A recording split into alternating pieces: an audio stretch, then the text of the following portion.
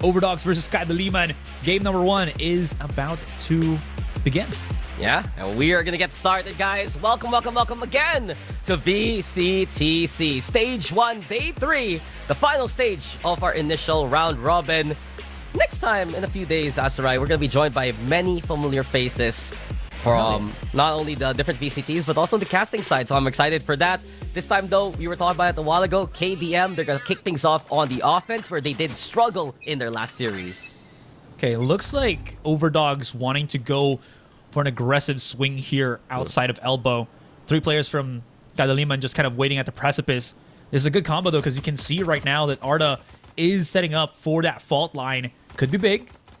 Kadiliman's not aware of this. They could be running into a trap. Yeah, initial high-low here for Dean, Amernon, and VS. And Migs being wary, checking those corners, but might not expect the top-down setup from TOD. Already 2 for the defense. They even go for the slide and spike control. And Jasso braving the waters, playing into the elbow. Lining things up right now. Beautiful flash! And the OVERDOGS in command! A triple to start things off! And TOD will get this pistol. Yeah, that was absolutely beautiful setup there from the OVERDOGS. Not enough scouting from Kadiliman. From what we saw there, they just went for the peek here. Was there no Dizzy? Was there no wingman to just try to check the angle? But even aside from that, Amernon, his reaction time, and again, that pre-aim placement of the crosshair, just absolutely immaculate to get them a good start in the pistol. Yeah, dry contact there for KDM, man. You said it. Where's the utility? You're playing that Gecko. You're playing that Breach. Might as well go for the burst kind of play rather than the slow walk. And that's a criticism we've seen for a few teams running the Neon. Not that experience on it. In any case, though, Dizzy's at play. Ball lines there too. And TOD, Superior Guns. Amernon mowing down 2 already. Nice kill for Scary, though. And the wingman should get the plan. So a bit of money for KDM, but TOD will get a second round. Yeah.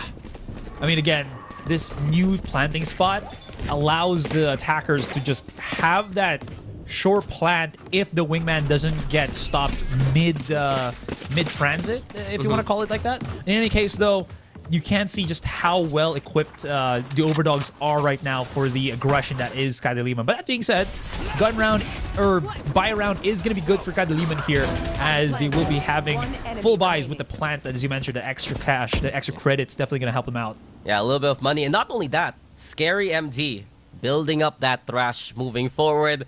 He should secure 1 more orb through the plant. If he gets a kill, he gets an orb towards B main or A main. Then that's an ultimate at least KDM can utilize coming into their buy round. Nice little wide setup here for Kadiliman. No explosions just yet. I think they're just waiting to see if there's any shenanigans that OVERDOGS will be doing. We have seen, you know, some of those aggressive Neon slide, just, you know, run, get a kill, run away, and then just have the help of the fault line to just escape and get that 4 to 5 as the round continues. That being said, though, A main gets cleared out with the shock dart. So the information here for OVERDOGS, plentiful on the B side, but not so much here on A. Yeah, and the protocol we've seen from TOD is you have Amernon +1, always to play a bit more aggressive. You said it, right? B main control now. Here for the Neon and the Breach together. On the other side of the map, they're more often than not willing to give up the site and go for the raid sake. And with the smokes into play, the wingman's there, Kadiliman will get the plan. Yeah, I mean, again... Oh, what? Yeah, nice. VS was checking out. He had the angle over the smoke. I thought he wasn't able to see him. In any case, tap. Great shot onto Owen there. At least he gets the quick little pick. Fault line not getting the kill. Backs away. He's still not underneath, so he might need the help of Biggs to at least get that trade, which he does. 2 versus 2, and it's not yet over. Yeah, VS here on site now. 1v2 ahead of him. Migs, though, trying to make some noise with the high gear. Slipping away. Extra speed. No way. And well done. You heard of the slow walk? There's the slow run, and KDM will get the 1.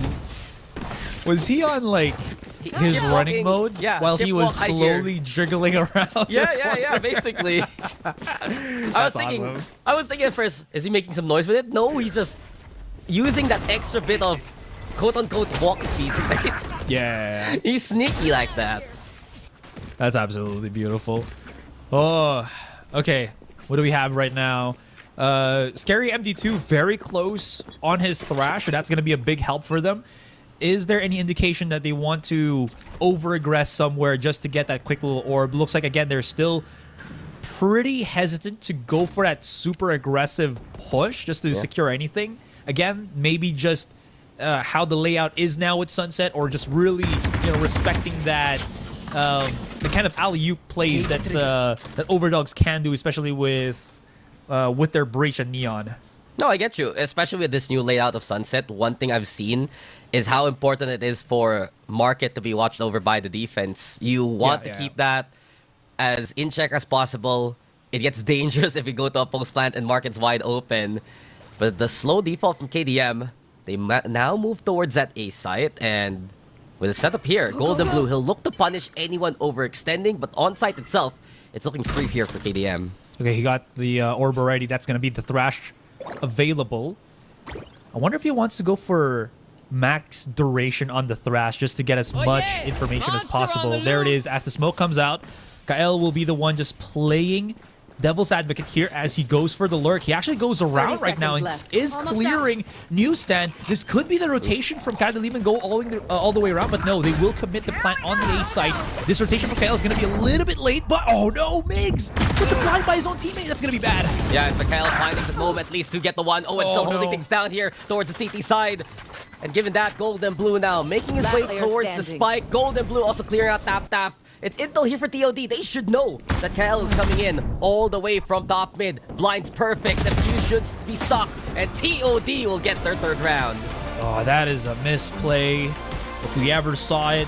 I was about to say, was that Owen's flash or was that Owen's paranoia? That would be sick from OVERDOGS here, because that was great response. But no, it's just a mistime there from Kadiliman. And again, I thought there was a possibility to go for the rotation since Kael had so much information going through Newsstand and everything, all the way on the B site. But no, again, these little bits of spaces in between. It looked like KDM had the great positioning. They had the plant and everything, but OVERDOGS still had better amount of players that were already rotating to the A site to really just deal with the Kadiliman players that were kind of stuck on A. I think Kadiliman overplayed their hand there. They went so aggressive towards A link. Could have waited for the timing from Kael instead, but in any case, KDM, a chance here to play towards top mid itself. Crossfire though, set up already early on by the OVERDOGS. They need the flash at the very least. Paranoia also onto the left-hand side. The fault line's good, and it gives space for Migs, but it's not good enough against TOD. The OVERDOGS commanding mid now. A triple for Evernon. He wants to get one more. Not going to happen. Gold and Blue instead to finish it off. But TOD read that like a book, and they were ready for it. Yeah, even through the stun on both Arda and VS there, they were still able to shut down Migs. I think there's a bit of overreach right now from KDM, and they don't even have the word over in their names. It's OVERDOGS. What's happening to KDM here? And now there's going to be the call into the timeout. It's just a little bit too rough around the edges here. And this is the first time I'm seeing actually Mid Matters on camera. I did not see that he was rocking the long hair. Yeah, He always usually has the cap on. This guy's been on cam a bunch of times. Hello? I mean, to be fair, I haven't seen the timeouts. I've only been watching No, it's my fault, VCT Pacific Caster. I forgot that you're up in your high perch in Korea, schmoozing with the likes of T1. You should do this when Quack is casting with us, I don't. Why is it only me? Because you're the Pinoy. Hello? Hello? That's great. Hello? That's how it is. And it is unfortunate though for KDM. That was a decent attempt. They at least use their utility wisely to make that space. But the fact that the OVERDOGS initially gets that information and realizes what KDM is planning is looking to be key here moving forward for this defense. At least there is no lack of creativity and willingness to try to get that control by Kadiliman, right? That just means that they are trying different avenues because they can't always have that default setup on A. Sure, they get the plant on the spike, but TOD here, OVERDOGS is just going to start adjusting, and at some point, it's going to be less effective. So this amount of variety from Kadiliman is definitely at least helping their case in that matter, because you can see OVERDOGS rotating a lot more around the map than we've seen, in some of the other days. Yeah, and again, Amranon, quick orb control here. Tried to go with anyone to peek his way. And KDM, they gave up that space. Now they look to go for the clear. Ooh. As soon as the Dizzy just bounces back off the wall. So it's a closer clear from KDM. They're going to do this bit by bit. But this should be intel here for TOD right now. Amrenon still keeping an eye out from the elbow side. But do peek his way, and Tap gets the first pick there. Yeah, you could say Tap got his revenge. Cover going out. That's an Ola. That's a game for your generation. Our generation. What do you mean? Oh, hang on. Oh, exactly. Okay, a little bit too over-aggressive to reach into that honeypot, and that's going to be him done and dusted. 5 versus 3, and Kadiliman, they got themselves a bit of a rise here, Dax. Yep.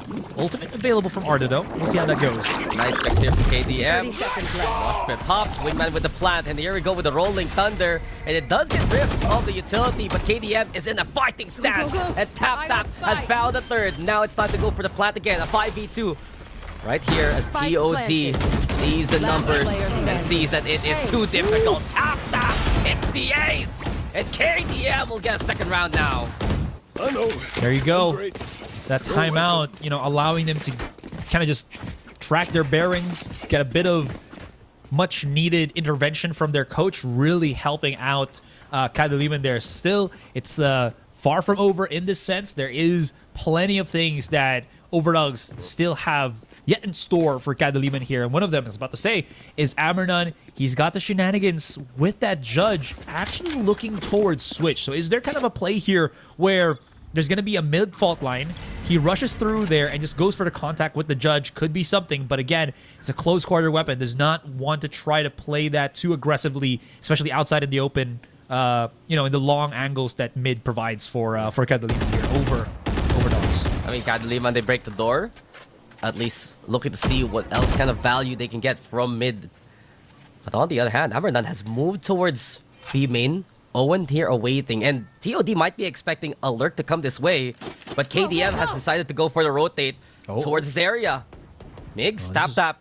They want the setup here, Azurai and Kadiliman. They might not see this one coming. Close encounter with the Owen time. Here comes Amrenon, and the flicks are unreal. He's found the 3 already. Lightning and bottle, it strikes well to take down 3, but the damage, it's been done, but it's not yet over. PS now speaking out. Perfect timing with the help from Arta. The dart's there. Kael, Cyber Cage decides to push onto the site, and Golden Blue is waiting for you. TOD with their 5th round here. Amrenon is just... Remember, wipe the pins from your gun.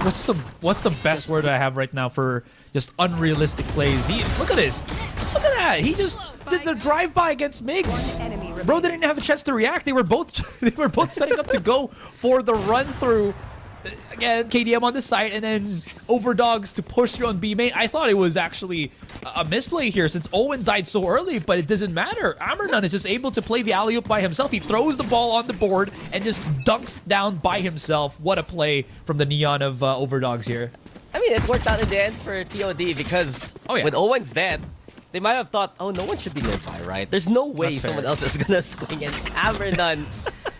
Crazy. Left, right, and center gets them 5-2. And the OVERDOGS looking to perform to the level that is expected for them. Mid now taken here by Kael. The rest of KDM playing towards the A main side. The usual 4-1 split. Kael needs help. And Amrenon is caught by Tap instead. Beautiful response by Kadiliman. And they move to play into A. Yeah, falls upon the sword that he swings by himself there. Setups on the smoke already by Kadiliman. The tripwire is actually none of the sight, more on where the smokes are actually placed. So this is going to be interesting, as if they actually push through these, could get caught and actually still get punished if Kadiliman are a bit too over-aggressive with their push into the site. Yes, Michael, not planted yet. PS up close with Migs, but some fancy footwork from the Neon, keeping him alive now. KDM with the advantage, and it's up to Golden Blue. The tap onto L. Crisp. One more target in front of him. There you go. But it's not enough at the end of the day. And it's KDM who'll say, hey, we'll get a third. Man, I am loving the approach from both of the teams right now. But Kadiliman, Migs, making sure that it's not only his opposing Neon that has the highlights here, that has that potential to create those aggressive entryways. He does it himself, but man, oh man.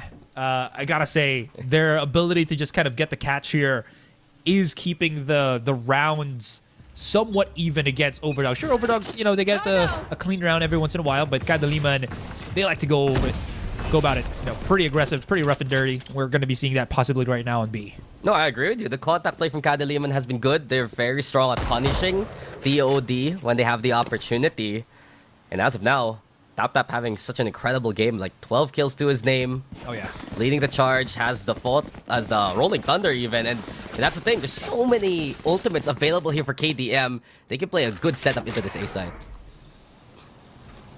To be fair, it has been easier on A as well, since they do have, I think, just easier access or better angles with the fault line. In any case, though, that camera is going to give him away.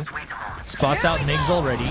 Ammernon, oh, he's just sending it. And Yeah, he actually does not get the drive-by. He gets just slammed by Kael with the help of TapTap. Yeah, sent it, and the mailman immediately returned it back home. Here we go, Migs now, nice slide.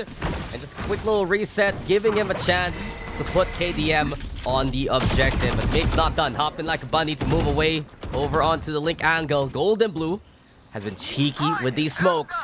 Owen now flanks there. Hunter's Fury gonna be utilized. Wingman's broken. TapTap though finding Gold and blue. Owen into the strap. KL wasn't ready for it, but TapTap is. And with it now, a 1v4. This should be over unless VS can make a miracle. Oh man, he's a little bit too far from the situation here. No information from the recon dart aside from it getting destroyed, but he already knows that the opponent is on the site itself. Checking every nook and cranny as he approaches. The exit to this is just going to be brutal. There's already two eyes among him. Shouldn't get a kill, which he does not. And Kadiliman only one more before they equalize. Yeah, and you can see the play here for TOD. When they play the retake, they have utility to either dissuade anyone on site or break that wingman. That's step one. And then step two is try to make these flanks happen. But Kadiliman has been so on point about watching these angles. TapTap yet again. He immediately responds after Kael falls. And that's been a problem here for TOD. If they don't get value early on from Ammernon, then the retake is where they really base their success from. And it's also not working so far. That's absolutely true. Like, I agree with you as well on that one. So what's the play here from OVERDOGS? Because aside from them, kind of, it feels like they have been backing on Ammernon, which again, it's not a bad thing. But once your opponent, in this situation, Kadiliman, adjusts to it, gets used to the speed, gets used to the aggression, what's the mix-up that OVERDOGS is going to be doing here? Are they going to try to over-aggress now at that point? We did see Ammernon try to do that a couple of rounds ago on mid and actually backfired and just allowed, again, Kadiliman to walk up onto the A site, and there was no response from the rest of OVERDOGS as their heavy hitter was just down to the ground. Golden Blue was kind of just, shaking or scratching his head. What can I do here? I do have some traps, but they're not really set up for the site itself. It's just if they push us on our side of the map. In any case, OVERDOGS, again, they did call a timeout, so we're looking to see a bit of a mix-up here on their end. Yeah, and we got the signature Bucky on the Neon. Ammernon looking to make a play so far, but an eco round here for TOD. Hero Guardian, honestly, in the hands of VS. And KDM, just at the very start of these rounds, willing to play this default. Look to see if TOD is willing to play aggressive early with the Neon. But so far, no dice. And it's the waiting game that Kadiliman loves to run. Yeah, I do like the mix-up that the switch-up that we've seen here from OVERDOGS. Them just giving up most of the control. Again, it's probably because they don't really have the firepower at this point, so they might as well use the numbers to their advantage. And we have seen how good that is in the past couple of days. But Kadiliman, like you said, that slow play that they're doing, just waiting for that stimuli from TOD here more than anything else, is giving them pretty good information. Sure, they don't really see any contact, but I think they're starting to be aware that a stack into the site is somewhat prevalent here. Now, the problem is because of the changes to the Gecko, they can't really, reuse the Dizzy unless they try to pick it up. And they're very cautious about not. So they're just going to go for some dry contact moving forward. 30 seconds left. Smoke at the right timing. And here we go towards B now. Migs already on the objective. We also saw one of the utilities used towards B main. And BS, Owen, and the rest, TOD. They're going to have to play a retake in a scenario that's not going to suit them. Spike planted. Suck it! Ammernon. Okay. He's trying to send it. Gets almost caught. Good stun though. Look at that aftershock. He actually hits the 2. He eats it just because he wanted to get the kill on the tap. Not gonna happen this time, brother. 3 versus 4. Thrash reactivated. VS coming around the corner here. Good contact, and Migs a little bit too hyper aggressive. We'll have to wait a couple seconds before he gets the kill onto Owen there. Golden blue. No match with the Sheriff in hand, and that's going to be the 5-5 as Kadiliman gets themselves the equalizer match, or equalizer round that they were looking for. I mean, they had to use the trash there, and in the end, TOD getting a few picks at the very least. But that was a good assessment from Kadiliman. Just these early slow rounds, really burning down the timer, and understanding that TOD, like you said, play that stack kind of game. They have usually a duo alongside Ambernon, and this is where things change for TOD. They whip out the operator now, try to see what kind of picks Ambernon can get early on these rounds. Okay. Shadows traveling. He's just gonna go for the quick contact here, but unfortunately, because of how the setup is for Kadiliman, he's only really gonna be walking into the camera. I must wait a moment. That being said, Here. though, Arda, actually, I do like this. He pushed up with his own teammate so that he breaks the camera, and they don't really show the operator that's in the hands of Ambernon. But of course, if Kadiliman didn't just check the economy here of their opponents, they should be seeing that there is a possibility he might have called that out. Yeah, Rolling Thunder early on, though. Sights empty, sure. Kadiliman securing the objective as much as they can. Market also controlled here by Migs. A good staging ground here for KDM if they can keep this down the line. Aldron, though, in response. VS now tagging Kael, so they know the backside also occupied here. The Kadiliman so far. Golden Blue and the rest. Trying to reset themselves, make this Boba retake happen. Scary ability with the find onto the Cypher. Paranoia lob from past the doorway, but KDM winning all the duels here. Fast lane now from Nix. He wants the 1v1 versus Owen. Oh my He's gonna God. get it, but he can't net the kill. Max play now into the market. Last BS now player caught out by KL, and Kadiliman getting all across the board. Avernon, though, he's found two on the exit, looking for a third. The great escape cannot be done, as Scary MD will be frightful in a flurry. 6-5 Last as round in Kadiliman the take the half. lead. The biggest pivot that happened in that game is not the fact that they got the chase on Ambernon is not able to get any of the kills. It was more the positioning of Migs. Him being on where Newsstand was and the door being closed made it so that Kadiliman knew exactly that the players of OVERDOGS will never push that position without the knowledge of Kadiliman. It's always going to be coming in from Boba and whatnot. And once they figured that out, it was so much easier for them to deal. There was no one on the flank as well. It was just head-on collision from OVERDOGS. And OVERDOGS, unfortunately, they butted themselves into the steel broadsword that is Kadiliman. No, I agree with you. Market control is so important right now for any of these B takes or retakes on the other side. And TOD, options limited. They were just getting mowed down by Kadiliman as soon as they pushed out. One more round, though, for the TOD defense. They gave up the operator, as Ambernon was chased in the end.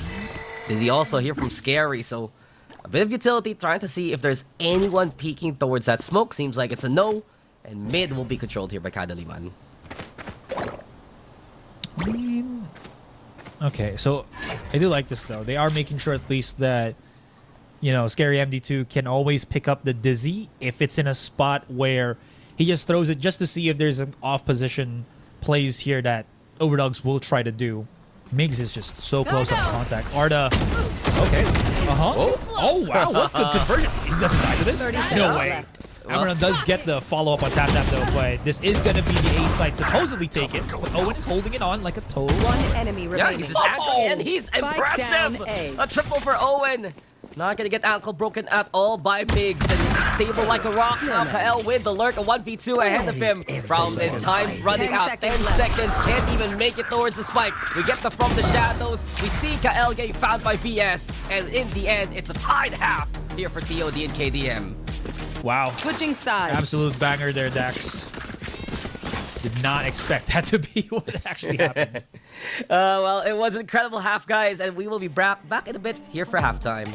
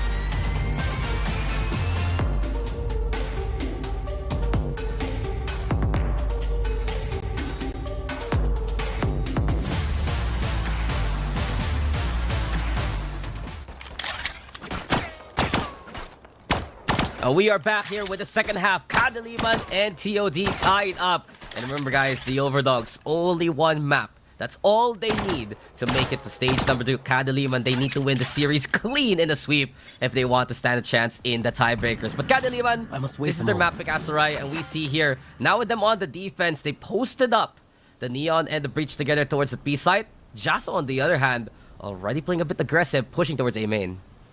I do like this though. At least they get that quick information. No one's overly aggressing on A main, and they did hear the second smoke from the Omen pull through here. That's going to give them some quick information. Oh, I thought they were actually going to over-aggress maybe mid, but now that they hear the second smoke, they're actually thinking that they're going to be close right in front of them, and the read is actually beautiful. Scary MD2 tries to run away, will get punished by Owen, and that is going to be the 2-for-1 trade in favor of OVERDOGS. Yeah, so well done by the OVERDOGS. They sent a whole convoy out to protect Arta towards the tiles, and then he stays there, hits the fault line, and sets things up well for the OVERDOGS and their take. Arta now up close here in the front line, and it's Owen who gets a quad to his name too. TOD with this pistol. Wow, that was just such good reads from OVERDOGS. Again, that second smoke, they were already anticipating what was about to happen there, and they were like, maybe they're playing a little bit too close, and we can actually still over-aggress this, because what are they gonna do? It's a smoke. We can stun, we can flash. I have my nice little neon slide, and oh boy, they got themselves so much value off of that, and Kadiliman just not able to really follow up anything else after the initial encounter. No, exactly right. The OVERDOGS so good at playing off that breach utility. It's been effective so far throughout their sets, with Arta being command. It's TOD now, waiting to see if Kadiliman does their push. So they also play a bit of a default game here, which is a little interesting. Yesterday, or the day before actually, they were a lot more explosive, a lot more willing to push these advantages. But knowing that KDM, a more patient team, is ahead of them, they're just stacking right now. They're lining up even outside B main. Come on, guys, get your tickets. You know what movie you want to watch. It's the Game Changers Championship there in Berlin.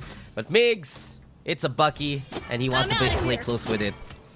Oh, he's making a lot of noise here. That's also giving a bit of information to OVERDOGS. Now the slow... I must wait a moment. Checkup. The camera gets taken down.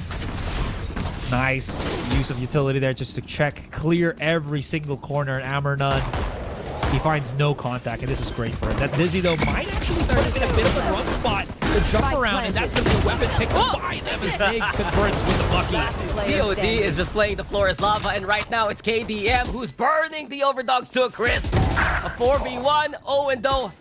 Phantom in hand, he has the firepower, he has the skill, and he's gotten a double already. Halfway done, halfway left, but Tap has the Guardian here. The double swing comes on in, and well executed by Kadiliman on the eco. They make it happen, and we're tied up again. This was more of Kadiliman having a slight window of opportunity. That little bit of back of the site control that we saw from Amernon, while it does give OVERDOGS, you know, some clarity on the site, not allowing Kadiliman to slowly creep up from the back of the site, you have better weapons. You have better weapons at range to Kadiliman that just has pistols, and they want to play the close game. That just blows up in their face, and Kadiliman now, they kind of flip the switch on OVERDOGS here, and they're strapped for cash. They do not have enough to really buy up against Kadiliman, who now have the rifles. Yeah, who's the Bucky user now? Amernon, the one holding on to it, and Amernon through the coop. He's trying to brave through, but it's just not gonna happen with Jasso in his face. That's the thing. Kadiliman, they can be explosive if they choose to. I wonder if we're going to see a different pace for them moving forward in this half. But look who's already move on forward. Where is Owen in this position? Just keeping on around. Joss, though, spotting out Owen. KDM still in position here by the elbow. And Jasso, so patient, so pristine. Even finds the spike along the way for the 3K. Got the gold and blue. But no you, not going to happen. 8 now for Kadiliman. Yeah, that was the last bullet for Jasso. Nice. On the chamber as well. That was the last bullet on his Phantom. He goes for the white swing and hits a headshot onto Golden Blue. Absolutely beautiful. Pitiful. And this was such a weird round in a way, because I was looking at that minimap and Owen was all the way in back of sight. I think he used the from the shadows there, and he had an angle towards Jasso, but they eventually getting caught, moving on away, that kind of deal, and TOD couldn't capitalize on the pinch that was possible. Okay, let's see how this now going for this little bit of contact here from Migs. Oh, he wants to go for this, man. You already know he wants to go for the send. Shadows traveling. There he is, gets caught. Does have the help of his teammate. Nice. Oh, okay. The second Surfwire should stop him dead in the tracks, but that does give a bit of a fright here for OVERDOGS. They do know at least that Migs is playing along the other side of the map here, so they just go for the overall aggression onto B, which makes a lot of sense. That's going to be the catch onto Avernon, and somehow he survives. Sure, heavily tagged, but that's still his life available to be used by OVERDOGS. Yeah, tap though already with the push, and Kadiliman immediately on the retake as the plant went down. Owen falls, it's Golden Blue and the rest of TOD trying to play it to B main. Golden Blue though picking off tap there. A 4v4 now ahead. Avernon actually with the judge as Kel gets spiked. Golden Blue on the spike. Golden Blue! That's just so brilliant from him! 4 already, hungry for the ace. Can't find it versus Kael, who now has to deal with 2 ahead of him. But the Hunter's Fury available for V, and Kael getting halfway. And it's the Sova who peaks, but Artha able to salvage it. That could have gone wrong there for the OVERDOGS, but they get it done, and we're tied up again. Absolutely beautiful there from the OVERDOGS. What an incredible reaction from Golden Blue. Look at how he just holds the angles left and right to slide. The back snipe from Migs as well just gets absolutely shut, and Arda does not waste his teammates' efforts, and that was enough to push Kadiliman to go for their last time out here. What just happened? They saw so much control, so much retake, and somehow it still just blows up in their face there, Dax. Yeah, I mean, Golden Blue he's done it again. We've seen a play like that before on the same map versus CGW. He's putting on performance. He's stepping up to allow the OVERDOGS these opportunities. And Kadiliman, it was already a very doable round for them. You could see it was just so back and forth between these two squads. I do feel that TOD, it was dangerous that they didn't go for the double swing rather than just going. Instead, they went one by one, right? But in the end, they do finish off the job. And I think here, between Kadiliman and the OVERDOGS, it's just about who could stay a little bit more resilient down the line, because these two teams, there's a possibility, Asarai, for them to pick up the pace. And we saw a little bit of that from KDM a while ago. TOD also getting a little bit of that memo as well. And again, this is just great reactions from both teams, right? Their ability to respond quickly enough so that whatever play the other team employs is not going to be as effective is great. Now, looking into the plays here, OVERDOGS looking to just, okay, mass stack. They do have the, do they have the weapons advantage? I think, yeah, they probably have a weapons advantage. Tapup's the only one that doesn't really have firepower. Migs can do something with the Bucky here, as of course he's on the Neon, but he's on the other side of the map, the other side of the world here. Kael, if he makes a mistake, could have his head blown off, and he's going to be fine for now, but he does get information for Kadiliman. I mean, it's not the most complete buy, but it's a better buy nonetheless, and the OVERDOGS have managed their way in onto the A site. Kael, though, should hear that plant being stuck. Avernon actually getting the rifle from Artha, and he wants to make a play outside of the link. Tripwires already getting spotted. Kael, though, awaiting any kind of contact. Nice cyber cage, though. Notices now someone up close. Golden Blue over onto the corner. Second Tripwire gets the intel. Hunter's Fury early on. And Golden Blue hits a nutty headshot. Golden Blue with another. Here we go again with the Golden Blue show. BS also finding one of his own. But in the end, it's a Cypher with impact. 3 for Golden Blue. And another round here for the OVERDOGS. Alright, I'm going to be frank with you. I did not know how OVERDOGS got such a clean round off of those contacts. Because the thing was, you saw, who was this? Jasso come up for the big flanks. He got the paranoia hit onto Golden Blue, was blinded for the past couple of seconds, and somehow still Jasa wasn't able to get that conversion, still fell down. Sure, again, that wasn't the cleanest of contacts for Kadiliman, but it seems like they had good potential to actually sandwich, you know, from that B main entrance all the way from spawn as well. And OVERDOGS just cleaned up house. No, I agree with you. It looked to be good for Kadiliman until Golden Blue suddenly took down KL so early on. Yeah. And a bit of a domino effect there. Everyone trying to watch out for the Cypher, but they were just walking into his crosshairs instead. And that's the beauty of the OVERDOGS. There's that potential that we see from players like Golden Blue, Amernan, VS. Very sharp shooters right now in this squad. And speaking of the OVERDOGS, getting that mid control, breaking the market door. But they do back off, look to force a rotation here from Kadiliman and move elsewhere towards that B main area. Yeah, this is just, again, staple for both teams already. Just break as much forward Cypher util as possible and start going the other direction. If Golden Blue gets a pick right now, this is going to be huge. Because he does have his ultimate in motion. Migs, though, immediately just pulls the trigger on the overdrive. Can't really fault him for that, but there's no contact here. No one's home. 30 seconds left. It's on the other side of the map. It's B side that OVERDOGS will be picking up. Yeah, seems like this Thundercloud has only one bolt of lightning in it. As Owen already erasing that spark from the round. Owen still in position. Jasa though hitting a good share of shot now. And Kadiliman with the lesser buy. They're finding the picks. They found the numbers. And Arta, he's looking to make a play all by his lone self. Paranoia is good, but it's not good enough. Arta still in position now. Holding by Boba. It's 2 here for Kadiliman. And Kael, the right idea. Get halfway. Has to avoid the aftershock now. Kael moving away here. He's gonna stick the defuse. And Taps sticks the shot too. Kadiliman unrelenting. They will not let TOD go here, Asteroid, as we're tied up one more time. Sometimes you just have to go for the contact. It's still a gun game at the end of the day. And, all right, are we going to see some of the explosive kills that we saw off of the map? Not. Okay. Would have been really good to see that. In any case, the other contacts that we saw, I thought Arda was just doing so well. I thought he was setting up himself up for a great clutch, but because he was facing against Kael and Tap that still has the fault line, that still has the flashes, he has to find, you know, a corner here to go for that contact, and it's in his face. Yeah, Kadiliman already returning to sender that package that could have been volatile to fall as TOD tried to go ham onto A. And as soon as this happens, KDM actually have the right stack in the right position. 4 players right now around the area.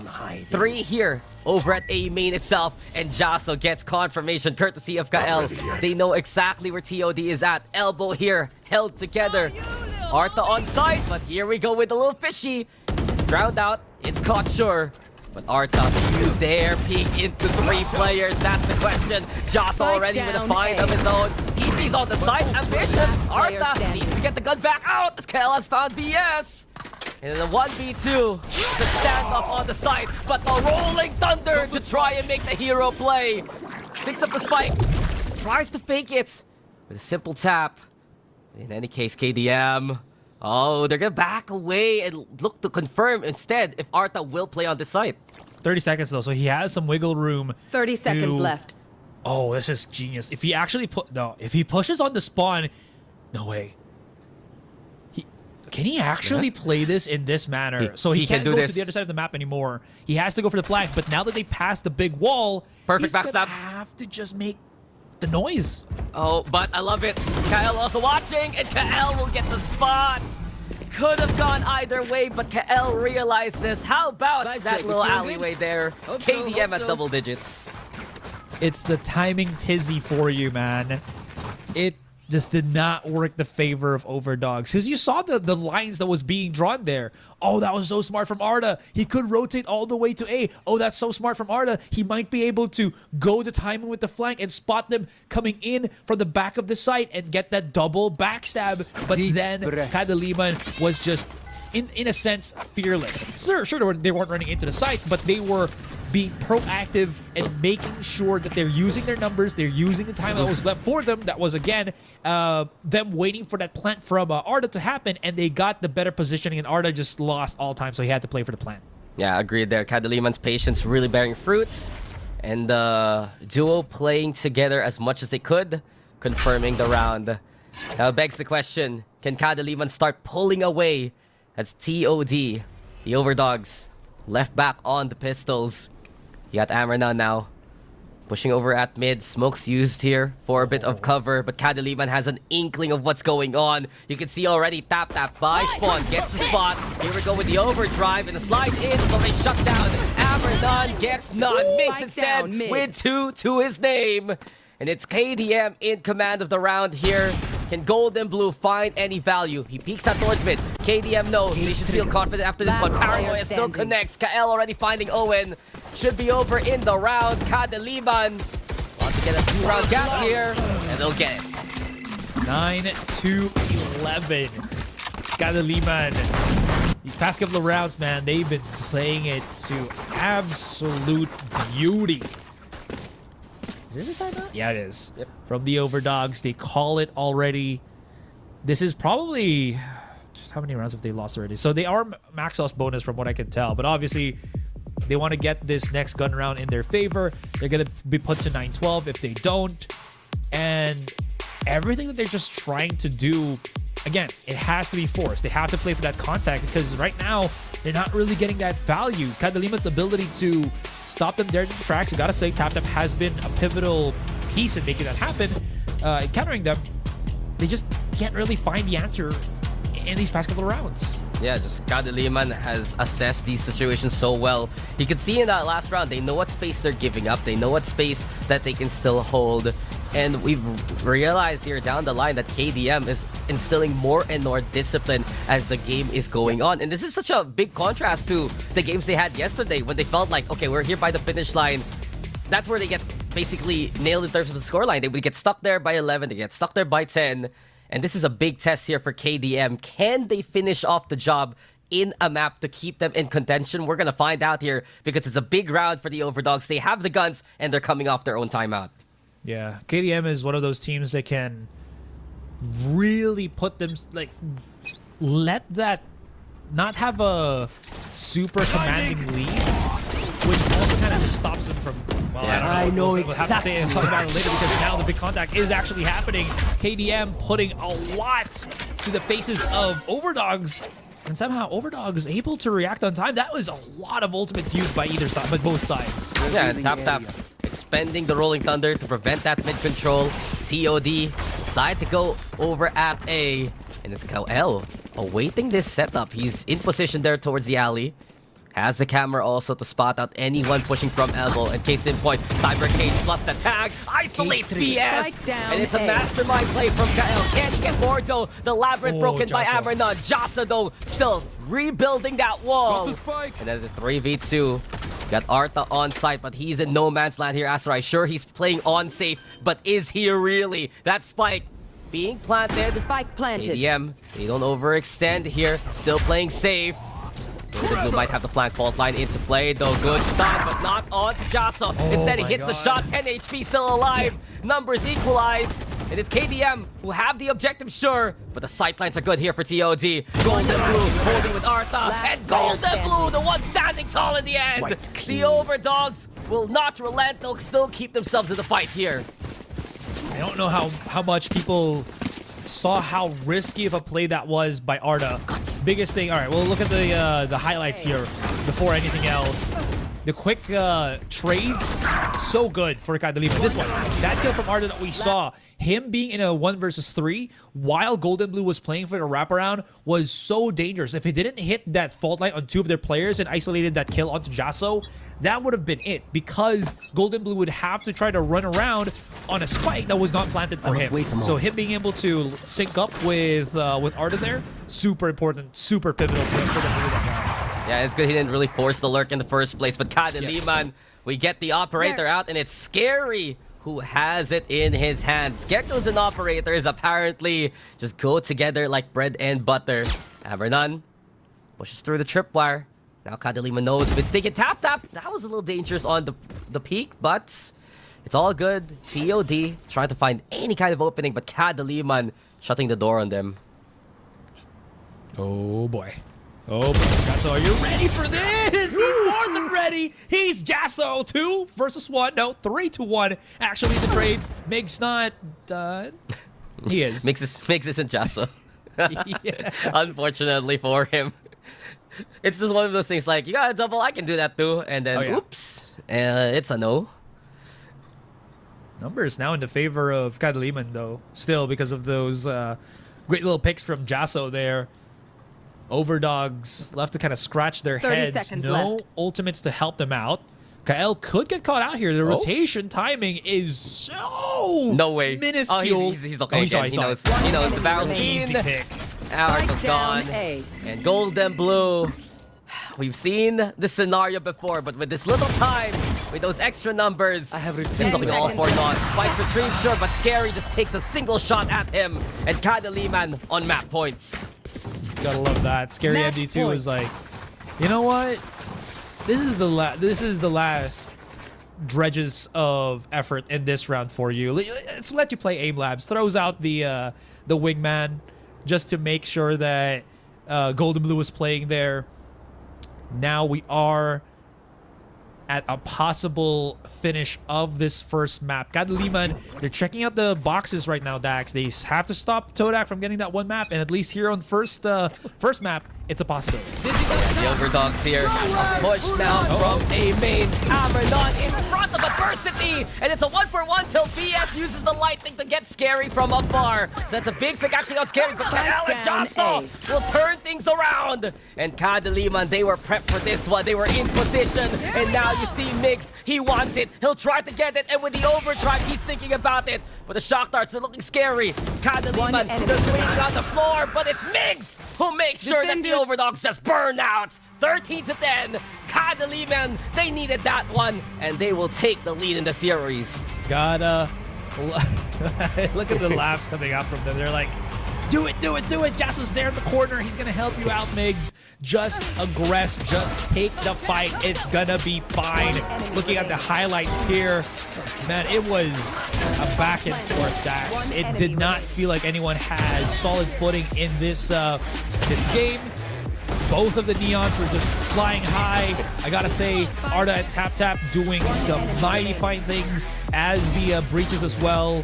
And it just became who could really lock those things in at the very possible last round. And it was Kadiliman. Yeah, I agree with you. Kadiliman, they look so honed in at the end of this map. That was the criticism about them yesterday in every single game, every single tournament that they played. Where is the closeout factor? Where is the discipline when the rounds are almost over? And we saw it here. It was looking cleaner and cleaner. The reads were even better. And in that last round, there was that ambition. There was that hunger to finish it off, but they would always make sure everything was as safe as can be before they would go for the killing blow. And again, I think a big part of that as well is just great timeout calls. I'm assuming for their coach, right? Him just giving them some little bits of information. This is why mid matters as a coach right now. His experience to the plays, to the situation at hand, what his players had to think mentally approaching it. It's just perfect. That being said, though, OVERDOGS, it's not like a close game. It is a close game. The plays that they made, it was just, it could have pushed them to the line, could have pushed them to that next stage already, but they have to fight for it once again. Looking into the stats here real quick as we end our first map, 15 kills, first kills for Kadiliman over the OVERDOGS. You do really see how much effort TapTap and Migs put into just getting that first contact.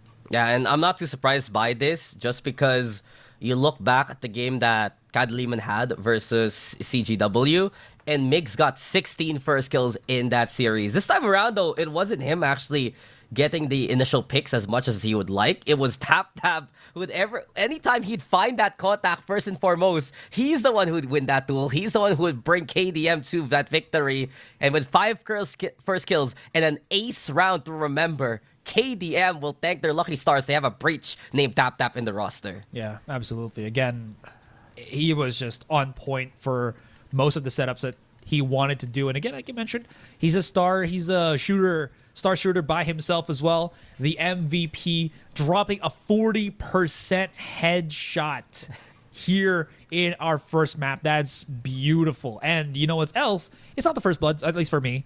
It's the kill assist. Look at that, 17.9%. He was just dipping his hands in everything, man. Yeah, 10 assists to his name there, and TapTap really one of the core players of that no org squad from before. What do you dip your hands into, Asarai? Jelly. Why? The texture. Okay, weirdo, whatever you say. but hey, TOD, Wow.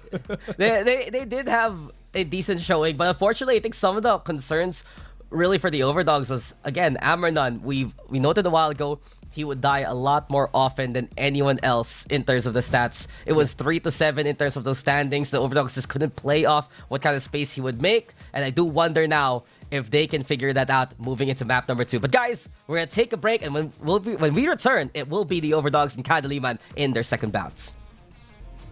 Ladies and gentlemen, we are back from what was a pretty damn intense first game in this series between the Overdogs and Kadiliman. Once again, my name is Asarai. With me now is Dax.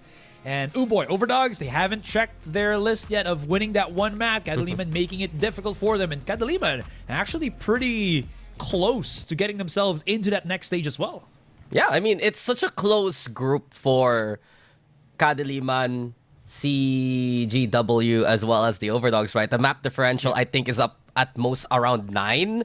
And given that Kadiliman has taken a win and it's another close game in this set, if it does go to a tiebreaker in the end, whoo boy, someone's gonna have to do the math. That's not our job. Our job is to yap, and our job is to tell you guys that we're moving into the map pick of the Overdogs, which is Bind. Yeah. I'm actually kind of curious what the performance has been for them, specifically on Bind. They had that one match against the Chinggis Warriors that really put themselves to the test if they can actually get on top of this group, but they ended with a 16-14 against Kadiliman that plays somewhat differently. How is that going to, kind of fare out as we go into Bind? Yeah, I mean, you look at the comp that the Overdogs want to run, right? It's that double sentinel with the deadlock alongside the Cypher. Instead of running Sky, those like other teams do, they do play the Fade. And it's so effective in a way, because one thing they do on the defense, Asarai, is they stack the utility of the 2 sentinels together and stack the numbers on the opposite end. It worked against their first opponent. Will it work this time against Kadiliman, who are not only starting on the defense first here, but we do get the Breach and the Neon together yet again for KDM. Yeah, of course. It is just what we kind of anticipate already here from Kadiliman. I don't think we're going to be seeing the Jet too often. I don't know. Gotta go fast is the name of the game right now, and it's Neon that just does it so well, especially when you're playing in corners. That longer dash from Jet might not be as effective as just a quick slide with a pop shot with the Neon. Those bad days where you have to push lamps and you're like, what are we going to do with this one? No. Now with Neon, you just slide in with a shotgun and you clear it out. Easy peasy, lemon squeezy. Yeah, and in a map like Bind, these close quarter combats are very possible to begin with. Double Initiator also. It's the same composition that KDM ran in their Pred League qualifiers versus APH. And that was another close game. It was, 11 to 13 in favor of APH. It was Kadiliman still looking for that kind of dub from yesterday. And they got it in that last map, Professor, right? They won on Sunset. Can they do so again here on Bind? Because it's do or die, really, for these two teams. The Overdogs, they win this, they're going to move on to stage number 2. If not, Kadiliman will also have 1 in the standings. And that's where it gets really exciting. Amernon, though, kicking off the action. Haunts there, won't like to respond, and Migs instead taking advantage of the chaos. It's a 1-for-1, but TOD still keep pushing. Tap, though, a Colas to get a double. And the Molly from Jasa to slow things down, but there's still short presence here from Golden Blue. He's about to go for the swing. Jasa, how does he survive? Dude, he shot the iPad. He shot the iPad. He did? Oh, no, that's expensive, man. You got to call Apple for this. Oh, Golden Blue clears it up perfectly. TV, though. Yep. Oh, okay. This is a free site. I mean, there is going to be maybe an answer back from Scary MD2. Oh, no, they just passed him. They're not going to be able to get the kill. Maybe he's trapped in the corner.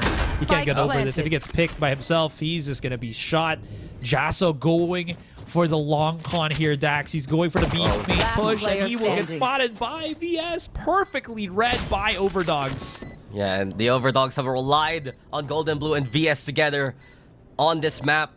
When they're alive as the double sentinel, they set up things well, and especially that find Baron you. Mesh so pesky towards CT. Now then, Haunt used towards the Octagon. And with the elbow position from Gold and Blue, it's another peak opportunity here for the Overdogs. Scary now, still holding steady. You have got to be Yes, kidding Gold me. and Blue, just way too patient, way too much in control, and Gold and Blue gets it done. The Overdogs with a pistol here in Azerite. That's the third pistol round of the series for the Indonesia team.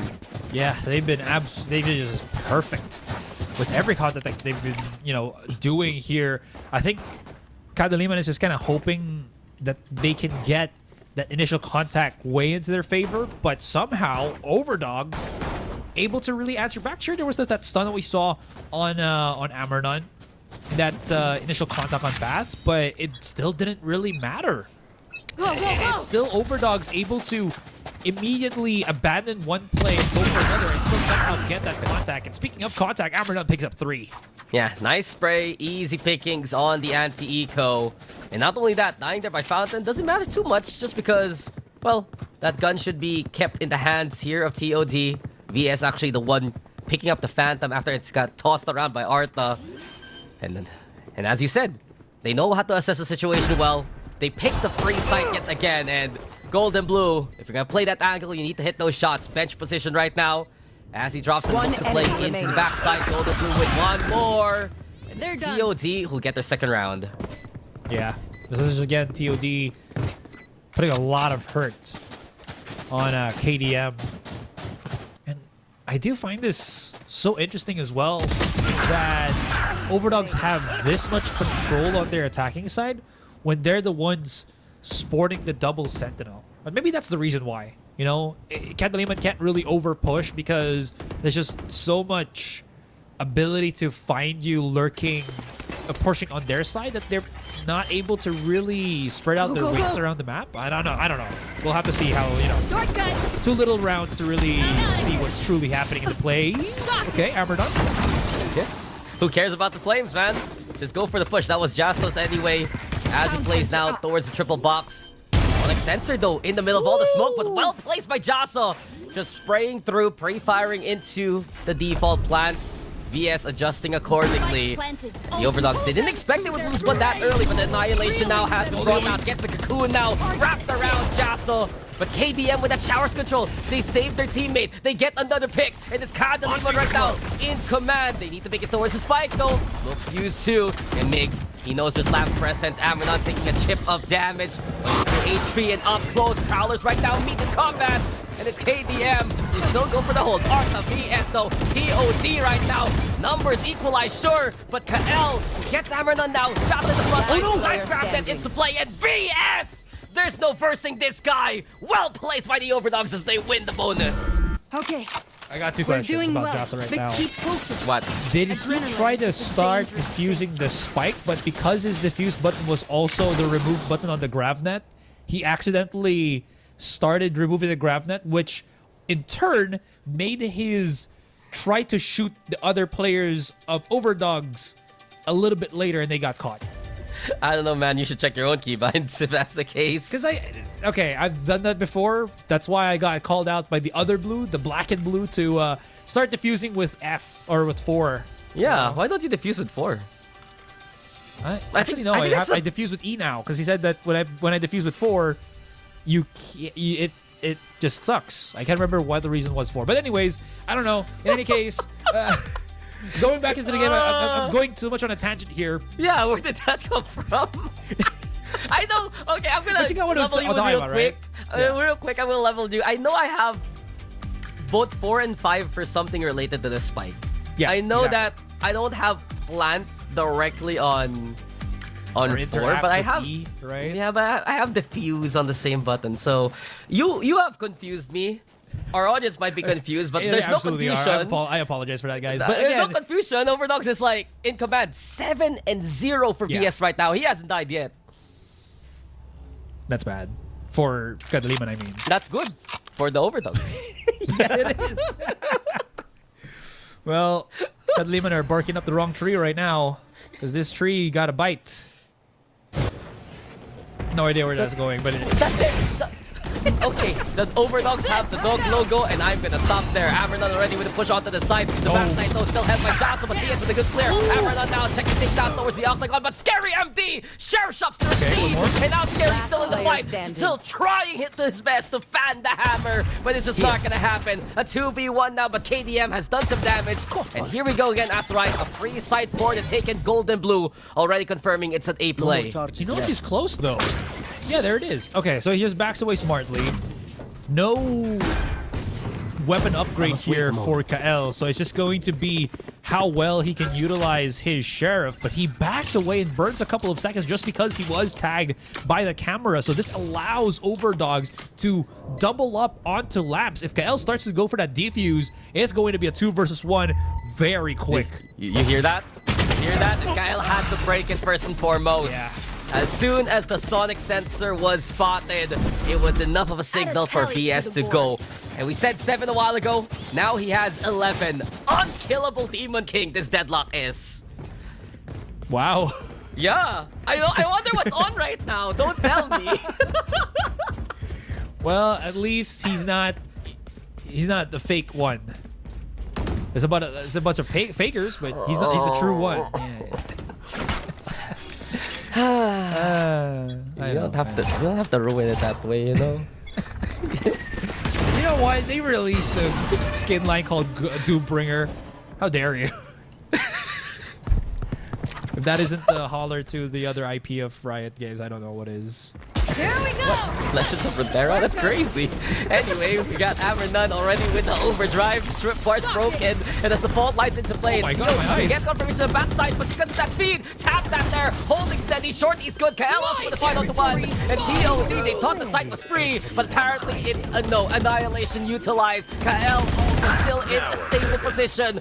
And Kadiliman, when there is darkness, there is light, and these are bright spots for them until Owen shines a light back at their faces. Scary though, still shining at the end, and a double for him to give Kadiliman the first round. Owen looked like he was entering the flow state there. You just saw like he was just moving, killing on Lamps, but Kadiliman, they had the right idea, man. It felt like there was the overreach that we've seen before in the past from OVERDOGS. We need a replay for this one. It went by way too quickly. In any case, Kadiliman, they got the kills that they needed. They shut down VS very early, and it just led to that round win. Yeah, and Kael was just in such a good spot, avoiding Amernon's clear. And as soon as Ambernon went into Lamps, he got the face full of the shorty. Those are kind of the scenarios that Kadiliman likes to run. Grab that hits though onto Migs, and Migs can't help that, but at least he can avenge him. It's a 4v4 after the initial burst of the OVERDOGS do sputter a bit. This engine ready to purr on the opposite end of the map. A TP play now with hookah control. Can the OVERDOGS still force the issue? Cyber Cage to cover the cross. But since they know there's utility from the Cypher, the OVERDOGS will back away for now and look to re-rotate towards long. Yeah, that makes a lot more sense though, right? Because again, the traps will be just a lot more of a nuisance if they start dropping from waterfall or from the window. So this B-long approach should be the safer bet. And because Arda has his... Oh. He's the one setting up. Okay, that was weird. He shouldn't be the one breaking the hunt, though. But anyways, yeah, you're a nice spot. Good information taken. And that's just going to be KDM starting to break down the offense here of OVERDOGS. Yeah, I mean, they found Owen really early on, which is big. Because they immediately realized, okay, there's B-long present, playing in this octagon, this garden. And TOD, we're going around the world in 1 minute. Because we've teleported again. One more time. And we're back to where we started. remaining. But in a case of deja vu, it's Kadiliman looks to win it all. A triple for That Migs, was the their second best, round the for bat. the Philippine squad. Not impressed. Yeah. I don't know, maybe it was just a miscommunicate there for OVERDOGS here. Because you saw the setup that Arda was about to do, and Noban was kind of adjusting. Breaking the eye. Yeah, You exactly. know? Was keeping an eye out on the other things. I mean, I don't know. Maybe they were deep in talk on what they wanted to do for that push on B main or on B side, especially with the double setup or the setup from the Cypher. So they just had to talk things through. In any case, speaking of talking things through, yeah, it's a timeout for OVERDOGS here. Dogs gotta catch their breath. Yeah. It's been a good day at the park here for the OVERDOGS so far. But everything did change after that one round where Kadiliman was able to stabilize themselves onto the site. Now KDM's defense is looking very ironclad. We're looking at their initial spots, right? And they're catching the overdogs. The grab that plays, they're not working as much anymore because Kadiliman always has a helping hand. And with the extra bit of utility that KDM has across the map, it has stopped the overdogs. When they lose their Neon, who's going to play the entry for this team? That's a big question for them. Yeah. Now, Overdogs, they do have... Okay, I'm trying to look about, you know, the big ultimate setups that they can actually go for. So you're talking about how what's going to be the offense for them right now. I think with the orbital strike, it's going to be quite good. I don't know if they're going to use this for an entry, but it might help out Amernun's just lack of follow-up kills. Sure, he does get one kill, but then he gets immediately refragged. It's not really the best thing for him, but jumping over the trap and having Kyle kill his other teammate is not so good. Yeah, that's what I was going to mention. You're hopping around like that from Amernun, and you can't clear the Cypher utility. It's taken well by Kael. Nightfall's in the play. Counter Nightfall right now here. And it's a little bit barrage. The overstrikes used the very good Chris. Owen as well as Jaso doing so from the skies. A 1v3 after everything is said and done. And in that medley, it's TOD who's hurting. Spike planted. Owen can't really leave this site. He's in a 1 versus 3. Wait, is that a pistol in his hand? Yes. I thought he had a rifle. Okay, I take that back. Oh, yeah, he couldn't really play far. He couldn't really play in a corner. He had to play to maybe have a 1 versus 1, pick up that weapon and play the 1 versus 2. But because Kadiliman was playing a bit too compressed, that was highly unlikely to happen. Yeah, it's just one of those rounds where you ask, what's going on? But it almost starts again with the setup courtesy of Kael. He's not targeting Amernun. He's looking for anyone else who assumes that things are clear, and he's using the opposition's smoke against them. They're using whatever they can from the Fate to make it a little bit more clouded. And it's so smart for Kadiliman because they're not relying on the Cypher to do everything, but it's the stepping stone in the right direction for them. And you know, people in his chat might say, but why doesn't Amernun say to his teammate that there's a tripwire there? He jumped over it, didn't he?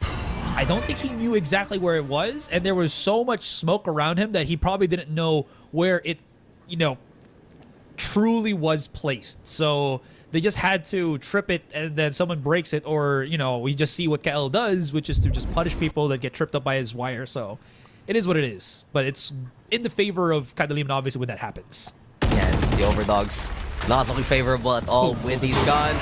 Fault line's good, and gold and blue is looking to be, unfortunately, the fool there. The fault line perfect, Migs with a slide in, and Kael has made heaven a place to call home for so long already. Kadiliman, though, taking the fight. The overdogs immediately. Shower contested. There's the spray through. Amernun getting into cover in time. Aftershock will keep him away. The tripwire, though, is perfectly placed, and there is no escaping. The all-seeing eye of Kael. He's from above, now down below. Arta, though, able to ground him.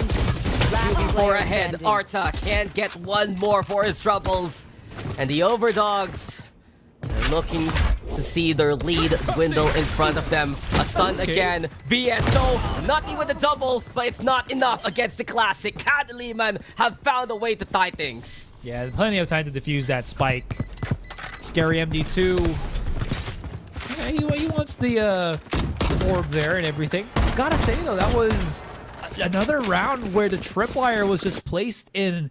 I haven't played Cypher in quite a long time. I was just saying in an off position that catches Amernun, because you saw how it was placed by Kael, right? It was somewhere on bench that hits that wall, or that, yeah, the piece of wall in front of APC, and then there was no one else from Overdogs that could really break it. Again, because of so much smokes around you, you don't really see the of the, you know, or yeah, don't see the nice wire of the tripwire. Yeah, amazing, amazing. But it's true, if you're planting a little bit more safer on the default, you're not gonna see that until you push out to try and get that backside control. And Migs, well, he wants to go for the fight. The relay bolt, though, stops him dead in his tracks.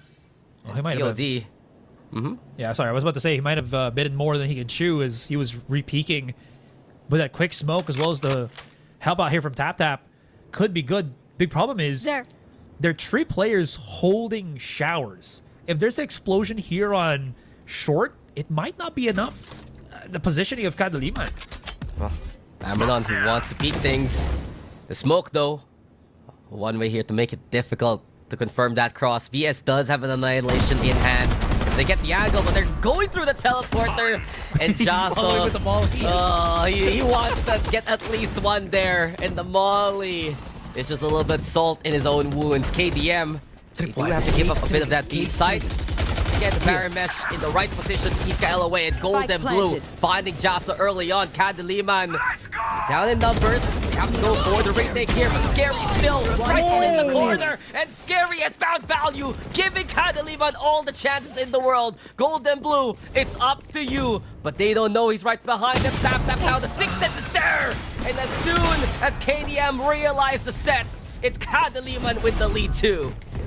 They actually did spot him coming out from, specifically Golden Blue coming out of showers there because of the, again, the oddly placed camera from Kael that was actually right outside of showers. But that's not the big thing here, Dax. It's Scary MD2 playing the position perfectly. First things first, the opposing Prowler did not spot him.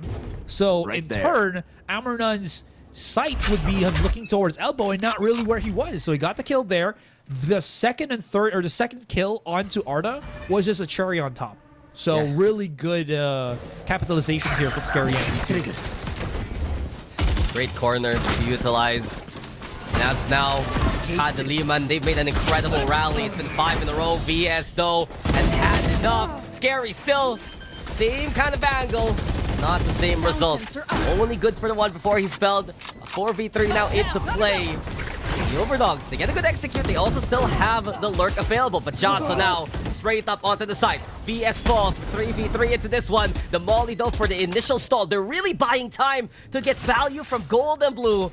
And is this going to be Migs or Jaso realizing that there is No a way. threat behind them? Jaso's found the one. But Tap is still always watching their back. Defuse the spike. He's so responsible for these angles, Asarai, and Kadiliman will get away with it again.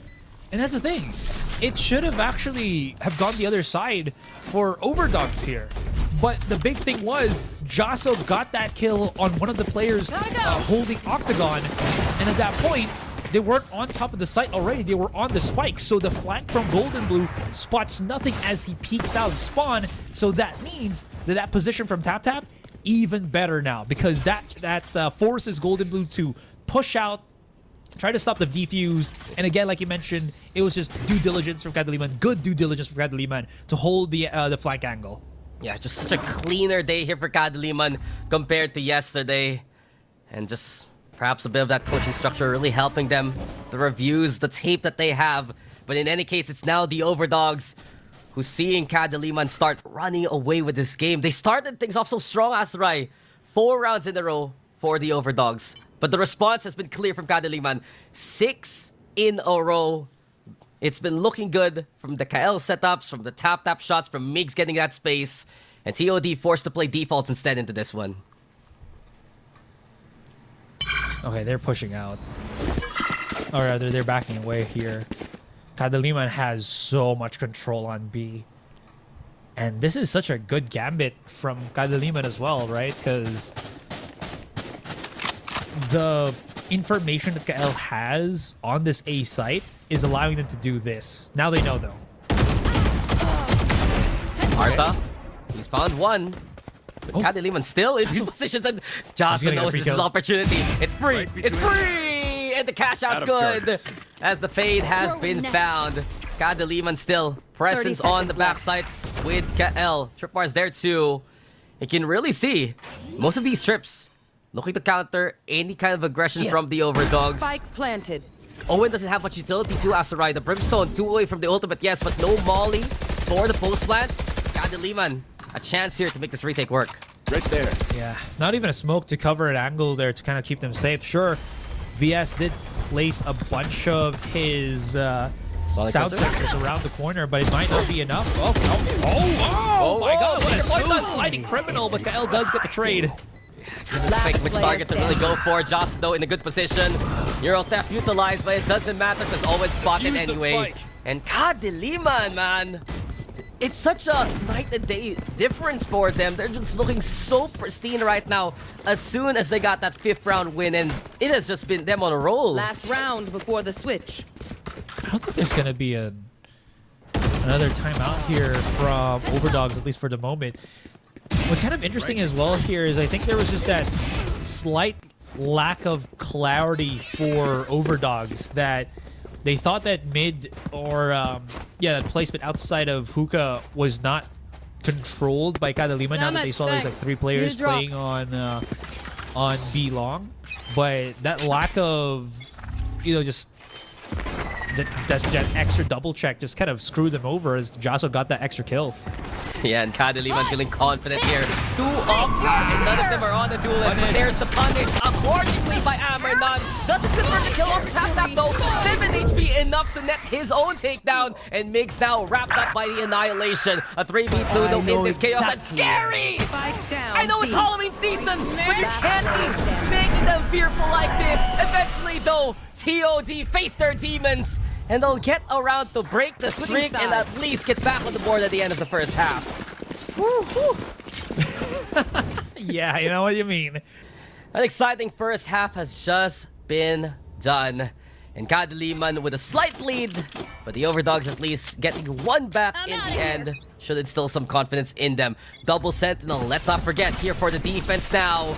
Not only that, the OVERDOGS have the stat at the ready. Amernon, front and center with the frenzy. And the full auto jacket, good for the double. BS trying to find a double of his own. Check mark, sure. Scary's left, and Kadiliman just didn't know what hit them. That was what, less than 10 seconds of contact, and Yes, 4 sir. players of Kadiliman already done and dusted. 1 more. Scary is ready for dear life. There's the multi-dash from Amernon, and he just does not give a damn. Just pushes it 7-6, and that's gonna be a quick little answer there. And that 2-round lead for Kadiliman looks like it's gonna just burst like a bubble here in the start of the second half. Yeah, and that's another pistol round for the OVERDOGS. 4 for 4. And Kadiliman just have no answers at the start of these halves. TOD very quick on the trigger, very quick on the response. And you're going to get a taste of that signature OVERDOGS defense very, very soon. Interesting enough, though, you get the 1 sonic sensor actually towards that B site. I do expect BS to have the rest of this kit here to help Golden Blue at the moment's notice. And on the eco, Prowler sent from shorts. TOD have everything they would like and more coming into this defense. Oh, yeah. You thought Kyle had great control as a Sentinel back then? Back in that first half? Think about a Cypher and a Deadlock. A true lockdown. That skill choice. destroyed. Caught one. Oh, yeah. You don't see much of her. I mean, a sense of place to be. BS. BS. That's There. beautiful. Spike down It's A. Chris. One enemy Just remaining. on the blood. Oh, that's the sound of blood right there. Insane for kill. Yeah, he plays Aim Labs with 1600 DP. Oh, the annihilation. I Yes. mean, you gotta love it because it's a possible ace, right? A photo finish here for VCT Challengers. Hell yeah, do it, man. Unfortunately, it whiffed, but still. You think at home they play aim labs to see who's gonna sit at the best spot on the table? I think they just have to, it's not Aim Labs. It's they have to bring Know that. their master's trophy to the table and then. That is not cool. That's not cool. All right. None of. Hello? Let's go. I mean, My co-caster is BMing people who aren't even here. That is. Do you get a trophy for second? you do. I think. It's a picture of the first one. My camera is A destroyed. picture of the first placer holding I it. must wait a moment. You're unbelievable today. I don't get you.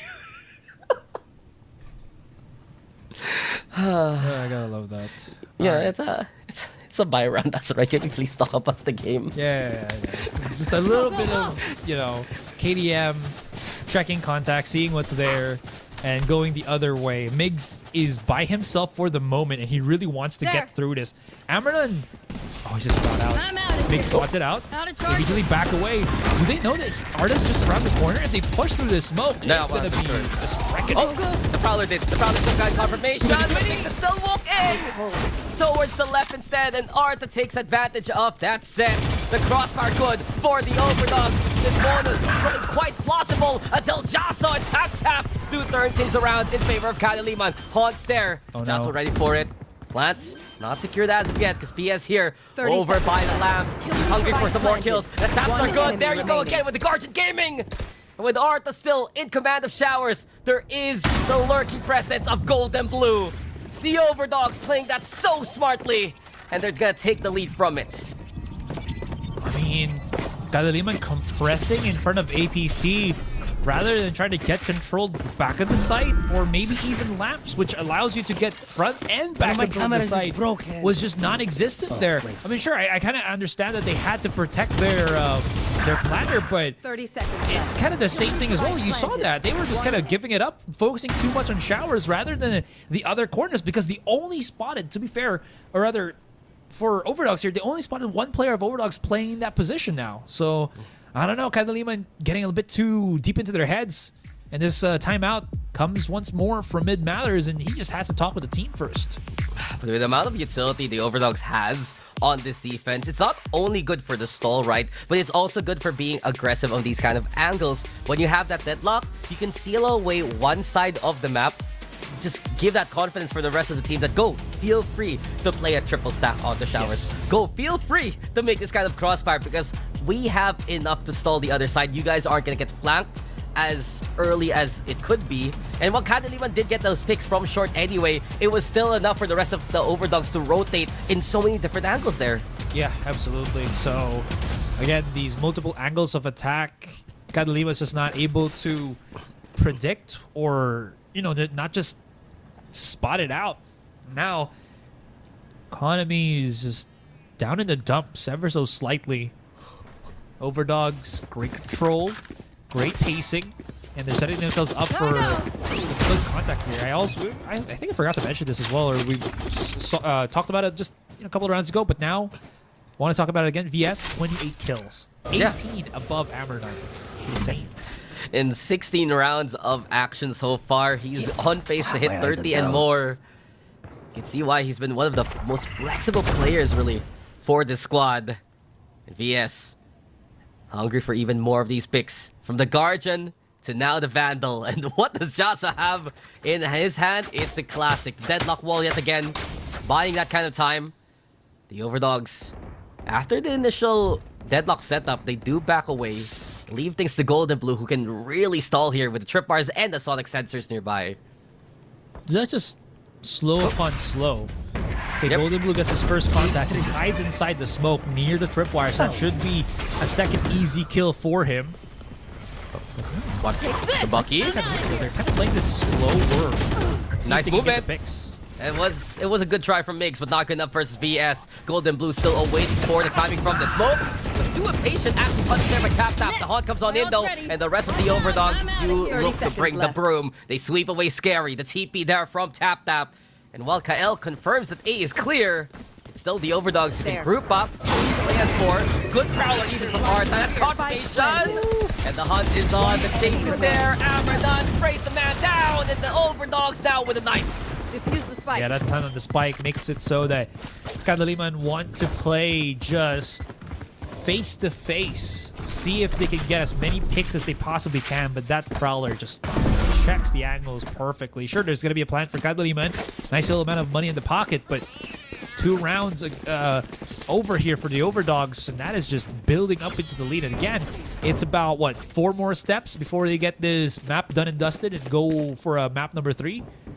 Kadiliman's going to have to stop, put a brakes on Overdogs. And that's the conversation, right? A map number 3, irrelevant. Map number 2 is all TOD needs to move on. They would love to end their set, though, with still the top standing.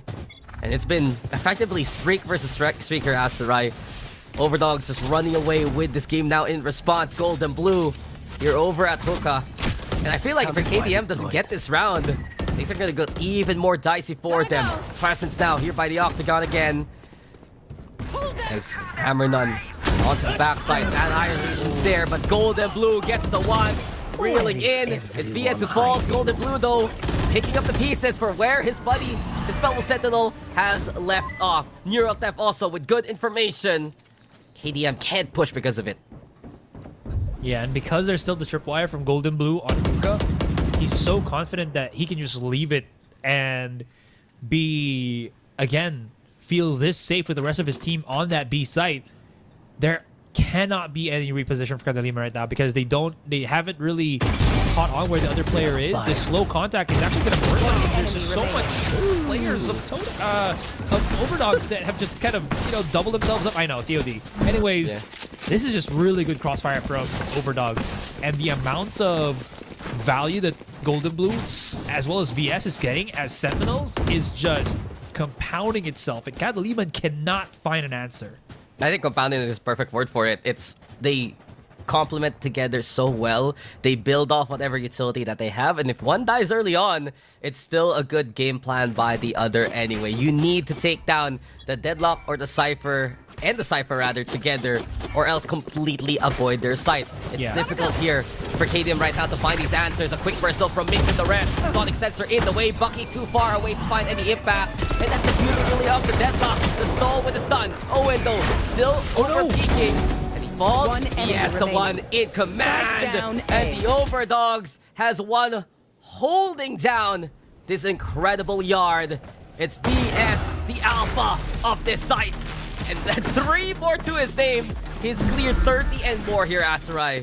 Oh my god, how are they gonna try to go over this? Right? How are they gonna break through the amount of defense that OVERDOGS have at this point? You talked about it, right? VS, Golden Blue, they just set themselves up. And the thing is, I was about to say, Kadiliman sure will be missing a Sova right about now. That shock dart would come in absolutely handy in this situation. But of course, the game plan is different. And the game plan for Kadiliman is just to kind of send Migs and see what happens. And it's not looking too hot for them. Perfect send. Hammernon early on with the pick. And with Jasa falling, there are no smokes available at all for Kadiliman now moving into their attack. Things get even tougher here for KDM. We've talked about how TOD's defense looks scary with this double sentinel, but this has just been commanded by the Indonesian squad. Here, as soon as one lands on the ground, yet again, utility gets triggered. Golden Blue playing from up top. VS still with the grab net now, and that will connect on the scary. He's gonna need to rip that one off like a band-aid. Good protection though from the rest of Kadiliman. VS, does he peek at the 4? Seems like the answer is no, and it's Golden Blue instead. Who's the one caught? Nightfall answer here from Kadiliman, keeping TOD at bay. He's also even more decayed. Owen instead has to be the hero, and with a double there, that's something that the OVERDOGS can work with. Rolling Thunder now, Kadiliman expending all the ultimates that he has on hand. Migs with a slide in, Migs hungry for another, and with Arta all alone, he's stuck in the middle, getting toyed with.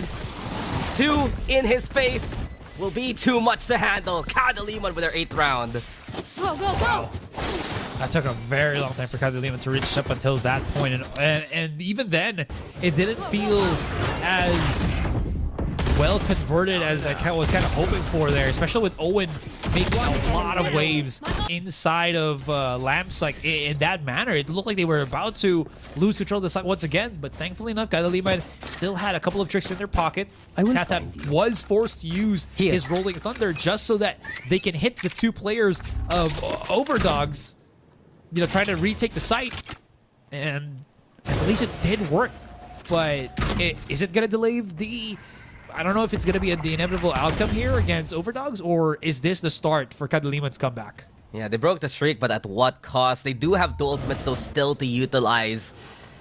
And Kadiliman, not the best buy. As TOD, they have the operator in the hands of Hammernon, but he's all the way in showers. And we get, again, the 2 Sentinels in action. VS, Gold and Blue. Some may say PRX Light, but they're holding hands right now here on the sites. VS also trying to get ready with the grab net lineup. The camera's there. Fortnite though will get the connection on the Deadlock. And the view backstabbing from Mix. Not only that, Mix is not done! And he's torn asunder! The 2 defenders to allow KDM in. that was the most difficult of the defenders as well, right? Both Spike planted. of the Sentinels. And you already see the call here from OVERDOGS. Abandon ship for this round and play for the other once more because there's just no way to retake such a well-executed push by Kadiliman, and the post plan is just going to be brutal. There is some money left in the bank here, so maybe that's why we're seeing Arda kind of play this by himself. See if he can make it expensive against Kadiliman here. But, well, we'll see. Not really sure. Oh, he's making a lot of noise. Migs is moving around the corner there. He's about to go for the peak. Yeah. I'm outta I mean, here. the OVERDOG's gonna back away. Arta. What's it? Do you really want to fight this? This is why you don't. Migs got 3. Nice shot from Amranon. But this is also big intel for KDM. Now they know there's an operator. They didn't find any contact with Amranon at all this round. And moving forward into the next one, KDM convincing here, gets rid of all the rifles from the side of TOD. But as I said, that op threat known here by the attacking PH squad. Oh, that entry. How does he circumvent most of the traps and get 2 kills on the Sentinels, not even looking at him? That is absolute great timing from Migs. He's getting that value. Again, he's like, oh, but yes, he's got 32 kills. You know, he's doing so well. Sometimes it's just that one extra round that changes things. And speaking of extra, it's a switch of weapons here. Owen's the one holding the operator. You have an interesting Twitch chat voice, man. You have an interesting, you have a different octave, that's for sure. But in any case, overdrive views here I'm outta here. by Amranon. No push though, actually, and Kadiliman holding off their opponents Here. from actually overpeaking. And that's one good thing Kadiliman has done throughout this series. Their protocols have included playing these defaults, so the OVERDOGS don't over-aggress because of it. Now then, closer this time. For sure this should work, says Golden Blue alongside VS. Oh, looks like again with the light beautiful grab that into play too. And VS up with the push. VS takes advantage of the chaos. And Golden Blue also is there to be that rear gunner. In the end though, it's 2v2. Spike picked on up. Golden Blue right now. Still Wait, inside the hookah. But we go again with another set of teleporters. Here comes Owen now. Spike down. Owen, B. he's found one to his name. Cyber Cage is in the way. Can we see anyone with these sight lines? Apparently Owen does. And TOD, it's map point for them. Match point.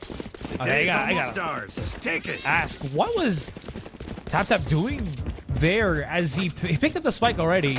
He heard the TP and he stayed what looked like a good 3 to 5 seconds, which should have allowed him to just sync up with his teammate and play the 2 versus 2. Because again, you already know that Kael was, or not Kael, but Golden Blue was already playing somewhere on hookah. Right sure, he here. could have dropped out and went around B main or B long, and then the other one was a true TP. So, not sure what kind of happened there. The calls for Kadiliman.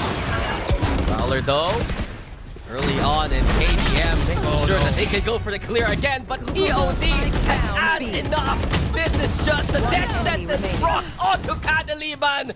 And with TapTap the only one still standing, there is no stopping the OVERDOGS here. They'll take a map and they tie the series, but more importantly, Azrai, they're moving into stage 2. Hell yeah. This would mean that, yeah, absolutely said it. They're looking at a stage 2 here. It's a great job for the OVERDOGS, but the series ain't done yet. We still have one more to go. Split in the list. This was a very back and forth until it stopped being that. And one of those things was Todak. I think this was also the first time that we've seen Todak, OVERDOGS. I keep messing them up. I'm so sorry. But this was the first time I saw OVERDOGS controlling teleporter for the entirety of this game. Twice. And it was these 2 plays that really screwed over Kadiliman. I mean, they got away with it the first time, and they have leeway to do it again. That's the beauty of having that lead in the first place.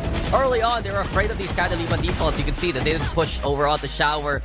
But the closer they played into hookah, the more effective their double sentinel setup was with any responders on the other side. In the end, though, I do have to commend BS here for this incredible showing from him. The stats don't lie, he was sharp all day, and his deadlock utility was also such a key factor for winning this game. He was just a player, right? 30 plus kills in this game. One enemy remaining. Go, go, go. craziness guaranteed. Look at this. Like, they started off as a tester, and then there was another round where they just kept doing it, and it got better and better, and Kadiliman just did not have any answers. Sure, there was some great rounds from Kadiliman here. I honestly was kind of hopeful because they were getting so much control, so much confidence here from Migs and the rest in their offense, but it somehow backfired. And this entire second game, last map, it looked better for Kadiliman in the first kills. This time, it's OVERDOGS with 16. An absolute menace. This team. And most of them really came from that defense. As soon as Kadiliman would come in, it would just be the OVERDOGS saying, "Sure, what are you doing here? What are you trying to plan?" They would get the catch onto KDM again and again, and we saw that happen after that bonus round, right? It just was TOD running away with the game. I still have to point out, though, that these pistols are being so costly for Kadiliman throughout these series. They haven't won any of them as of yet. Let's look at these stats here, Asarai, and why don't we say to VS again how good he is? Because that's 33 kills with a 388 ACS. 388 ACS is mind-boggling for a Sentinel here. Sure, again, the first contact against Migs is going to be brutal, but somehow VS is able to withstand that and stand on top of it, right? Man is just channeling the Susanto blood inside of him. The hairstyle as well is probably giving him the buff, man. Look at that. Gorgeous. I don't know what they call it. Like a... You should get a haircut like that. That's all right. Maybe you'll get it, man. I have too much of a frizz going on top of this chrome dome, and that is what is making it difficult for me to be good in casting and good in Valorant compared to VS. But we're looking at Valorant, or we're looking at the map 3 right now as we head onto Split, and I cannot wait to see what other shenanigans both of these teams have in store for us. Yeah, and it's great to see the OVERDOGS already with the celebrations, but the game isn't over yet. The series isn't over yet, and we're gonna go for a break to get to that decider. The fun doesn't stop. I was thinking of something about toes and TOD. Whoa, hello? They're dipping their toes in the stage 2 already because, you know, TOD. But anyways, my name is Asarai. With me now is Dax, and we are back for map 3 here between the OVERDOGS and Kadiliman. And as we did mention before we went on to that break, OVERDOGS are already sitting pretty here, Dax, getting themselves that slot into the next stage.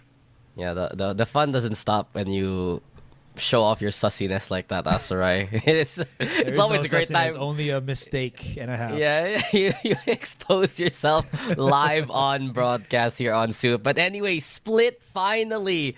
We're going to get to see it. It's been a while. It has been the longest compared to Pearl. But it's going to be our decider for today. But a quick little recap, guys. With the win by the OVERDOGS on Kadiliman's map pick, it does mean that the OVERDOGS has taken that slot into stage number 2 since they won the most maps in their group. But Kadiliman still has a chance to fight for that glory, to at least make it a 1-to-1 standing at the very end on their tally.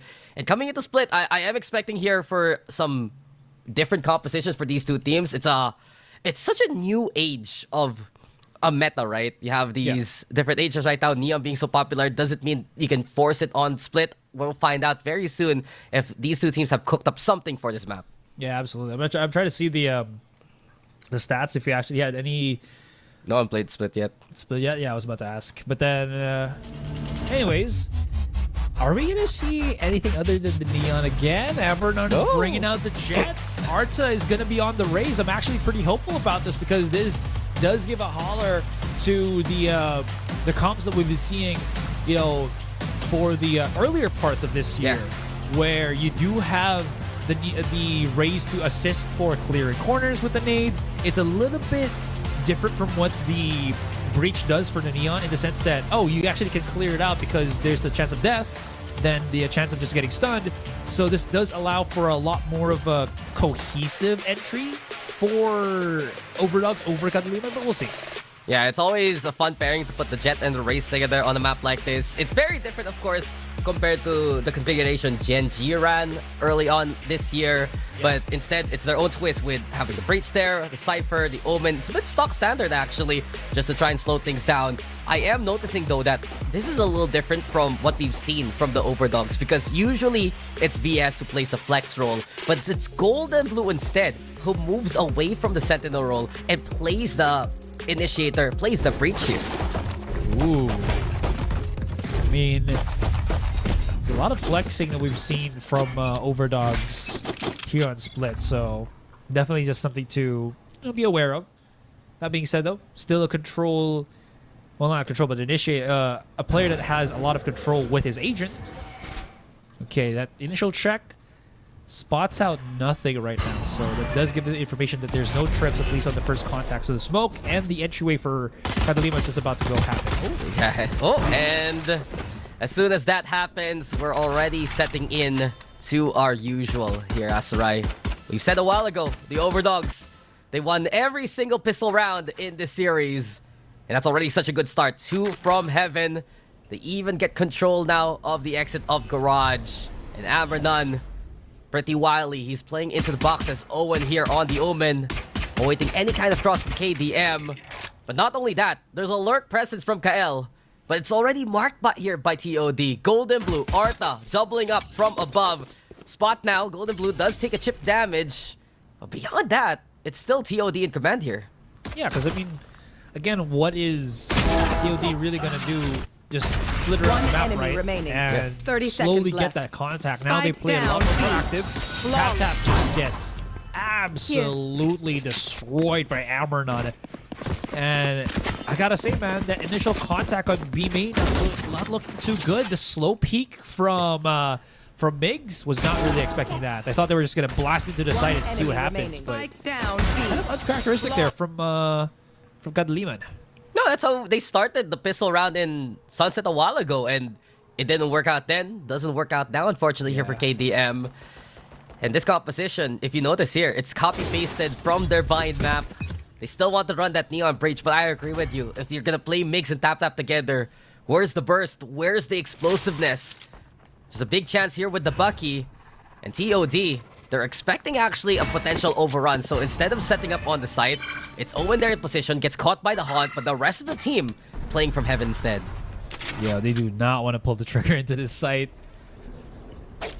A bit too risky, especially when they know one's playing at the back, and that's Owen. He's going to have a paranoia waiting for them if they kind of overreach, right? Speaking of overreaching, 4-man push on mid. There has to be a flash here, because Migs is going to die if he swings to this one. Oh, line. And there's Avernon! Spike down mid. Here. Nice spray. It's very simple. Anyone trying to ascend that staircase Enemy is remaining. being sent to Heaven itself. 4 for Avernon.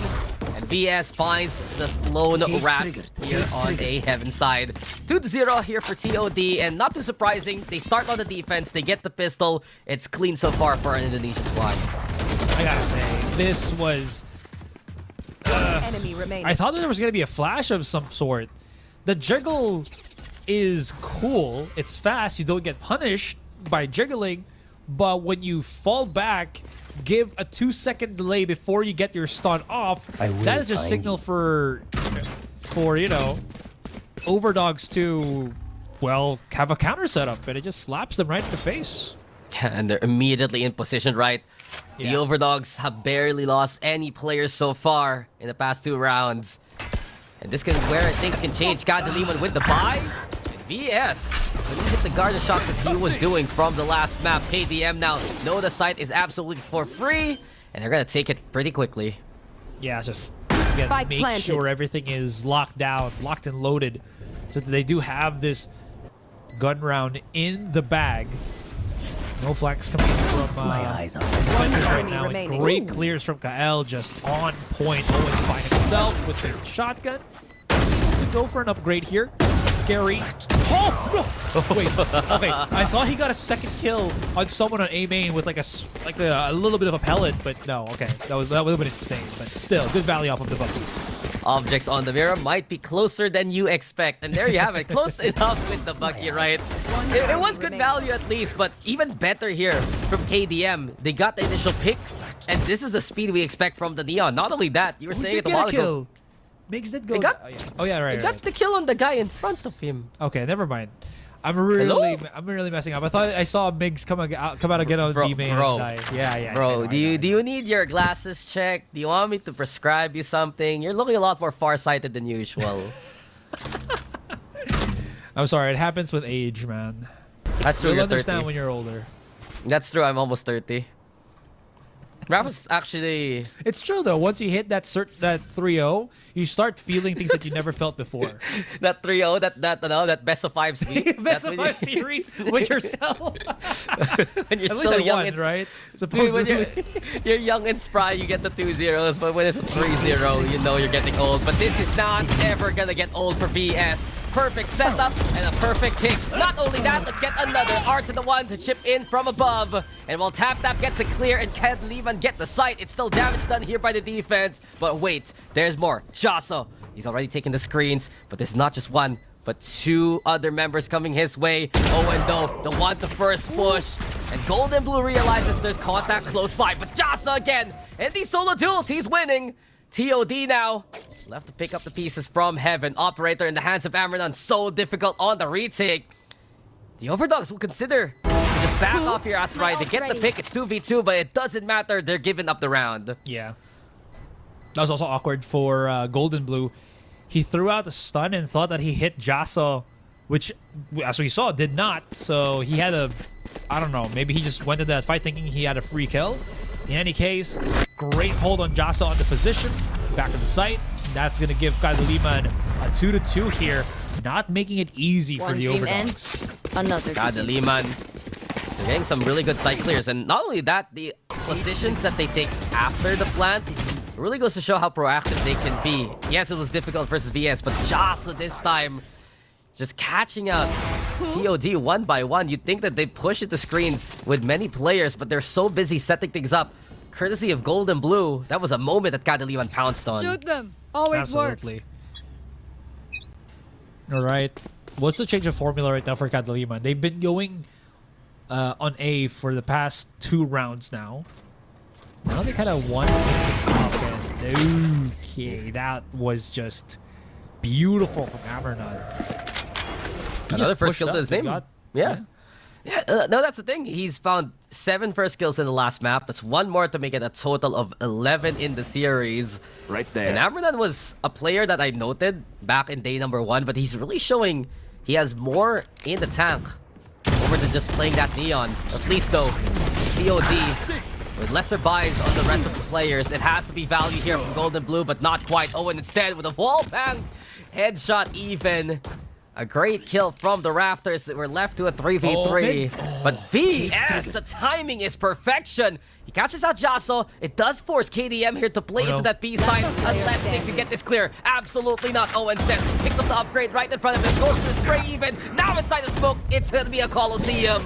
But Scary, he should be the one who'll be fearing what's behind the veil. This cyber cage is the only thing keeping him alive. And now dead into the sights of Amranon. TOD will take this lead back. What just happened? They got good contact on B Heaven. Then there was a weird slowdown from Kadiliman, and then it just kind of got sealed up by the great flank from VS. The timing, because Owen was actually just throwing out a smoke for his teammates that were already pushing on B Heaven to stop that peek out from spawn, which again was, you know, it had to happen because it's the Omen. The timing was there, but they had the information that the flank was coming through. So I don't know why Kadiliman kind of just held their positions on Heaven and wanted to go for fights. Just again, weird. Yeah, well, there's the fight that they want, Face though. your fear. Migs with the pick onto Arta should instill confidence for KDM to make the push happen. They have that Heaven control, and here comes the Neon. Sliding to slide. Migs is already going ham, but eventually his speed is stopped by Golden Blue. 4v3 though, as Spike TOD look to make a retake possible. Paranoia utilized rifles at the ready, sure, but the Rolling Oh, Thunder that's gonna be the beautiful. response immediately. And the perfect stall. It also buys time for Jocelyn to find value from spawn. Kaeldo and the rest caging TOD now in the corner of screens. Here comes Scary on the board, but still wait for Jasa. Owen though with a find onto Scary. Now a chance to go for the push, and this dissuades the Last postman here of player KDM. standing. Things are left really here to tap that on site. Nice pick now by Jasa, but Owen here has the rifle, has the fight in One him. enemy Running remaining. out of bullets. Now has to reload. The end of the chamber, enough to keep the fight alive. But the spray from above. It's Jasa now with a TP outside the smoke. Where is he? What am I looking at? Jasa getting close and getting personal. We're tied up again. Oh my god. Event Horizon, very close to claiming his life. I mean, he's got himself an extra prize, right? Keeping that weapon. But you're absolutely right. It's such a close game. And it... Okay, I was about to say, Kadiliman, One they slowed the enemy pace remaining. down in that last round. This one, no holds barred. They were just fight, fight, fight, go, go, go, and just see what happens. And as they did the coin flip on some of these fights, it went their way. What a style of play. You know, just really well done by Kadiliman. Yeah, Kadiliman. Just one pick is all they need, and they suddenly go for these executes. It also has to be the factor where they always have someone lurking. They want to play that off angle, get them in position. And we see them take these opportunities and grab it by the horns. Prowler though, used towards heaven. Judge in hand here for Arta. And here comes Amaranth as well. The blades at the ready. All the rest of the other members of the OVERDOGS kitted with these rifles. The two duelists waiting for that first contact. But there is a window of timing here for KDM. Kael might get the backstab of the century here, but he's not looking the right way. Turn on around, there's action upon us, and Amaranth fighting for his life, but Kadiliman, they get the picks anyway. I do feel though that they don't know that Kael has pushed all the way past heaven. There's a chance for KDM to go for a big surprise here, Asarai, but Gold and Blue still on site, needs to be cleared here by KDM. Scary ready, committing the plan. Owen. Yasuo, Gold and Blue. down. Fine, tap that though, and here comes Kael now. A 2v1, but there's still presence here from TOD. Eventually, it's Kael's gun who makes sure that this round pops off. Kadiliman with the lead here. That was so scary. Again, threading a needle there for Kadiliman. Because the thing was, Owen coming through A-main was already a big, big error for Kadiliman there. They were not too prepared for that, as you saw. On the minimap, it looked like they were just focusing too much on Golden Blue. There was the play from Owen, and he started picking up, but then Kael went into the flow state. Got the kill on the player coming out through their through the opponent's spawn. And then 3 bullets left. Just immediately charged out in front. Wanted to challenge the player at the back of the site. It was like, I'm going to save my teammate here with 3 Here. bullets on this Guardian. You're not going to stop me. You're not going to be able to do a thing about it, man. Yeah, Sit we've down. seen throughout. Dude, we've seen throughout the stage number 1, so many of these players just stand between other God. opponents. Gold and Blue, though, just weathers the storm of the judge. TOD with the first pick, and here comes Owen right now. Wanting to get closer and closer inside the smoke. They know the judge is in the hands of the Omen here. And there is that presence of fear, a Prowler the response, and Kadiliman will back away from it. Might not be the best, though, because Miggs is out of the equation. And look at how close they've doubled up. How many is this? This is Cover going out. Bucky, a Judge, very close. Charging in, does not spot out Arda, so he's got some positioning right now. No way. How is he not dead? The timing. The timing is just so sus from these teams right now. But in any case, Kadiliman, they can't make the play into A. That's a brave from the shadows. 30 seconds just left. Straight up teleport. Traveling. I mean, it works. He's got the sight, but he's alone. Spike planted. I mean, Cypher's there. And Owen dies, so Joss is feeling good about himself. Made the right Oh, yeah. call. Gets a big pick. DS now from above, spotted quickly by Kael. The push there, actually not synchronized from Amaranth, as well as Golden Blue. No one checked for him. One And enemy now remaining. Amaranth with the judge in hand. No way. KDM still stable with Josso. Golden Blue left. They spotted here. Nice shot at least onto the Omen. But Kael finds 3 for the round. And it's a 2-round gap now as Kadiliman are trying to step away from TOD. I like these plays from Kadiliman. It gives a good holler to their name, you know. Plays in the dark.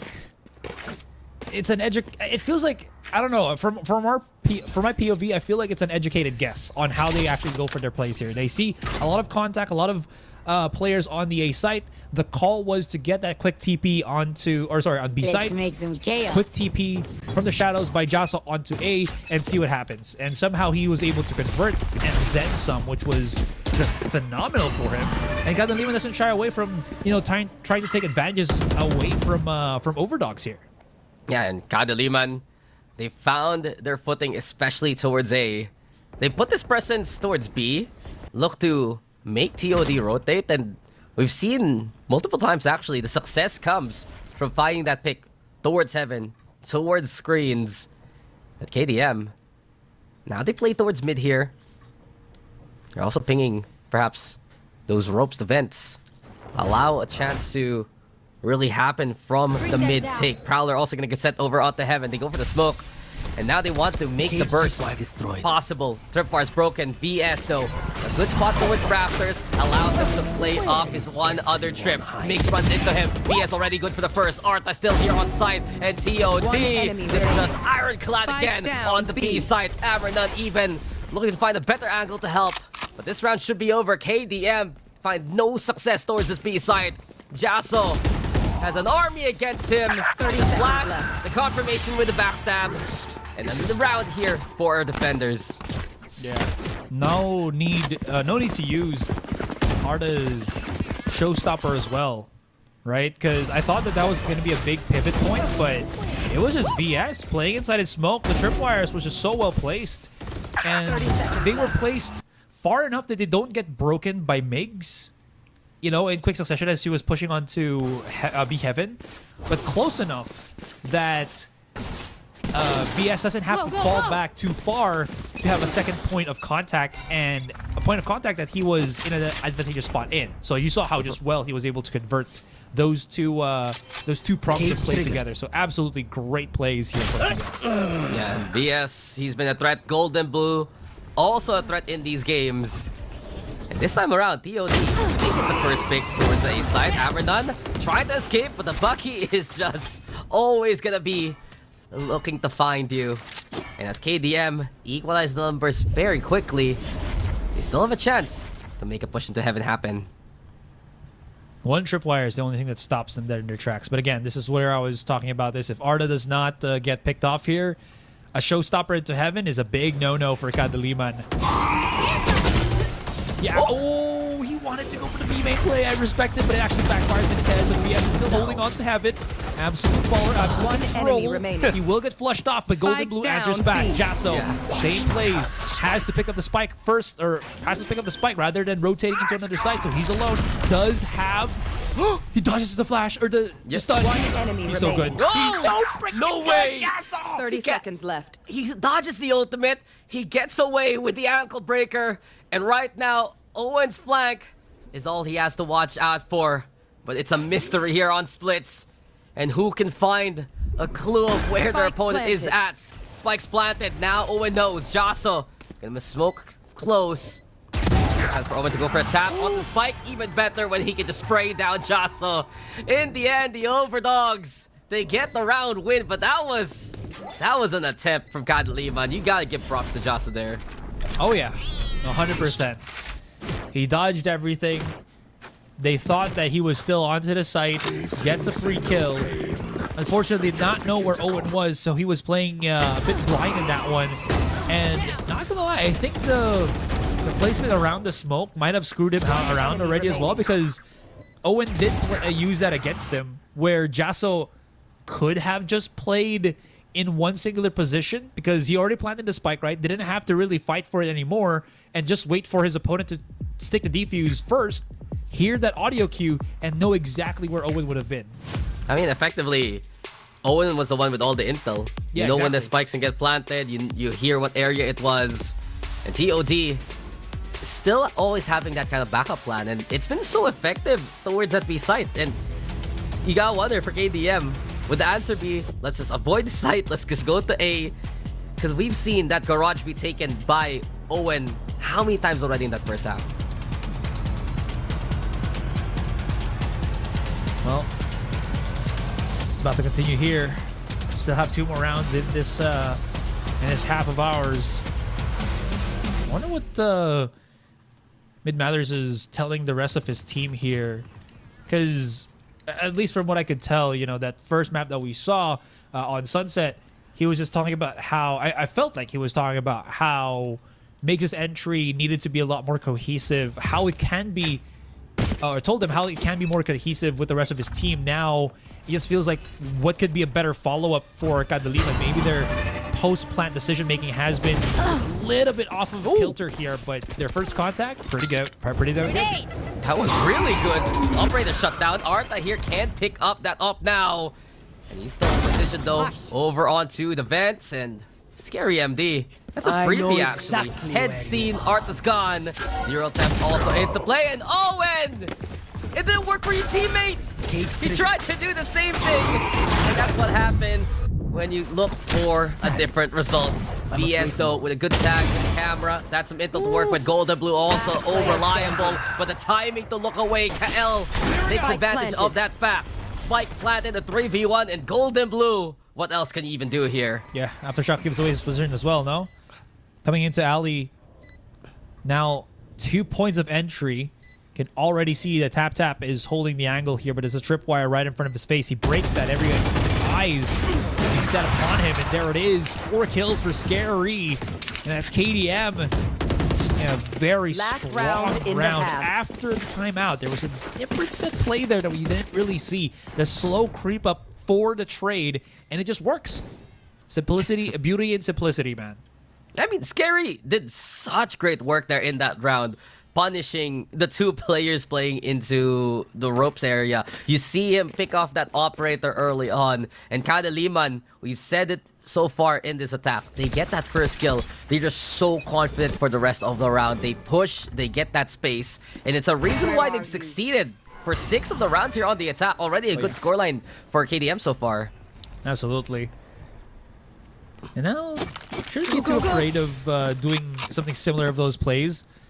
Their opponents not really having big ultimates. Sure, they do have the utilities, but they do have the better ult economy itself.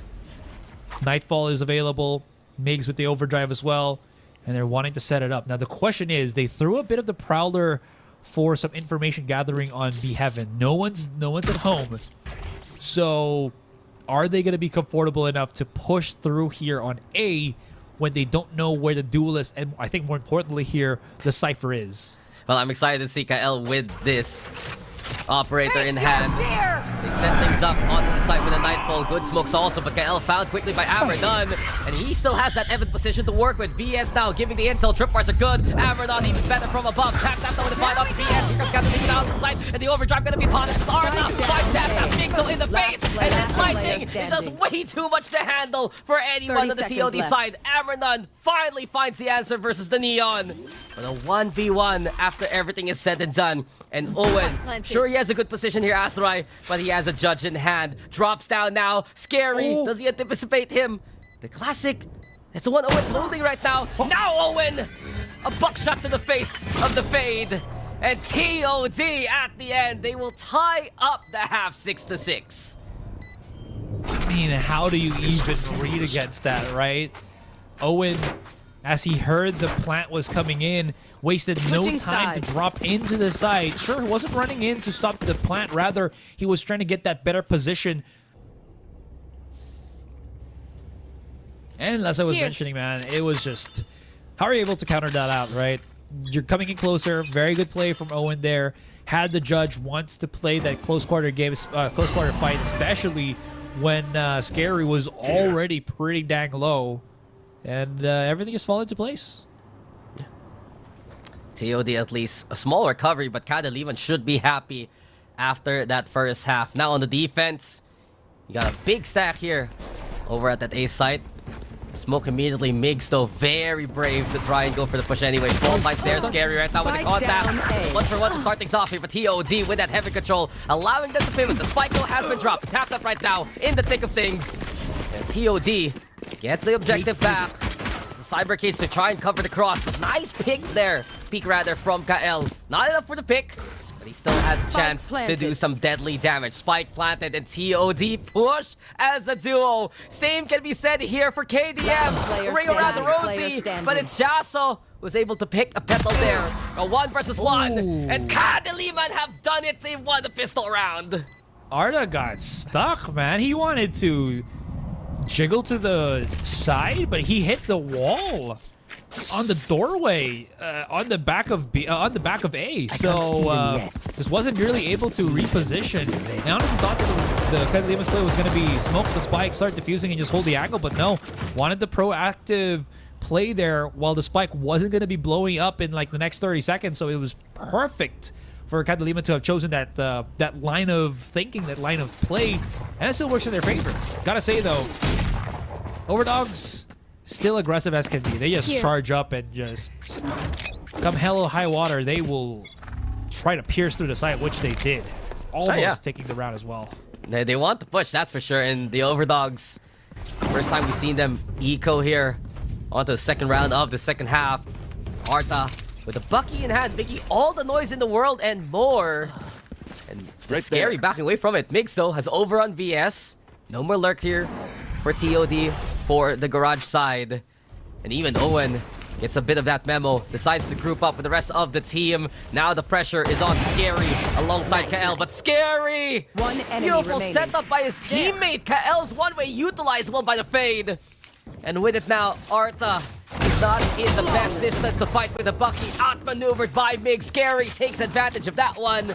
And a triple for Scary with a flawless to boot for Kadiliman. He just went over his head, literally and figuratively here against Arda.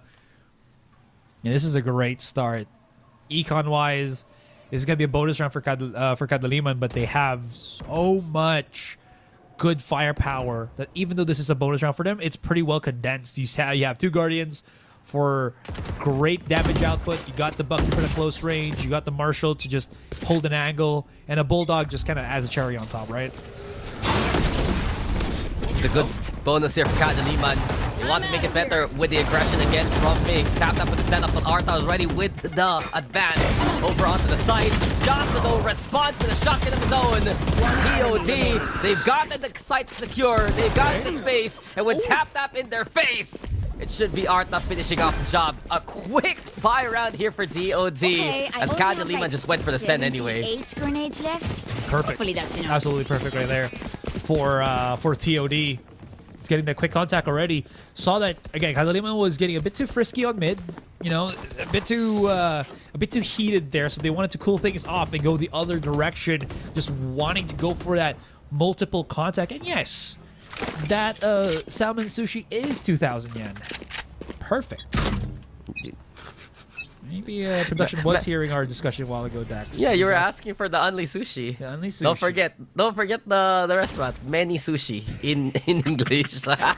Sushi Marami. Sushi Marami. Unbelievable. That's how you pronounce Sometimes. Okay. I know more restaurants Filipinos out there watching. Dude, I know a ramen place called Yeah. Hapon. Yeah. I'm sorry. It's, It would make sense if you're not Filipino and speak Tagalog. So Yeah. Well, we brought it up because you brought it up. In any case, though, it is. back to the game. Yeah, Kadiliman's actually not gonna push this time. They made the play towards mid on the bonus. Didn't really pan out well. So they go back to their defaults. And one thing you've seen from them is they stack away from the site where the Cypher is at. It's 4 players right now of Kadiliman playing into A. And while VS is trying to be mysterious here, Migs finds the pick. The lurk's gone. And Kadiliman could rotate as a group once they play the B retake. Kael, though, stalling for time. Gets attacked with the camera. Wants to find the pick too. It's already Arta caught by the second tripwire. And it's easy pickings here for Kadiliman so far. Migs, though, found now by Owen. One more challenger. And Jasa with the fadeaway. Spike drop now. On the ground here by Heaven. Jasa wants to find even more. Now, Kadiliman slows things down. 15 seconds left on the timer here, Asteroid. TOD, barely a chance to go for the plan. 10 seconds left. And while they got the spike, look who's waiting. Kael right now wants to swing from Ali. Good cover though, courtesy of Golden Blue. But here comes KDM, and down goes the OVERDOGS there. Yep. Yes, they do get the. Yes, they do get that plant extra bit of money. but they planted it in a spot where you might argue, I mean, he's fine. He's got his teammate holding for him. But that position does not have a lot of good fallbacks. Where do you actually go once your opponent starts fighting against you? But that's not the biggest thing that happened this round. It's KL holding the B side by himself, and you're absolutely right there, Dax. It's the split that Kadiliman are okay with, because I gotta say, KL and Jaso, their connection is so good. In the sense that, quick example, KL's holding B Heaven. Jaso throws out one of the fastest smokes that he can at least bring out so that KL's tripwires do not get destroyed and can get some value. Wow! Playing for a good part of the year! And even better now, KL has done it yet again. 2 from above. Neurotep also utilized. And now TOD exposing their intentions. They're all across the B-side shore. But Migs and the rest want to go for the fight already. Really wants good. Forcing TOD back. Migs even through the cyber cage. And he's not done. Kadiliman cornering TOD like rats. And Golden Blue the only one standing. Rolling Thunder though, a possibility to make a play. Sends them to the other side of the site. Migs though, he spotted the hair scene. But it's only a haircut, not enough for the kill. Still a lot of time remaining for Golden Blue to make the play. But the Haunt's there. He's got 3 Golden bullets. Blue waiting. The doubles peak could be possible, you said it. Bullets, not too much. Has to go for the reload. Flash 1, flash 2, and into 2 he goes to die. Kadiliman at double digits. He also blinded himself, by the way, so I think he was feeling a lot pressured in that situation. No timeout still called here for OVERDOGS, so they're still sitting pretty. Not the end of things just yet, but Kadiliman really putting a lot of pressure right now, Dax. And TOD's economy back down the drain once more. Arda's the only one who really picked up anything else other than pistol, holding on to that Bucky. But I don't know how far this is gonna be. How far this is gonna really affect the game. I think one weakness right now the OVERDOGS has here is they're just unable to dislodge KL from that heaven position. He's been the king of heaven either which way. Now we see again the tripwires being so bothersome, and Arta's initial entry has been stalled. But wisely here from Arta actually. He didn't use a showstopper as of yet. There was that expectation from KDM. And as of now, the second trip's broken. KL under a lot of pressure. If it would be that race forcing the issue, KL will barely have anything to fight back with. He is making a lot of noise on B Heaven right now. Well, Migs, don't do it. Don't do it, man. You just gotta wait. You're hearing everything. All right, he's patient. He's patient. He doesn't want to go charge that out. No, the push from that's good. Oh, but Golden Blue! No way! Golden Blue has the foresight to find them. And the sewers guns being picked up. It's now free reign for TOD to rotate. Okay, so at least silver lining for KDM. No neural theft here from BS. So this means 30 that KL seconds can left. sit pretty at the back of the site and wait for contact, but there's going to be a numbers game. How much can he do? Well, he's doing a lot. 2 kills already. Not going to be enough just yet, and that puts Jaso in 1 versus 3. Yeah, and Jaso now gonna get exposed. The Euro trap you asked for a while ago. Now we get it, and Golden Blue will get a third. A 30 there for TOD. And you can see the plan for KDM at the end. Distraction from Migs. KL takes advantage, but the numbers too much after those immediate picks by the breach. And honestly, I did not expect that to happen. But you were saying it earlier, you know, when the broadcast started, that there's just been a lot of these pistol plays that just happens out of nowhere, right? And it just did. Golden Blue picks up those 2 kills, and it just really hurt what Kadiliman was trying to do. Good read from Kadiliman, though, but again, it happens, and just can't really get out of a sticky situation like that. Yeah, Golden Blue has been the thrifty king here for TOD. Many a time, he's changed things up, and BS just perfectly masterminding the situation. Run into the tripwire, why don't you? Just choke on that line, he says. That's 3 for BS. And while TOD move towards B, it's KL who has the sheriff on hand. Gun picked up by Scary. Nightfall available too. But in this instance, it doesn't matter because the OVERDOGS have taken command of the opposite side of the map. Spike planted. Okay, what else will be done here by this team? Just so far. Ara's already waiting for it. Tiny bit of contact here. And KDM, they've been so good, Dax. They just kind of... Oh! Okay, never mind. I'm taking it all back. Where are you? Yeah, it's still possible here if Scary can get through to the other side. But the stall from Golden Blue is already good. Here comes the aftershock. We even have Splash to work with. But even while blinded, he gets the head of Avernon. Scary! What are you doing here? A 4K already, but time is running out. Oh, and playing it so wisely from the alley, now down to the ground. He brings the shovel and buries Kadiliman with it. I'm speechless, man. I gotta take a breather from that one. What just happened? We saw some crazy shenanigans from Golden Blue. That was a fraction of a second to get the kill on Arda. A nice little through the wall, gets the second and third kill on Avernon and Golden Blue. And sure, again, he lost a bit of time, but if he had like, I don't know, like 10 more seconds, he might have even clutched against Owen here. Oh. It was so possible. It was well, pardon the term, scary really there for TOD. But eventually Kadiliman, they're gonna have to go for the timeout now. It's just that round, it got close because of heroics, but the initial burst, it's being answered here by TOD. And yes, Kadiliman was on the lesser buy there from what we saw, but they're just walking into the crosshairs of the OVERDOGS now, and the lead that Kadiliman built from that first half and more, it is dwindling yet again, and it's happening here for the TOD side. Absolutely. Kadiliman just cannot somehow reach that end point here, man. They're starting to, I don't know if they're starting to lose options here. Anyways, gotta say, they do have, at least in terms of economy, a lot of those with, you know, the double, the Rolling Thunder and the Emo Rolling Thunder, along with Minx's ultimate. So we'll see how that kind of translates, as we are looking for Kadiliman to maybe get themselves around, or TOD just equalizes 10-10. Yeah. That's right, always calling the Nightfall the emo version of the Rolling Thunder. Rolling Thunder, I'm not okay version. Rolling Thunder, thanks for the memories version. Yeah. What else is there? There's a lot. I don't want to get started. Yeah, it's okay. It's okay. So this tripwire, it killed a lot of people a while ago. Because of that, Kadiliman's like, nope, we're not gonna play there. And actually, the 4-1 split is a mirror image from what we've seen so far.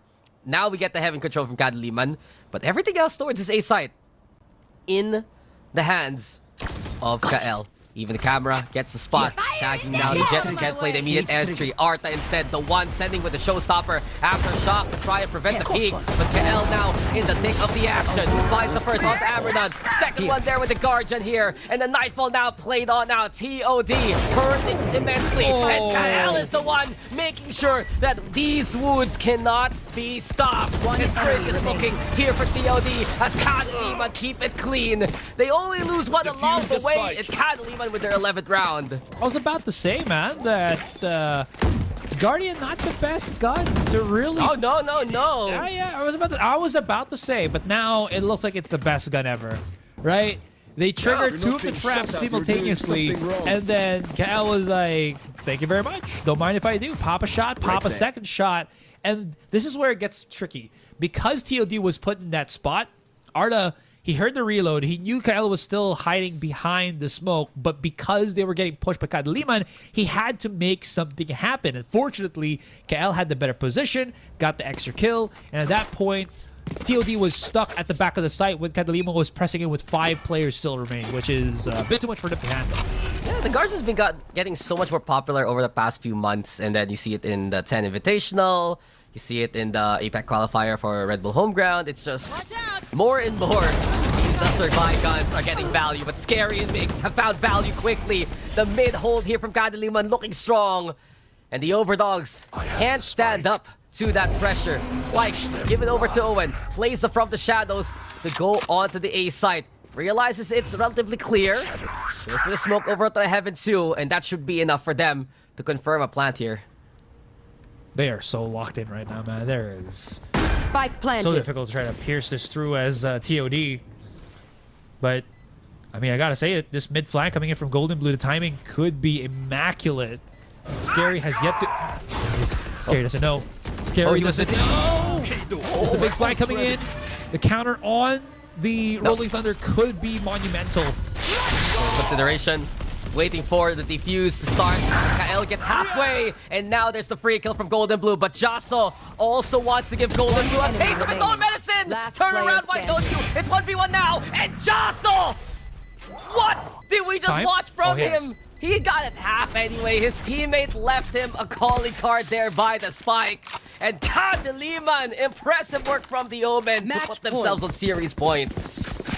Hell yeah. This is what we were kind of hoping for from Kadiliman on map number 2, right? Everything is synced in. Look at that timing from Golden Blue, though. That definitely put a bit of a sweat in Kadiliman, but still not going to matter. Jasso is a miracle worker right about now. He's been doing so well. His responses, his timing, his wraparounds, everything is just clicking in this game. And when that is happening, there's just nothing that looks like that could stop Kadiliman at this point. Now, OVERDOGS, they put a bit of a stop. You know, I don't know if this is going to be enough. They have 3 rounds to try to go for overtime, but the call might be a little bit too late here, Dax. Yeah, and they're getting outmaneuvered even into the post plant. Kadiliman willing to sacrifice one once they had the numbers to just get it halfway. And Jasso, yeah, we have been saying his heaps of praises, but he's had such a good recovery game coming into this map here, Astra. He struggled throughout the series. Now he's finding the miracle place. He's 17 to his name. Kael, though, also such a stable anchor. And we've talked about how some of the players of Kadiliman have played together throughout the year. And Kael, Jasso, alongside Tap have been specifically those core players of KDM, formerly No Org. But they just know exactly how to sync on up. And it's been so helpful here against the OVERDOGS now. Yeah, and again, under the leadership of, Mid Mathers, or the coaching of Mid Mathers, you do see, some of the remnants of I would say, like VCT PH, right? Where we see the mind of Mid Mathers at play here with some of the calls that I think Kadiliman have been employing. Yeah, I'm truly seeing remnants as well. Yes. And now we see a beautiful building as we get back into the action. The middle again, taken here by TOD. But exactly what Kadiliman is expecting. Tripwires right now for screens for Heaven. Anyone who crosses, Kael will look to take advantage of that fact. And the stack here, heavy between Tap as well as Migs. First contact now, as Migs is looking to play off the initial fault line. Not used as of yet, TOD not forcing the issue. And Golden Blue has the same idea. Artha though with the blast back through. And with that clear, that's just perfection for TOD. Exactly what they needed to get the cross. Because of the fear here from Migs, Artha will find all the tools that he would like. It's already 3 for the race. The damage has been done. And while Kael was forced to rotate, it's the rest of the OVERDOGS now pushing. Paranoia is perfection. A site taken here by the Indonesian squad. Oh, Jasso. Yeah. Spike planted. I like the idea for this ultimate, but that he just swings into 3 players of OVERDOGS, and he's going to get overwhelmed. 12 to 10 here, Dax. Leave it to me. I'll roast them up. I like the idea, right, for that B Heaven contact for Kadiliman, but TOD, Arda just went ballistic. Look at this. He charged up, double satchel with the kill, transition, and look at that spray adjustment on the 3rd to get the kill onto Migs. Just perfection, man. This is what separates high-level players to just, us in the floor. Smeared. Man, stop putting yourself down. It was good impact from Artha at the very end. I do wonder why Kadiliman just wasn't watching the re-rotation. Artha's getting one onto the sites. A small blunder there from Kadiliman, costing them more of those numbers. But the job isn't done yet here for TOD. They still need 2 more rounds to force overtime. Kadiliman 1 away from taking the series, and with Artha again taking space of adversity, mixed up with the response to the overdrive is immediately found in rubber, as Amernon also gets a double of his own. Neon's gone, Breach is gone, Amernon has found the 3, and while Jasso is the last man standing, his work is cut out in front of him. He has so much to do. He gets the round, and Artha, the judge, is just the true glory of TOD. Oh, I love that. He's like, oh, he's making noise on mid. He's gonna follow us. I'll hold the fort here. We still have like a bajillion guys holding the A site. Guys, go clear it. I'm gonna use my judge, and you know, just yes, meow at this last opponent down. Wait, is that the sticker? Yeah, it is the sticker. It's a new spray. I thought from your the... mic was picking up some. No, that was in game this time. That wasn't my That was in game this time. Okay, here we go again. Arta take 3, round 3. He wants to do it again. The showstopper is expended though, and interesting enough, this time he doesn't have a shotgun in hand. It's actually a rifle. But with that clear, TOD can go to post plant.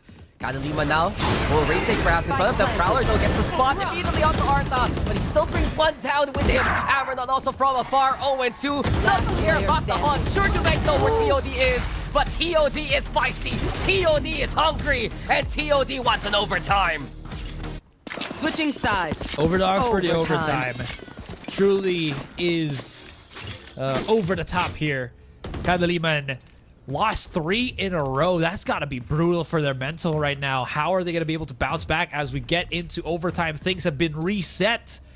Sides have also been switched up here, Dax. And Kadiliman, I'd say they were pretty successful in their in that first half. So I do want to see how they kind of convert that coming into this one where they're going to be the aggressors once more. Yep, the win con really for Kadiliman. Find that first pick and use that for the confidence they would like between the Neon and the Breach. But you gotta give it to Arta in the last few rounds. His entry potential finally utilized well by the OVERDOGS. So, you know, the defense though, Owen stable on the site. First contact here versus Migs, but the timing is better for Kadiliman. You just can't use utility that close against a Neon. You're gonna get slided on in and you're gonna fall. Timing is everything, and Kadiliman even with a bit of fortune. Two more for the OVERDOGS. It's looking so pristine here for Kadiliman. One away from the flawless, one away from being series point again. VS. There's so much ahead of you. The Prowler, though, already making it tough. And Migs is an even tougher opponent. A flawless one for the PH squad. Well, Switching sides. that puts some of our worries at ease. But this is where, again, TOD really do shine. This is a team that does not break easy. They're not brittle, Dax. They're just gonna, I don't know how far they're gonna be able to be creative enough to find the answers to Kadiliman's over-aggression, but they've done it in the past couple of rounds. Can they do it again to put us into a second overtime? We'll have to see. The split right now for them is gonna be a little bit more different. It's the same setup for Kadiliman, like you said, the 4-1 split. A lot more focus on that mid-contact and the collateral. No way, Scary just did that. Nasty work by the Fade. And he's been the one playing the operator here for Kadiliman. Migs with the catch onto VS.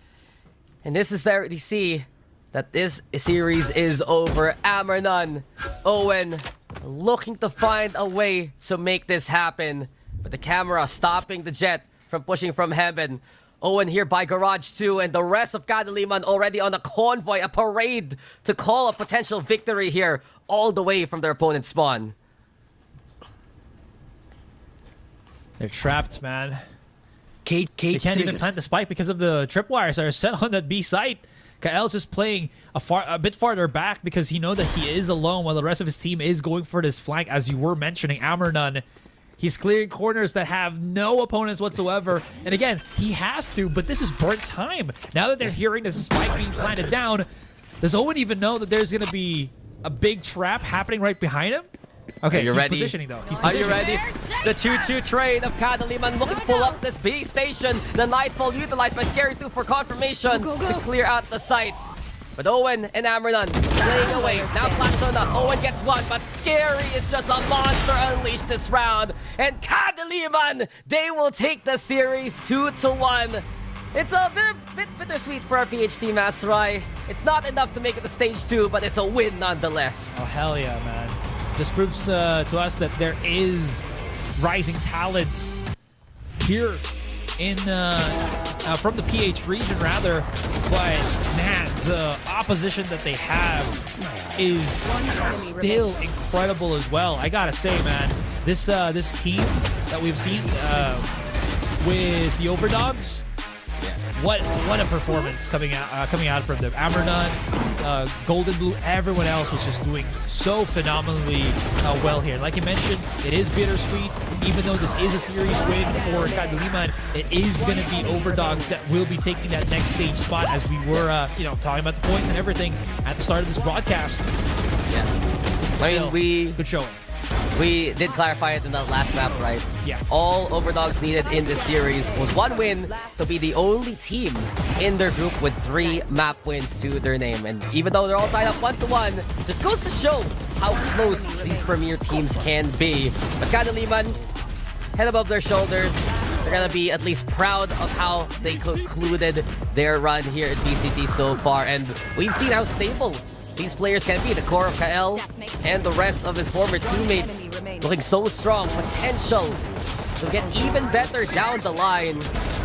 It's crazy to think you have players like Scary and Migs who have effectively come out from nowhere on the PH scene, now having this kind of impact. What kind of confidence do you have in your fate, in your player, to let them play the operator? That's something Kadiliman will have moving forward in the rest of their tournament runs this year. Absolutely. So this means, again, as we are looking into this, let's look at this. 14 rounds for KDM. They got 12 first kills. 12 rounds for OVERDOGS, and they got 14 first kills. Just like the symmetry right there, or the asymmetry. And in case, as we mentioned, that means that they will be taking, or OVERDOGS is going to be taking that second spot alongside the Mongols. Yes. For stage 2, heading into actually a few days from now. Yeah, in like 2 days. Yeah, exactly. So perfect. There's barely a break. These guys get 1 day The action off. continues. And then the action continues with even newer teams to the full. But you can see already, Kadiliman, let's just give our hearts to them just because they took this series. 22 kills for Kael, 22 kills for Scary as well. And even though the OVERDOGS, they did make it happen to overtime, it did feel like that there were times where, for TOD, they just couldn't maximize the value of the Jet and the Race together. When the rounds that they had, they played a good Arta entry, it would be so different compared to the rounds that Kael would control. Yeah, because I think, like you mentioned here already, because of how versatile Kael's abilities are with the Cypher, not Cypher abilities, but rather his ability to operate with the Cypher, it just nullified, I think, a lot of the pressure that both of those duelists have, right, for TOD. And because of that, yeah, he can just do so much by himself, allow the others to rotate, and then whatever happens after that is veering towards the advantage of Kadiliman. In any case, again, insane first series. We still have one more, guys, set up for you, and that is again happening in just a few more minutes. It's going to be La Familia versus Base Beta Esports. In any case, my name is Asher. With me now is Dax. We'll be going for a quick little break. When we come back, again, next series, guys, so do not go anywhere. We're back at it again, guys, after what was an intense, grueling first series between OVERDOGS and Kadiliman. Now we're preparing for the next one. My name is Asher. With me now is Dax. And yeah, truly was a bittersweet moment for Kadiliman there. Yeah, and that's kind of the story, really, when you come into the last days of a round robin, right? There are games that there are specific win conditions for you to move on to the next part of the tournament. And let's be real quick, Asrai. This matchup, it's not for stage 2 anymore. It is for glory. La Familia and Base Beta Esports looking to find a dub here.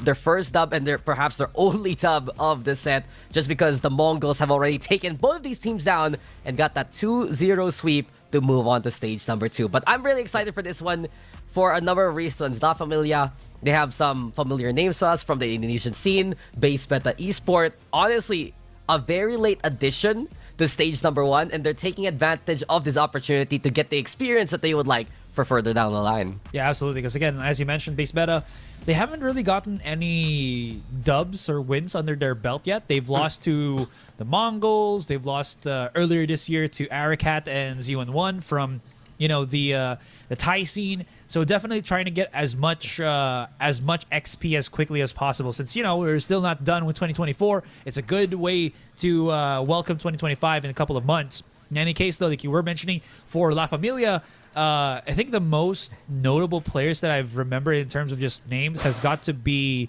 Noisy Boy for sure, Vascalis as well, and I think maybe Nay. Yeah, Ney has been the duelist really to watch out for here for La Familia, but I'm also always looking at what Flinch can do in these kind of games. He's pretty pesky, actually, when he's playing for this team. If I remember correctly, he's on that controller role for La Familia, and exactly that, right? He was the top frag versus the Mongols. He has this experience through so many different teams, including Persija, including the hero Data. He also was part of that Bukong squad that made waves as an Indonesian representative. So La Familia have some very familiar names that we've said and that we've seen throughout the different scenes here in SEA. Yeah, and again, this is one of those situations where they're trying to get that one up again, but unfortunately, as you mentioned, it is just going to be for the glory here as Mongols has taken up that spot. Definitely the other regions really bringing it to the table right now here in the C Challengers. Looking at the top 5 from La Familia right now, Vascalis is right on top of this one, Dax. As that initiator player, interestingly enough, he's been the one that has gotten the most amount of ACS with the impact. So definitely curious and looking forward to see how he kind of plays out right now in front of us. Come on, he ripped off one of the best aces we've seen at the very start of the series. It was so exciting to watch him just handle all the pressure the Mongols had. The fact that he was able to make sure that the Mongols would have to come back to him just to try and fight for the spike. But BBE, on the other hand, they also had some good moments actually versus the Mongols. I watching the game yesterday, especially that map on Bind, and there were a few clutch performances from the likes of the Earth, from the likes of ACM, getting some beautiful 1v3s against a team that did do it all and that did move on to stage number 2. So don't count them out as of yet. I am just concerned though by the conversion they have with the rounds, because the score lines yesterday against the Mongols, not too pretty compared to what they could actually do. Yeah. Now our head-to-head here is Vascalis versus the Earth. Very, very curious to see that right now. As you say it like that. Looking to you say it like that. It's like Vascalis has so much to deal with versus the Earth. Yeah. He's up against Captain Planet over here. By their powers combined, man. But it's true. He was an incredible initiator for BBE throughout that series. You had the most kills throughout the last 2 games. And Vascalis, we mentioned him already. He has so much experience as a player. I do feel like whenever La Familia is in a bit of trouble, they look at Vascalis and say to him, what do we do? What can we actually figure out in these kind of scenarios? Yeah, absolutely. And again, I hope that's more than enough, because BBE feels like a team that, as of this point, feels like it's all about raw power for them, right? So they might be looking, as we are now in our map vetoes, for those maps that allows them to kind of showcase that power. Split feels like that one. We did see that match, or we were able to witness that match against OVERDOGS and Kadiliman, and a lot of firepower condensed into certain positions could be good for BBE here.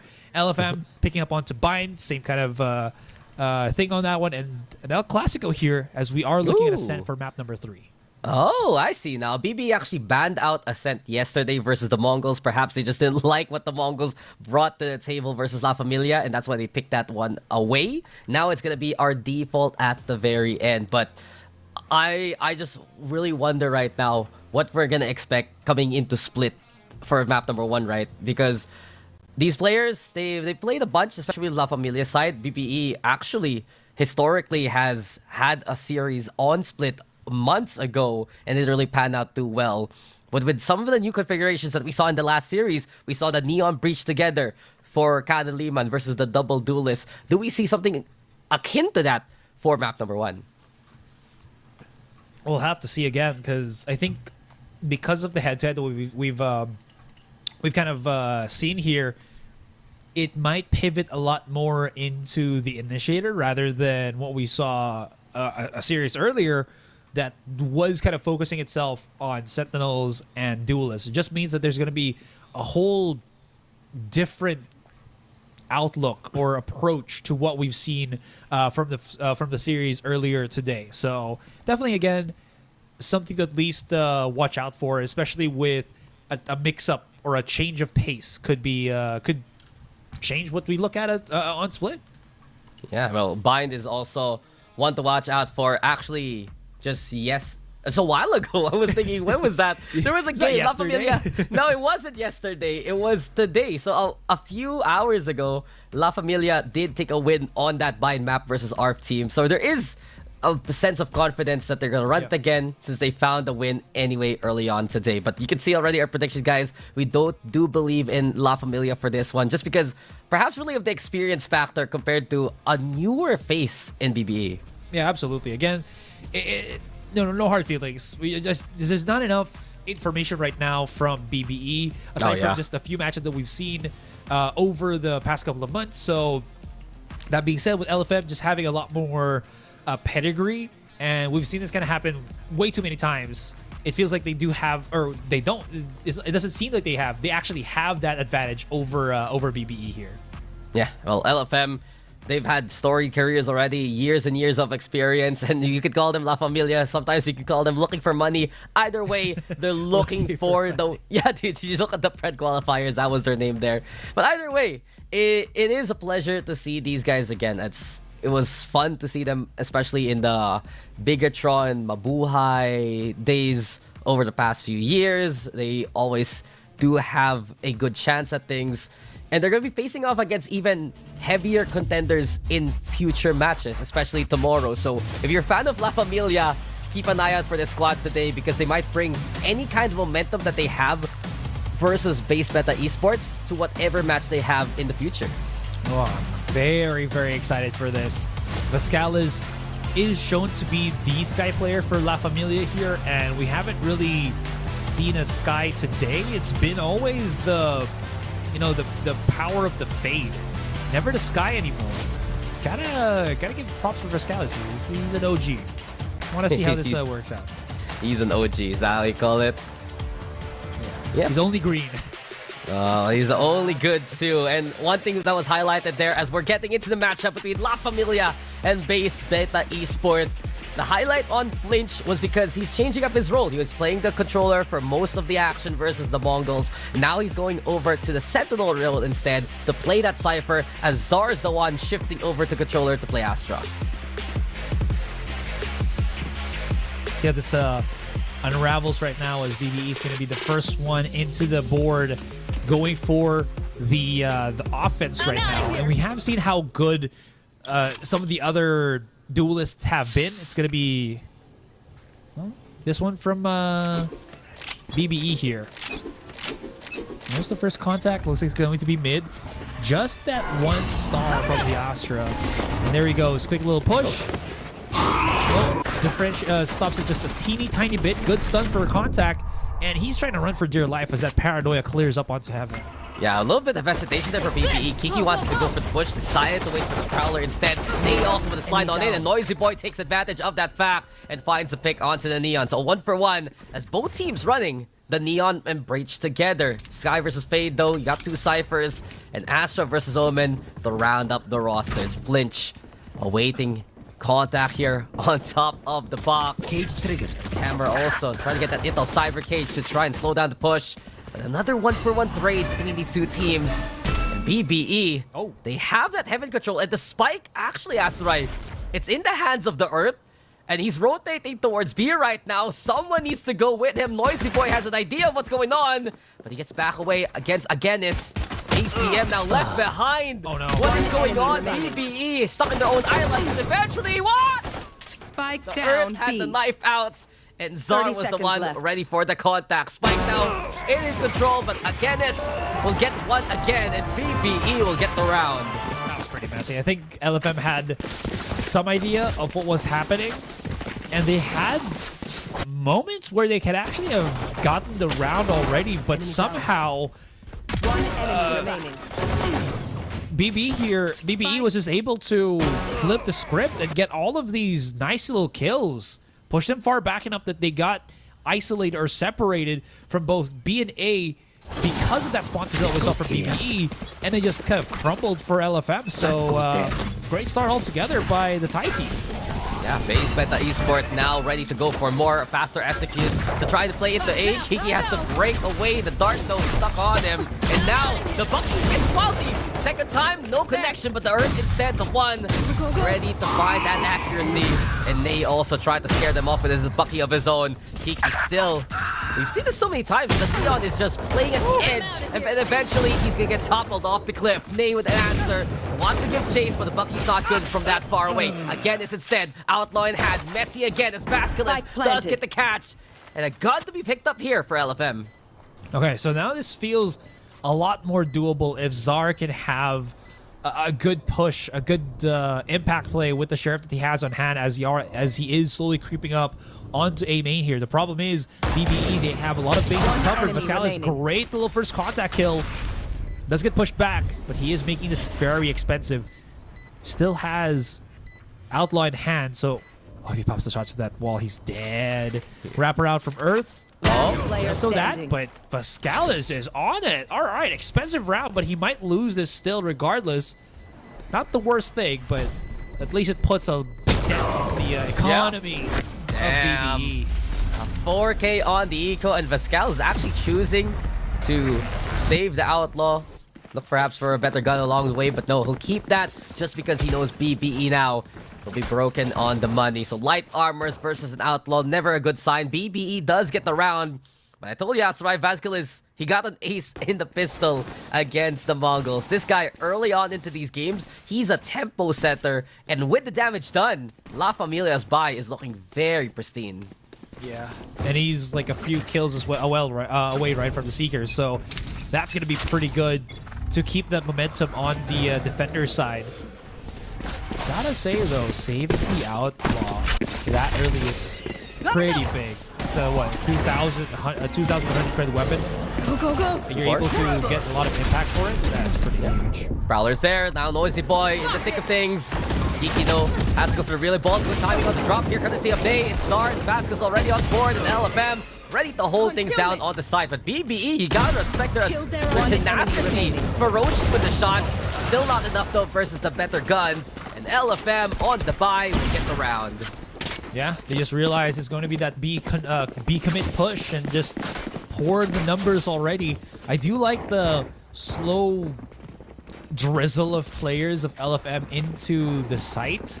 They don't just explode in one go. They go for a contact little by little, then start just picking off or start shooting out their abilities one by one, just to kind of cascade the push away from BBE. So I do like the approach. In any case, again, very close to the Seekers once more, and BBE now back into a possible commanding round here with their gun now. Yeah, they have a fighting chance. Outlaw's gone. It's all rifles except for Agenis. And you still see Ney ready to hold, ready to find that contact. I think the stark difference between the two Neons, Kiki playing a little bit more hesitant. Ney instead ready to go for the commit. The jumping's good for the intel. Paranoia, immediate response. LFM now anticipating the BBE push towards heaven. Kiki, as well as ACM forced the issue. Seems like ACM's first ball. Ney ready for the contact up close. And while Agenis does find a trade, it's still advantage here for LFM. All sides being watched out for, even Garage. And while BBE will try to force the fight, it's all left to the Earth now, who's trying to escape. The pings are there though. They know someone's coming in from the Garage side. And we saw him. A little bit of timing, but Zar knows exactly where his opponent is. Yep. I mean, he's gonna run into A, and there's like a bajillion traps there. Oh, he's trying to funnel him to Heaven. Oh, that's so smart. He's trying to funnel him to Ramps because of the Cypher Cage on A main. Good play, I like that. I mean, LFM, they're just so smart in these micro plays that they have here. The way that they're able to get the peaks out first, know exactly when to swing, know to find the fight. This is where we were saying experience is going to be such a key factor. LFM has had so many experienced players in their roster, and they just have that instinct to try and manipulate the game the way that they would like. Oh yeah, and it really does goes to show with how much I think more advanced they are with their placements. And not only that, it's how close they are to, just getting that slight contact against BBE. So you're absolutely right. Experience really does go a long way here for LFM. That being said, BBE, they're a lot more versatile here, a lot more.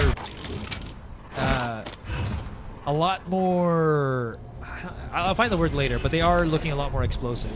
Yeah, because that is their surprise element. I do feel like BBE has some decent fundamentals, especially some shooting power. But Czar already stopped the BBE immediately. Czar with a 3, actually. Shift the throws, but he's not shifting it back. Noisy Boy also a catch of his own. And that's one big thing we've seen for the past few rounds for La Familia. The weaker sites that you expect, the places where players can find the lurk.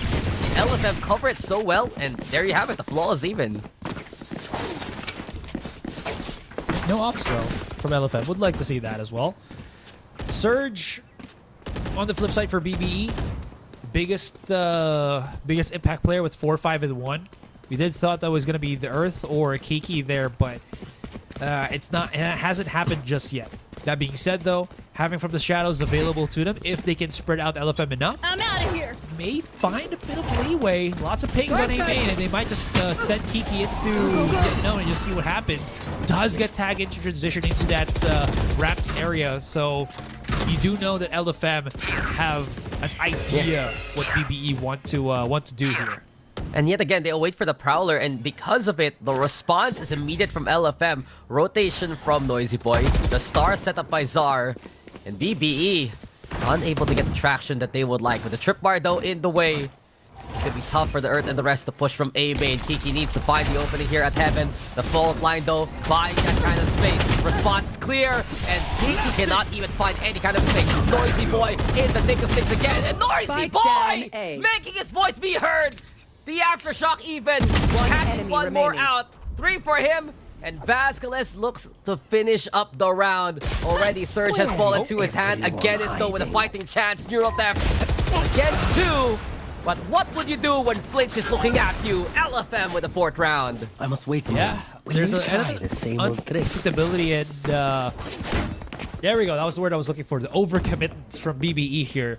It can pay off from time to time, but against LFM, if you try to slowly overcommit and not explode together as a unit, as a team, you'd see situations like that where Noisy Boy just isolate fight after fight and keep getting, these successes on those 1 versus 1s. They were charging him down, Dax, 1 by 1 on ropes, on connector, and somehow he still manages to stay alive up until Surge shuts him down. But that's already 2 kills compared to no kills from BBE at that point. At that point in time, rather. Yeah, it was 3 kills overall, Whoa, and I see what you mean. LFM, when they have the ambition, they get the results, and Kiki eventually. He does net the kill, picks up the upgrade. Vasquez does catch one more out, and Vasquez is so brave! And eventually, he is turned the fool by the Neon. A nice punish courtesy of Kiki. The fast lane's there too. Still BBE not overcommitting their forces. A good angle here for Czar. That's the Neon through for now, and Czar sprays down a double for himself. At least Flinch, a possibility, a realm of reality to try and make this work, but Surge and Agonist making sure they have a better angle here to play towards the default. Everyone He's committing the real theft. Bro wants to go for the fight. He's gonna get stunned, he will. Interesting. Okay. Second intel. TP also, and here you have it. The classic high-low towards back sights. You said it though. Flinch has a cam available, and as soon as he uses it, he'll probably get the glimpse. Oh no, you're right. The pillar blocking it, and now Flinch is gonna walk into this one. Walk into the free shoot, and no way, Flinch. Not a second time. The re-peek has finally found the answer, and a thrifty here for base meta. I mean, he had an idea where they were already because of that camera, right? At least it does spot out what was hidden near that box. But either way, still though, this mid isolate play with the Neon is so sick. It just gets so much value for you if there's someone from the defender side willing to try to fight for it or is already defending it, because it's just so fast and so compressed. It just is guaranteed to give you a kill. La Familia has been so willing to fight, so much confidence for the likes of Vasquez and the rest. 11 for the Sky, actually. And look at this testing camera. Here we go again. A slaughterhouse has been made in mid. And Zar, the Butcher, has found a double of his own. While Surge and Agenis just witnesses to that kind of death. Surge is taking the site, sure. And he has them from the shadows to pick up that spike. But with all this control from La Familia, do you think it's even a smart idea? Ney just ignores his teammate dying. Oh, I think they DC'd actually. You think so? Yeah, he did. DC'd. Oh well. Last player standing. And because of this, it's effectively a 3v1. Okay, Ney's back, so... Surge, good luck to you. I'm giving you a prayer. Well, he does have some leeway here, some wiggle room to try to kind of just wrap around, right? But the problem here is because there's so many opponents, this play is less effective. So, Scalus, yeah, there it is. Again, I like the idea, but there's just so many people that can just hold an angle from a farther point that he's not going to expect someone like Pascalis to be holding still on male, right? It's good, but again, 4 versus 1, it's going to be different. Go, go, go. So much pressure in mid between the stars and the flashes. You add the camera also. The utility game has been unmatched from La Familia so far, and you can see the results. Zar not only with 11 kills, but 8 assists already after 8 rounds. Looking good with the Astra, looking good with the control, and La Familia have made sure that base plate could not have the fight that they would like towards mid.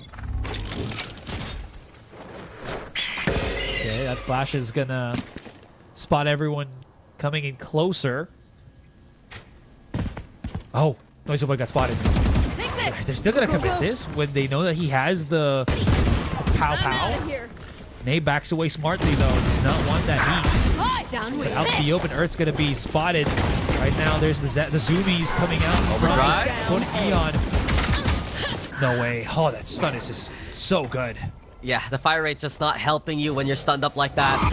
And Kiki able to find the outmaneuver anyway. Ney though from up top, Surge, good angle. And this is looking strong here for BBE. A good round so far. We're on the lesser buy, but while Surge is too busy, Flinch will find him. Eyes now wide open onto the site. ACM planting in safe here. Spike planted. Zar does have the Cosmic Divide to use here. But in the 2v2 set, Kiki, ACM playing with one another. The Nightfall possible to be used towards screen. Flinch just waiting for the timing. Kiki has a good angle towards A main here. And a Haunt also doesn't get the spot. It does dissuade the Cypher's push. Now then, La Familia with the peak. 1 by 1 they go. Kiki first gets the kill. Nightfall has been used versus Zar. They spent the ultimate and they will secure the round because of it. You know what? I mean, if it's a tool that helps you and you just want to get that round in, why not? Right? It puts them back into that 5-4. It's not the end of the world, but this contact from the Earth actually gets things started. Big flex coming in from Surge as well, and then all hell just broke loose. I really did not expect that to be the outcome of that one because it looked like it looked like BBE was just looking to see what the answer back was from LFM. And a big answer to that was denying the life of Noisy Boy and denying the threat of that Rolling Thunder to get things started. Truthfully, if LFM doesn't have the full set of utility that they want, it is tough. And you ask for it, Noisy Boy is ready to let it rip. It's Beyblade time in the middle. They've also tried to go through the fast lane, but the response is clear from the Earth. And truly, that is his element. The Rolling Thunder to get the stop on the Noisy Boy. Flamestone makes the trade happen. Eurotap's now into play. It's all intel on all fronts. UAVs up in the sky. But Ney wants to give chase. Escape though. Die name is BBE. They go for B side. The overdrive is the response. And Ney ready now again. Zoomies of his own. Speed kills, but again this is faster. BBE, they tie it up. Wow, that is insane. It looked like it should have been LFMs. And then somehow the tripwires were just tripping everyone up. They tried to follow up. The Rolling Thunder was there. Let's look at that quick little replay. And somehow they weren't able to capitalize. Kiki was just holding the fort for the longest time and was getting kills rather than LFM through the stun of a Rolling Thunder. That is just big. That's just great plays or great adaptations, adjustments from BBE here. Yeah, if you want to play aggressive, we can do so too. And BBE, just so happy to expend ultimates to respond to ultimates. And that's what you want to see. In these 50-50s, BBE is confident actually that they can make the rounds happen. Oh yeah. Well, take 2 on A side. Saw that's 2 rounds ago. But now we've adjusted with Flitch putting his whole enchilada of traps. Cypher smoke, counter Cypher smoke to allow them to cross, and now they've gathered themselves here on A main as well as on top of ramps. Yep, well, Noisy Boy. Noisy Boy! There is just no stopping this man! We hear you loud and clear, Mr. Breach. And Noisy Boy has done it all already. ACM, just in a different area code here, Asarai, and just a single player is all you need for La Familia to stop the round. Absolutely. And I thought he was in a actually super risky spot as well, right? Smoke dissipates, he's just out in the open, but if he's that confident with his aim and he wins the 30 battles, seconds left. why the hell not? ACM though, spotted, could get gutted here. Well, Just his name jumps is into Day, the headshot. not Yeah. Yo, it's an ace instead, and that's where we say hip hip hooray. Hell yeah. La Last Familia. round Just- before the switch. There's these rounds they decide, yo, you want the ace? You wanna win the round for us? They just do. Look at that, how clean this is. This one is This great. is- like, Dude, yeah. look, wait, look at how much utility he has. All of it. You don't tell that to a Breach player. Why did you save all of your utility? Why were you doing for fights? You could have stunned, you could have flashed. But my name is Noisy Boy, and I make the noise by going brut brut. Dude, it was more like brut. It's not just brut brut, it's all the skin sound and more. The ace is my good, God. but Nay is even better now with the peak. Earth falls first, and while Surge does bring the pull back as the stars don't align there for Czar. It is potentially a beat take here for BBE, but Heaven still a place for Noisy Boy and the rest to take command of the fight. Now utility used by the Breach. Aftershock, the flash forward to stall. The fast lane into play as Kiki right now wants to make the push happen too. It's Noisy Boy though still on time. And Noisy Boy, he's looking to do it again! Back to back big impact from the big man! It's LFM with a 7-5 half! Switching sides. My God, that's 9 kills, man. He's wiped the server, the other half of the server, almost twice in a row. Impactful end to the half from Noisy Boy. As I said a while ago, 9 kills in 2 rounds is insane. With 14 alongside Vasquez, La Familia has all the momentum they would like moving into the attack. BBE though have made it tough so far. Asteroid Cyber Cage now in the way of Nay, but the relay ball still to play, and Nay, There. he's just making so much noise. Look at BBE, the rest of the team pushing from sewers. Vasquez with the catch on the flag, and Nay just standing tall, proud, and waiting for Agitus to come his way. No heal for Vascalis here though, but 2 kills already for Spike what is planted. literally no trades from BBE here is going to be quite difficult. ACM does get the kill onto Czar. Now Nay has his position spotted, but even if he gets picked off here, do they know that? Oh, there it is. Yeah, Vascalis gets picked off as well. Noisy Boy, proactive play, pushes up. Vascalis plays Last player a standing. quieter approach here, but he has to start picking things up because they did lose control of that A site. It's not going to happen this time. That's going to be BBE somehow managing to work around the loss of their 2 players and get the pistol round here, Max. Yeah, it was just such a fearless play from BBE. They go for a 3-2 split. They try to push in sewers, doesn't really pan out, but they eventually catch that ramps control, and that was the beginning of the end actually for La Familia. They would start losing these fights. Noisy Boy, the fact that he had to turn around to try and clean things up towards A main lost them so much, I'd say, pressure on the site, right? They lost that priority, and with it, BBE got all the space they needed to work with. Absolutely. I think there's just a little bit too much trigger happiness from LFM, you know? And it just did not work out for LFM moving into that direction. Againist able to use that outlaw to just break out a little bit. Nice little pick there 3 players versus Surge here. He can't flash and attack at the same time. Well, he's able to just get away. Oh, that paranoia though. How dare you, sir? 2 kills, 3 kills already on the side of LFM. Already enemy losing remaining. players left and right. It's all down to Vascalis. Noisy Boy lost the leg there. Double shot by the Outlaw and Vascalis. Oh, the Spectre at least, but the trade is fast from BBE. And in the blink of an eye, Asarai, the score is tied up here. Yeah. I will say though, the rounds, it feels like aren't really, or the, how do you say this, the amount of rounds isn't really reflecting it because it's been going by so fast. Both teams, I feel like they signed a silent agreement that they're just gonna keep rushing things, you know, trying to one up the other, see who's the fastest among the Southeast Asia, not the West, because you know we're not there.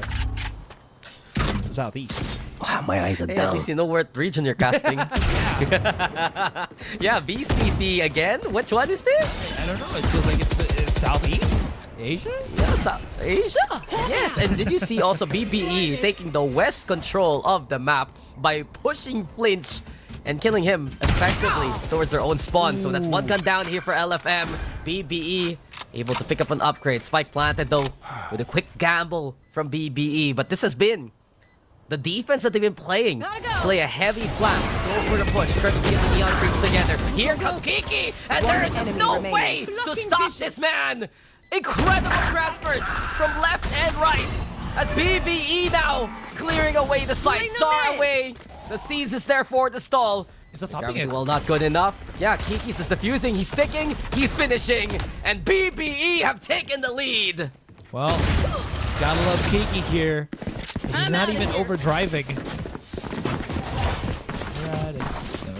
Anyways, Go, go, go! good 4K for Kiki there. I mean, if you can get an ace, you know, that'll match up against Noisy Boy, who did get that nice little 9 kill in the span of 2 rounds. They did put LFM's economy down the dumpster here, so not looking too hot for LFM and BB. Oh, is this gonna be a swing out from McGinnis? Oh my god, he's gonna get picked up, but no, Surge. Spike down, What a B. trap, what a ruse, what a kerfuffle. The hoodwink, and it works. They get the pick onto Vascalis there, and they get away with bloody murder right now, Dax. Yeah, that was just absolutely criminal from BBE. Bait and switch effectively as Noisy Boy gets away with his life, but there is still the chase. And Kiki has finally been stopped. Noisy Boy though found one, but he wants more. Here we go again. Ferrari peak, even though it's F1 weekend. Noisy Player Boy standing. looking to go turbo there. But BBE put a stop to anything La Familia want to do. And BBE, that's another round in a row, Asarai. That's 4 for the half already. Oh yeah, absolutely. LFM, it just feels like they've run out of gas here, Dax. And they need to go for a pit stop, get themselves refueled up, and hopefully have enough to just follow up in terms of the laps that they lost. I don't know if this is the correct way of approaching things. It just feels like it's just a bit too predictable now by BBE. The pacing is the same thing that we've seen for the past couple of rounds now. It has not shook up BBE's defense whatsoever. Yeah, BBE has had to handle things. The perfect C's also already catching out Nay. There's so much bravery from Kiki to drop away from the other side of the wall. But in any case, it's a 4v4 now. The Earth with a jump peak. Now it's Intel. They know that 8 take is so possible, but ACM has been found on the flank. And LFM, exactly what they need now. They get the push and they get up close and personal. Flinch with a knockout punch onto the Earth, and this operator Spike in the planted. clutches of Vigenis, not the best weapon on a retake. Oh yeah. This is not going to be great at all. Unless Surge can get that first pick and start getting some map control. I don't know if Vigenis is going to be willing to actually push alongside him. It's just too heavy in the credits department for him to risk his operator way too early. But that being said, though, Surge enemy is remaining. starting to explode, make some waves, but Noisy Voice shuts him down before he can really dig his toes deep into the A site. That's going to be a round loss already, and a good answer back from LFM. Isn't it dig his heels? Oh, yeah. Dude, you've been talking about toes all day. Do you want to tell me something? This is what, the second, the third time you mentioned? Second time. I don't know, man. I don't know, man. I don't know about you. I'm trying to find a toe-related punt to answer this, but can't put my toe on it. Oh, shut up. I can't respond to you properly. We're on broadcast. But hey, at least La Familia getting the round. And what could have been a good play from base beta is what La Familia expects. The C's was good, but La Familia played the cover even better. And here we go again. Fast lane right now. No cost of divide to utilize for the round. But Kiki staying in reserve. Now the drop after the flash and using the maximum time there to get some good distance. LFM, they fight back, sure. And in the end, it's a 2v1 left behind. But that one flash changed it all for BBE. And Noisy Boy, he needs to go loud if he wants to make this happen. Seems like silence is the only thing ACM will provide. And BBE have made it to double digits. Not gonna lie, I thought he was gonna just shoot out the Rolling Thunder and hope that it could help him out. But let's look at that replay real quick. The second kill and the third. Well, second kill. So smooth from Kiki there. And the follow-up as well. Just getting that net advantage in terms of the trades. Now, BBE, they've gotten over that threshold of 10 or double digits in terms of the rounds. But gotta say, LFM, they've been I'm out of here. kind of scratching their heads here on how to play the attacking side of this map. Sure, they have a good amount of versatility here, but is that going to be enough to push them to, I don't know, double digits? Take this. Noisy Boy, his secret just get immediately blasted away. No, that's the thing. The ultimate was the only thing that gave a round to La Familia a while ago. They have many in reserve, but the plan just isn't looking pristine. Surge instead already catching out step one with Vasquez falling early. Nightfall also slowing down LFM's pace to a crawl, and with it, it's BBE looking to make the slipstream happen here at mid. They want to play through those trackers, but La Familia wait out the decay, and even more so here, Asarai. Flinch now in a position to try and make a lurk possible, but Agenis has an idea of what's going on. Ops at the ready, watching out this exit, and Flinch! A step too far allows him to stay alive, and now the neural theft for the intel too. Well, to be fair, there still is the Earth and Kiki still here on the position. They will just run away, but they don't really expect Flinch to be there. So Noisy Boy, no way. He's just going to be able to isolate some kills and just be done with it. Kiki's just out in no man's land, and that's going to be a round for LFM. What a... Careful. Yeah. That was strange for BBE. They knew they were going to get hit by a neural theft, and they still decided to run that way anyway. Yeah. They were always going to get exposed. They were always going to get hit by the intel. And instead of looking for Flinch, perhaps, right? They did go the hard way and got punished for it. So, unfortunate for BBE, La Familia did expend a lot more ultimates in that round, but a win is a win, and as I've said a while ago, when LFM uses an ult in his attacking side, it's been success for them for the round. Here we go. Okay, okay. Oh, classic Kiki. Yeah, and this is gonna work this time. BBE can't make the same play twice against La Familia. They did this before against Flinch, and now the whole party was waiting for that neon. Oh, this could... Well, this has blown up in their face. Scalus was not the one that was picked off, so that damage from Nay is just... It looked like it never happened because of the heal from that regrowth. Flash coming through. Get a little bit of contact. Fast lane as well. This still doesn't cover today though, and he's actually able to escape the clutches. Flinch gets the pick onto mid, and now they can just readdress the attack onto B side. I'm unbelievable. He gets out of that one, but ACM right now, he gets the only kill here for BBE so far. As LFM, they played with deaths and still come out alive. Nay's great escape, but so much time for La Familia to make the play onto the site, just the re-engage there. And again is perhaps looking for exits here in mid, but La Familia, the grit to bring this back to a 10-10 standing. Good on them to make these kind of adjustments. I think BBE might be banking too much on their over-aggression. It has worked in the past couple of rounds, but now that we're so near the finish line on map number 1, they can't really over-aggress. Is that really what he wanted to do? He can't really need to save. Because into this next round, aren't they going to be strapped for cash? Yeah, they are. Pretty much. Yeah. And it just gets a bit tougher here for base beta esports. It's something I guess you tackled a while ago. The finish line is getting closer. And does that mean the pressure is there for base beta? Well, they're going to go for a timeout right now. And they don't have much to use in this round. It's a good chance for La Familia to take the lead from it. Quick little timeout as well from BBE here.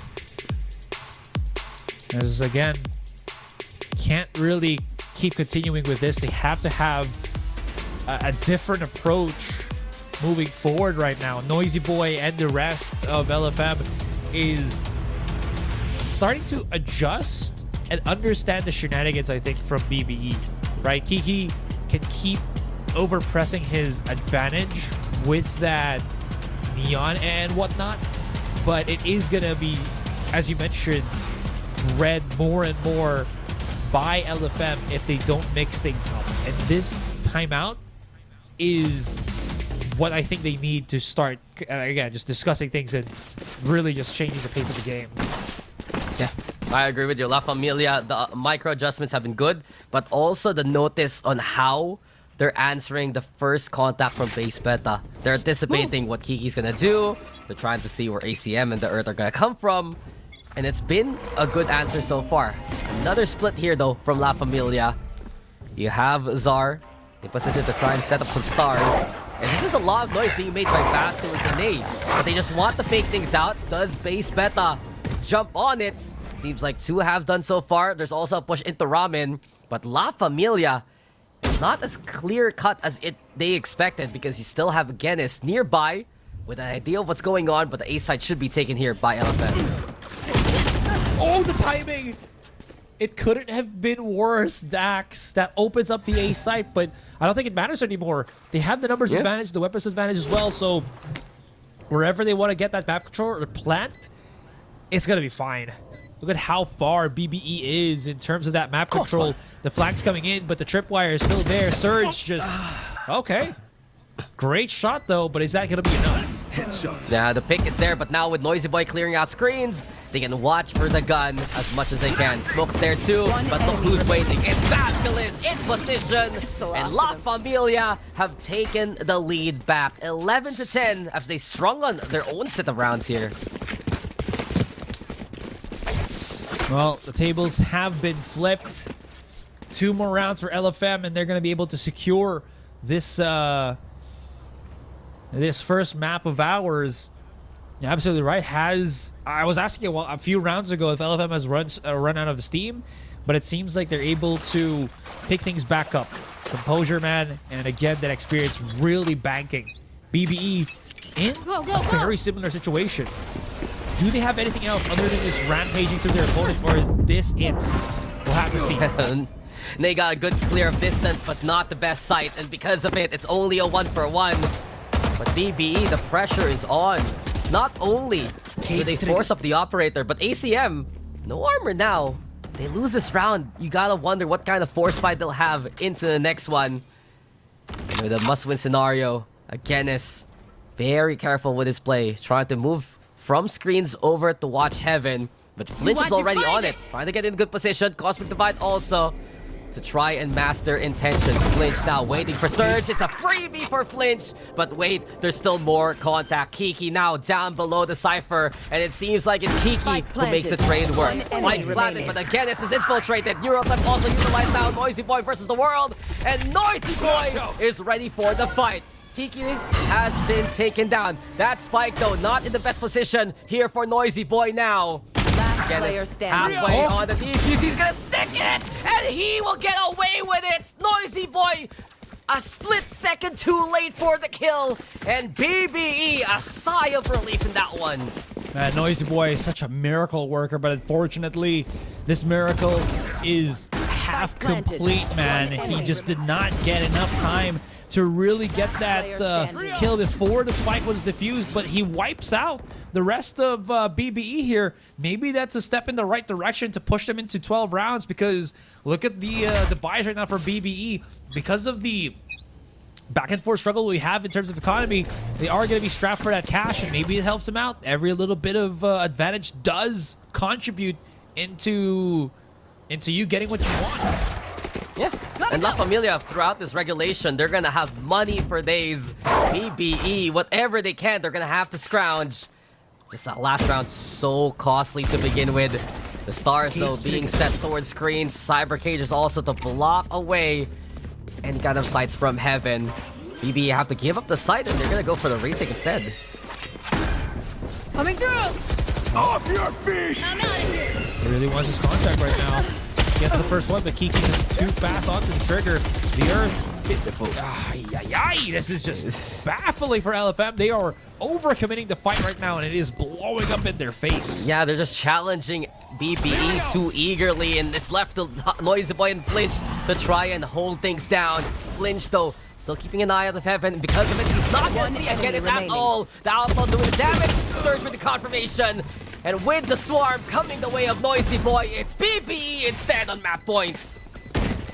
Come on, Okay, come I on. thought they were just messing around, but they have to fuse it. It's Not fine, your totally day. fine. And you're absolutely right. Match point now in the hands of BBE. Match point. We're posing these questions, them in man, the and both ground. these teams answering with yes, Asteroid. We can last longer. We can fight for more. And they are doing just that. That fight was just...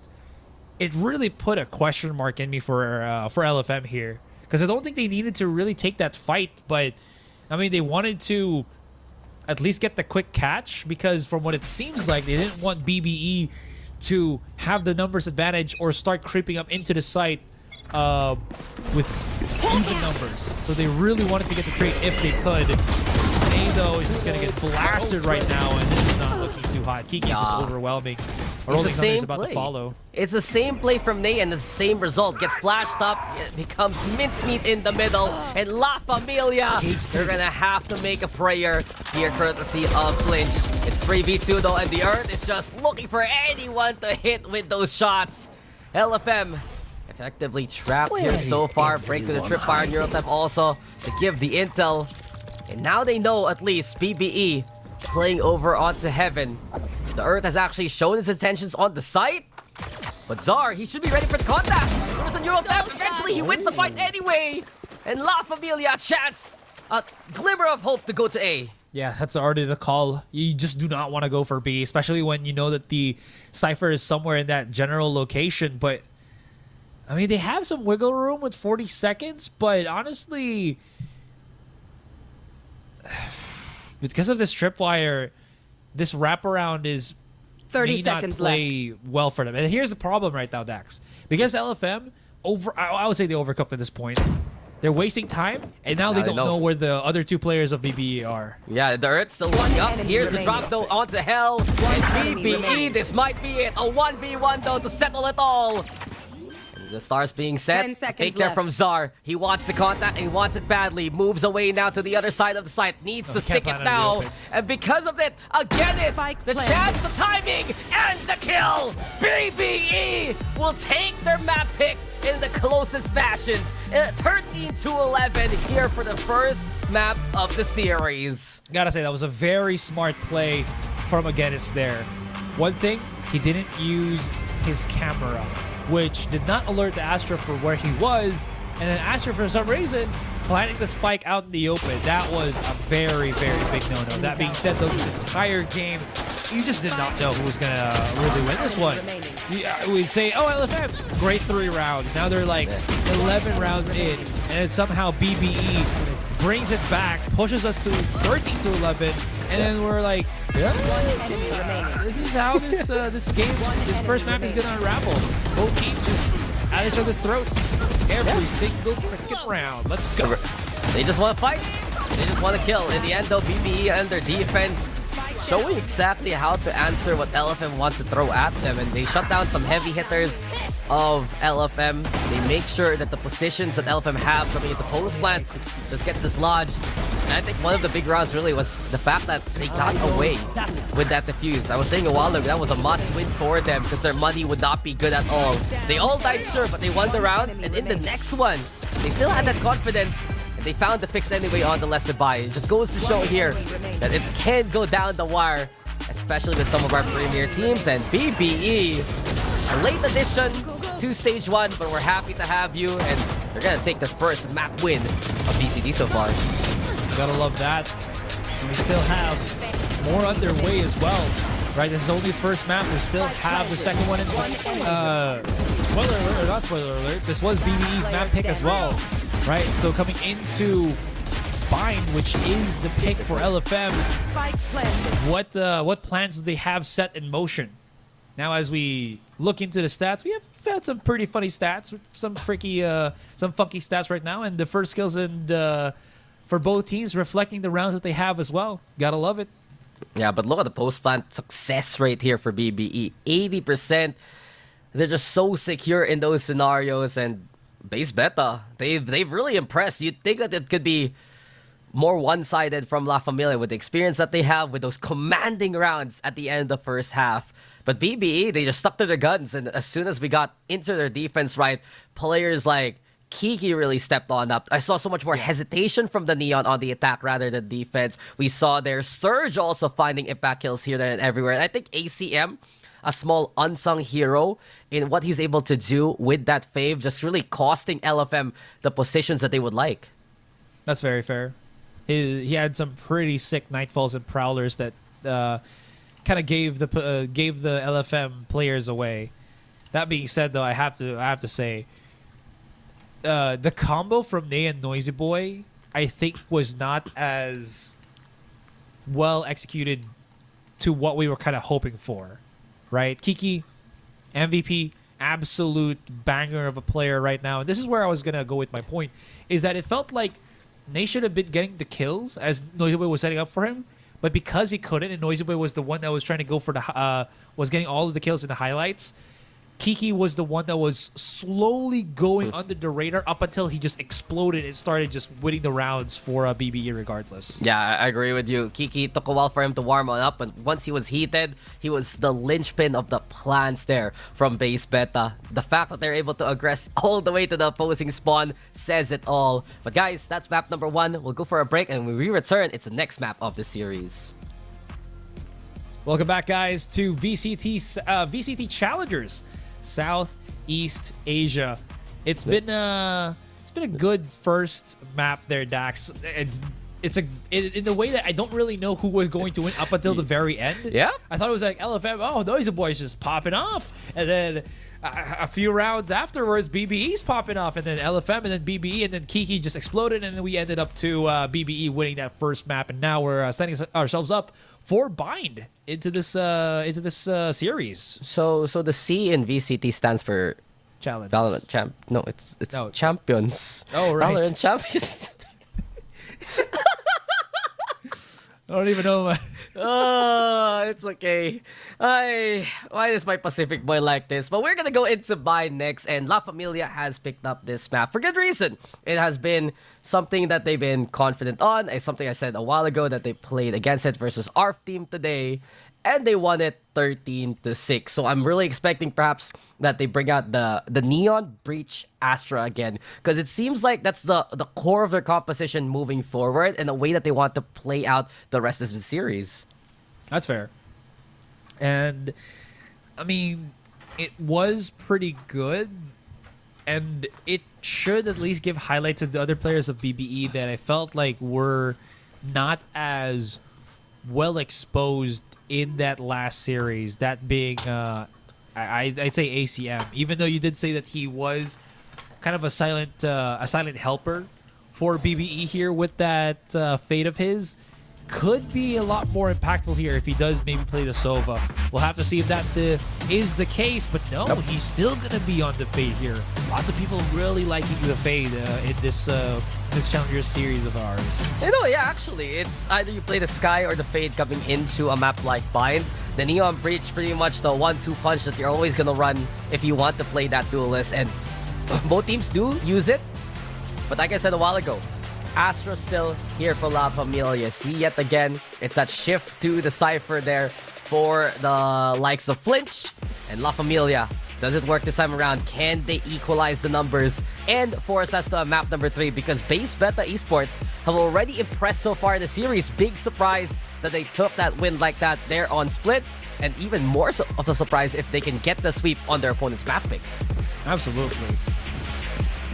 With Noisy Boy being such a highlight player and Bind having more, I feel like, options for you to really show your stuff, because there's a lot more contact play compared to Split, or like contact play in the site compared to Split. I don't know if I'm just like pulling something out of my butt with that reference of mine, or my info of mine, but it feels like it could be a possibility here. That could be something to just watch out for. Nay, Yeah. pretty good kill onto Agonist. Yeah. Seems like Nay hitting the practice range real quick early on. And because of this BBE, they lose the Cypher early. The anti-lurk looking a little perilous, and that's why you got the Earth still waiting towards short. And one thing to factor in, BBE have switched from the Clove that they ran against the Mongols to play the Brimstone here instead, a little bit more standard on a map like this. In any case, Zara in the front line, just waiting for anyone to push from showers. And again, it does help, you know, the entire team in tandem. It's not only the Neon that benefits from it. I believe it's also the Prowler that could benefit from it. I'm sure it's the Skydog, but I'm also 70% sure it also works with the Prowler. I haven't seen the interaction in a while. Yeah. Well, we see a dart here from Vasquez and LFM. Already knowing that this B long push 30 is seconds upon left. them. Kiki, though, and the rest, you're going to need to look forward to commit here. Either that or the TP on away, and it seems like it's going to be plan B. A TP now from the showers to play over onto the A side. But look at the reposition from La Familia. Not only do they have short control, but Nay's not looking the way he should be. Kiki instead gets the backstab on his opponent. left. Zar comes in from heaven, but because of the opening made here for BBE, we get into a post plant. It's 3v3, and Noisy Boy falls to the hand of Surge. Up close now for base beta. Back away into Lamps, trying to play safe and play as a trio. Flinch though, peeking on out. Vasquez wanting to be the contact now up close. And Vasquez, he's traded quickly. Surge in position, and it's Kiki who slides into action. BBE, they salvage the round and get the pistol. Okay, so people might be saying, why was Nay just counter that quickly, or wasn't able to really respond? It was more of, I think, because of how fast a Neon moves, your brain doesn't really allow you to, like, you know, when you hear something from showers, you have like an internal clock that says maybe in like 3 seconds I can look around, hold A short for a little bit, and then I can look at A and have that contact on showers. Because of the Neon, it kind of screws that up, and because you're jumping up and down, it also muffles the sound, so you can't really react quickly enough for it. You just have to look and see and then react to that. But then if it's audio, it's not really as clear cut. So there. Brother. And either way, the reactions from BBE have been unanswered by LFM. They're just so quick at making these decisions, and eventually it still works out anyway. Surge already with a catch on to Nay, finding the pushing Neon. And from this point on, Kiki, signature jump peaks. It's been the way he's been playing the Neon on the attacking side. Flinch alongside Vasquez anchoring onto the site, but eventually BBE, they regroup their forces. The Prowler clears out Hookah well. Camera also to get even more of that confirmation. Fault line here from the CT side, and where is Kiki going because of the tripwire? Physics is unreal on a game like Valorant, and Flinch plays the yo-yo that is the Neon. With it now, he just hits the 6 shots, and a classic up close, allowing La Familia to get that space back. Well, that's not good. Zara also holding an angle here that they might not be expecting as they cross into A short. 30 seconds ACM left. doesn't get picked off, and that's going to be a bit of an error here for LFM. Still, control continues. Noisy Boy can just get close. And the right kick Spike kills. planted. Black kick for days. Pascal is holding an angle with the Bucky on Lamson. They do not want this heat. Still gets the kill. And again, how is he getting so much value off of his Outlaw? They retake that Phantom off of the hands of their opponent. And now Noisy Boy left to fight with the Classic. Sure, it's good, but is it going to be good enough? Picks up the Outlaw, has to go for the reload, and this is all time wasted as LFM. Oh, He has a gap. He has a gap. There's He a can defuse it. spot. And do they expect this Surge? Last Swing player now, standing. halfway done by Noisy Boy. 6 shot 2. Over on the shower. ACM is going to be an enigma. And there you go. Mystery Solved. BBE get the second round, but that was costly for them. Whew. What a a very difficult spot to be in for BBE, but somehow managed to get out of the stranglehold from LFM. Just the saps on those tripwires, man, it really screws up with the neons. You saw how far Kiki was just yoinked because he hit a tripwire. I didn't even know that was even possible. In any case, though, able to bounce back, which is good. Rather expensive, but they weren't really overcommitting in terms of the buys in that round. And because of that, you do see BBE having better weapons coming into this one as well. Man, he just ran into a rubber band, basically. And unfortunate, but it still was enough for BBE anyway. Guns, though, not the best on the bonus for base beta. I'm out of here. They did buy up a little bit. Judge in hand, got some shares too. And Zar, La Familia, ready for contact and ready for action! Take a bow, Zar. That was a beautiful hold on the shower. Antonis trying at least to make his own judge work. It's good for the one, but it's not good enough for the round. It's up to the earth now. And the pressure on his soldiers. Tectonic shift. There's the fault line. Noisy Boy finished off the job. La Familia, now The the crew round. got sloppy. Punish I them. know Noisy Boy is just so aware of where their opponent is. In the case of this contact, absolutely beautiful. Catches them mid-transition with the utility and just bashes them to the floor. That's going to be a good start right then and there.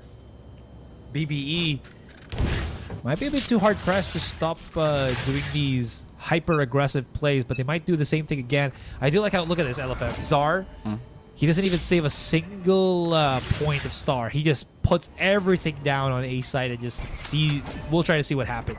Yeah, I think he just put his last one down, as you said.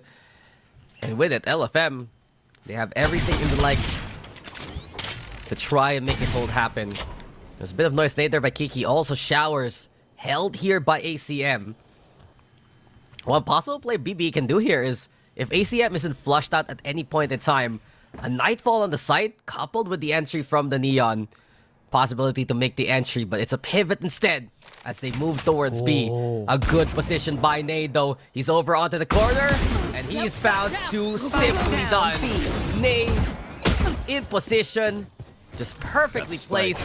Wanted by a tripwire. There you go with the slide again. And Nade finishing off a third kill before he's found. Damage done here by La Familia.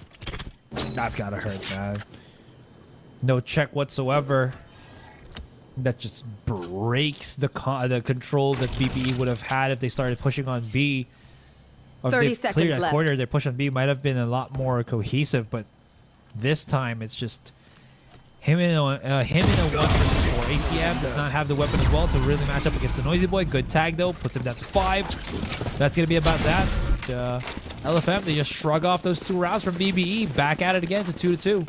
Yeah, we've seen this before. BBE, they take the pistol, but La Familia, once they have their guns, the momentum swings back in their favor. And not only that, they having a better start here coming into this game. A while ago on Split, we'd see him get caught by utility. He gets the space, but he can't even find any kind of contact. Now he gets to shoot back, and you can see the difference. La Familia, early on, getting some space, getting some info that they need to mitigate some of the options that BBE have. Just the fade setup. Kiki, no contact here. They try to push through on showers. You do see the setup that Zar as well as Vascalis do have. Oh, he's waiting for it. He's challenging for it, Dax. He wants that that contact because of the recon dart that's just waiting at the edge outside of showers. If he does do that connection or that does do that push. Zar already moving over onto the bench area, and La Familia 4 found on the A site. A good chance for BBE to try and overwhelm this B. Hold here by Flinch. The ultimate's at the ready. Cam also getting the spot quickly for the intel, and Nay! Take this. Precise. Nice one from afar. Almost strike also used up here, and BBE trying to cause chaos here towards B. Kiki already clearing the tripwire, but plays takes advantage of that 30 one seconds too. left. At least he's answered here by the judge. But La Familia, Vascalis has been in position for quite a while. Last player Not only standing. that, Noisy Boy checking his markers. He knew someone played into elbow, and that's the pick he's been looking for. Now then, can Zar finish off the job? Seems like the answer is yes, as La Familia will take the lead away. That was just nasty from Nate. They're just jiggling. BBE transition just gets picked off, and look at this. LFM, they're enjoying Team themselves, Ace. man. Gravity well and everything. Chilling under the kill effect Take a of one of breath the now. champion Release skins. the That's the tension. newest one. Good? Or the second Probably. one. I think the second one. Anyway, in any case, look at this. Go away. That's so good. And he just slides for the kill, rather from Kiki. Both Neons really putting a lot of pressure on either side. Yeah, BBE just couldn't get the space that they would like for the whole site. They got elbow control, but there's been the weakness we've seen from these Neon players. It's not really their fault because they need to make the space, but since they're not effectively clearing the tripwires themselves, it's the other players who aren't that accustomed to it. Perhaps the backline that didn't expect that there's a free trip. And it's a coin toss. Do you fight the Cypher head on? Do you just make the trade happen? And eventually, we did see the catch there from Kiki onto Flinch. But Flinch already did damage. Someone like Vasquez taking the same position towards the cubby area. That seems to be the problem here for BBE, but with the guns, maybe they're gonna have a better chance here. Okay, they're wanting to go for that quick flash contact. Clears out Octa, but that gives them crucial information for LFM. And that flash, even though it does clear a bit of space on B, it's not B site just yet. So they have no information to really go on at this point, and they haven't really used ACM's abilities whatsoever. Kiki doesn't even want to, I think? No, there's a Prowler. Prowler. Ooh, this could be fake. Yo, Zar? He wants to go in there. Plays inside the smoke. Kiki, as soon as he steps into this purple haze, it's Zar instead who One finds enemy a remaining. method to the madness. As soon as BBE get close, they are wiped away by La Familia. 4-2 now. Go, go, go. Yeah. There's nothing else. It's just a good setup for LFM. They had played inside the smoke, didn't get spotted by the Prowler. False sense of security there for Kiki to start pushing in. And when he thought that he might have, you're absolutely right. Zar, in the cheeky little spot, gets the kill, gets the follow-up. And it was just done and dusted. Even though there was a response with the Nightfall, what's that Nightfall gonna do when you're stunned and you can't really follow up on the damage? It doesn't matter if they're defend. When they're that close, they can see you coming. And La Familia, we've seen this in the first half on Split. That experience leading to that confidence. The positions have been good for the Indonesian squad.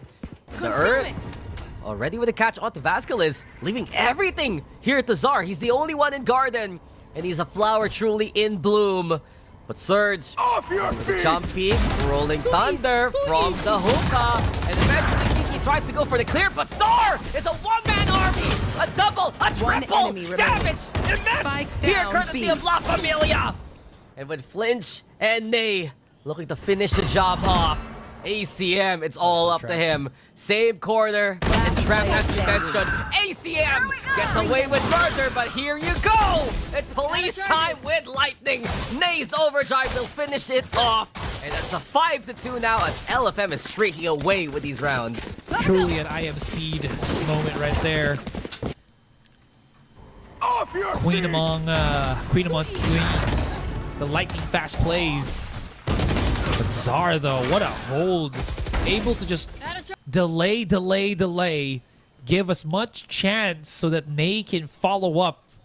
And the tandem, the combo works. BBE stuck in a rut here, Dax. They are just kind of stumped in what they have to do in this attacking side. They just can't find their footing. Even though they already get that hookah control, they just can't clear Garden as much as they would like. And that seems to be the problem here for BBE. Usually you get someone like Kiki to make that happen, someone to open things up, like ACM. But even with a pick like this, there still isn't that confidence because La Familia have even more angles to work with. And case in point, Zar's there by long, and Flinch has even pushed through showers. Flinch. Oh, wow. How does he survive those? You can't see it. Gainist not able to really battle eyelash against their opponents. And what? Yep. He actually charged Vasquez. It's not even the B long that I was surprised about. It's this. Last He player was starting standing. someone that was using the Hunter's Spike Fury down, and still B. somehow died. Yeah. Vasquez with quick reactions. And again, brother, it's his laptop versus the world. We can see his POV. Hell yeah. We can see his POV. Again, no. We have the intel, you don't, and you found the contact. Sar here, yet again, the king of Belong knows exactly how to put BBE in their place. Another win for the defense. And how many rounds is that right now? 4? 6? Yeah. 6. 6. Yeah, in a row. Ever since they got the buy round, they just have not let go of the gas pedal. And Nay, that was, I'd say, having a quiet game last map as well, right? Sure, he's 7-5-2 right now, but I mean, if you look and compare it to everything else in this game, that's pretty damn good. He's able to get a lot of kills to follow up with his team. He's able to mesh a lot better. This is the Nay that LFM wants out of their Neon. And he's getting that true value as well. I mean, this is the numbers that we expect from La Familia. But not only that, Star has just been a welcome surprise as this Astra is not done. First kill for him, check.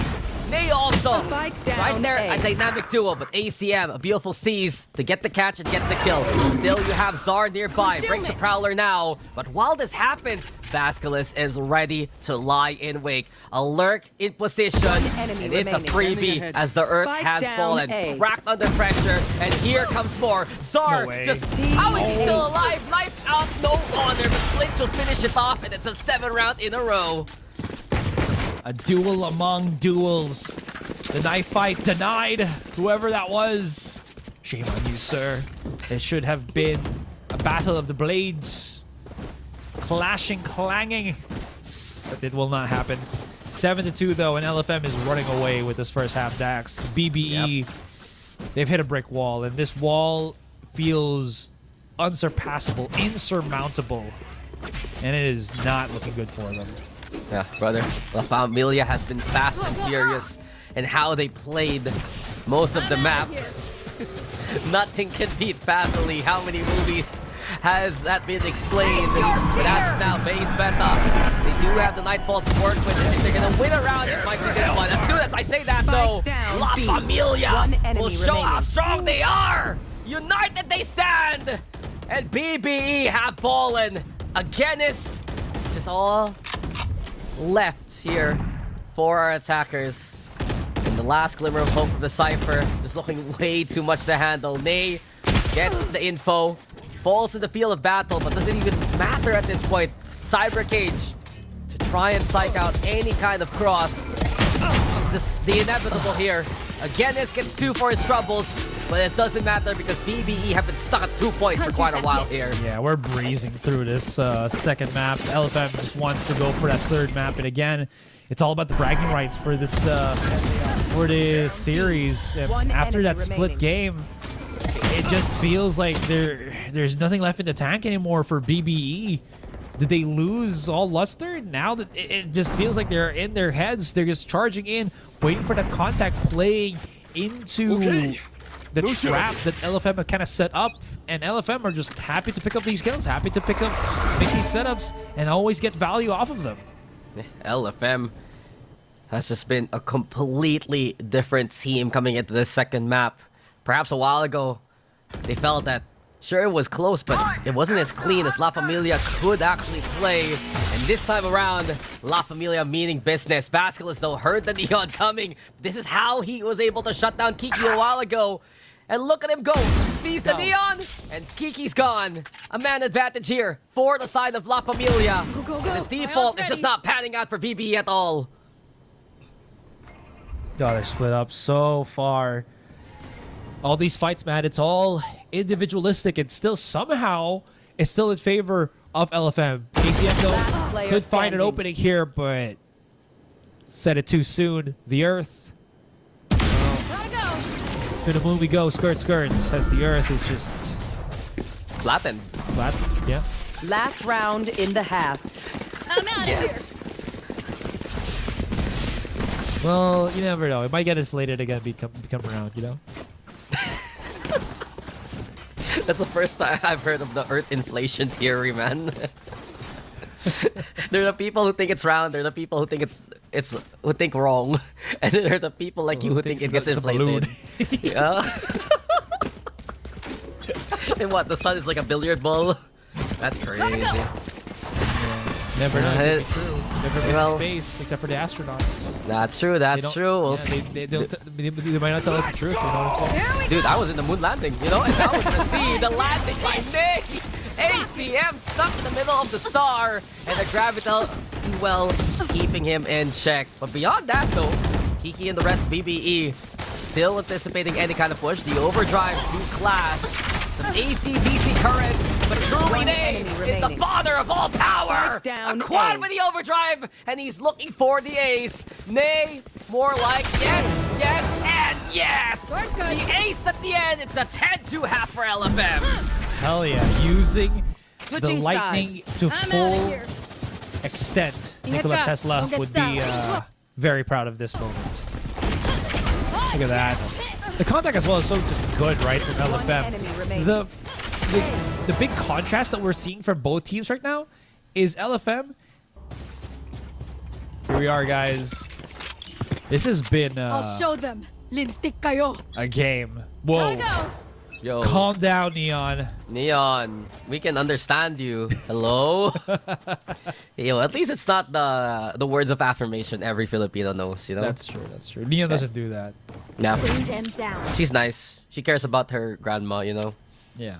Yeah. But you were saying it was a game, and I'll tell you, it has been one-sided so far. Oh, yeah. BBE, their biggest strength though has been the pistol round, and again is looking to take a step in the right direction. So Nate the first now to fall with hook-up control, he's taken and flinch. This fight is taking too long, but Vasquez has come to save the day. The fall type was so good though from afar, but the Earth right now has to deal with all this pressure. A 1-for-1 yet again. Kiki now coming in from the hookah. Spike planted. Spikes planted though by La Familia. This, Eventually, I'm Noisy Boy and the rest, they know where to expect them. Really won't there.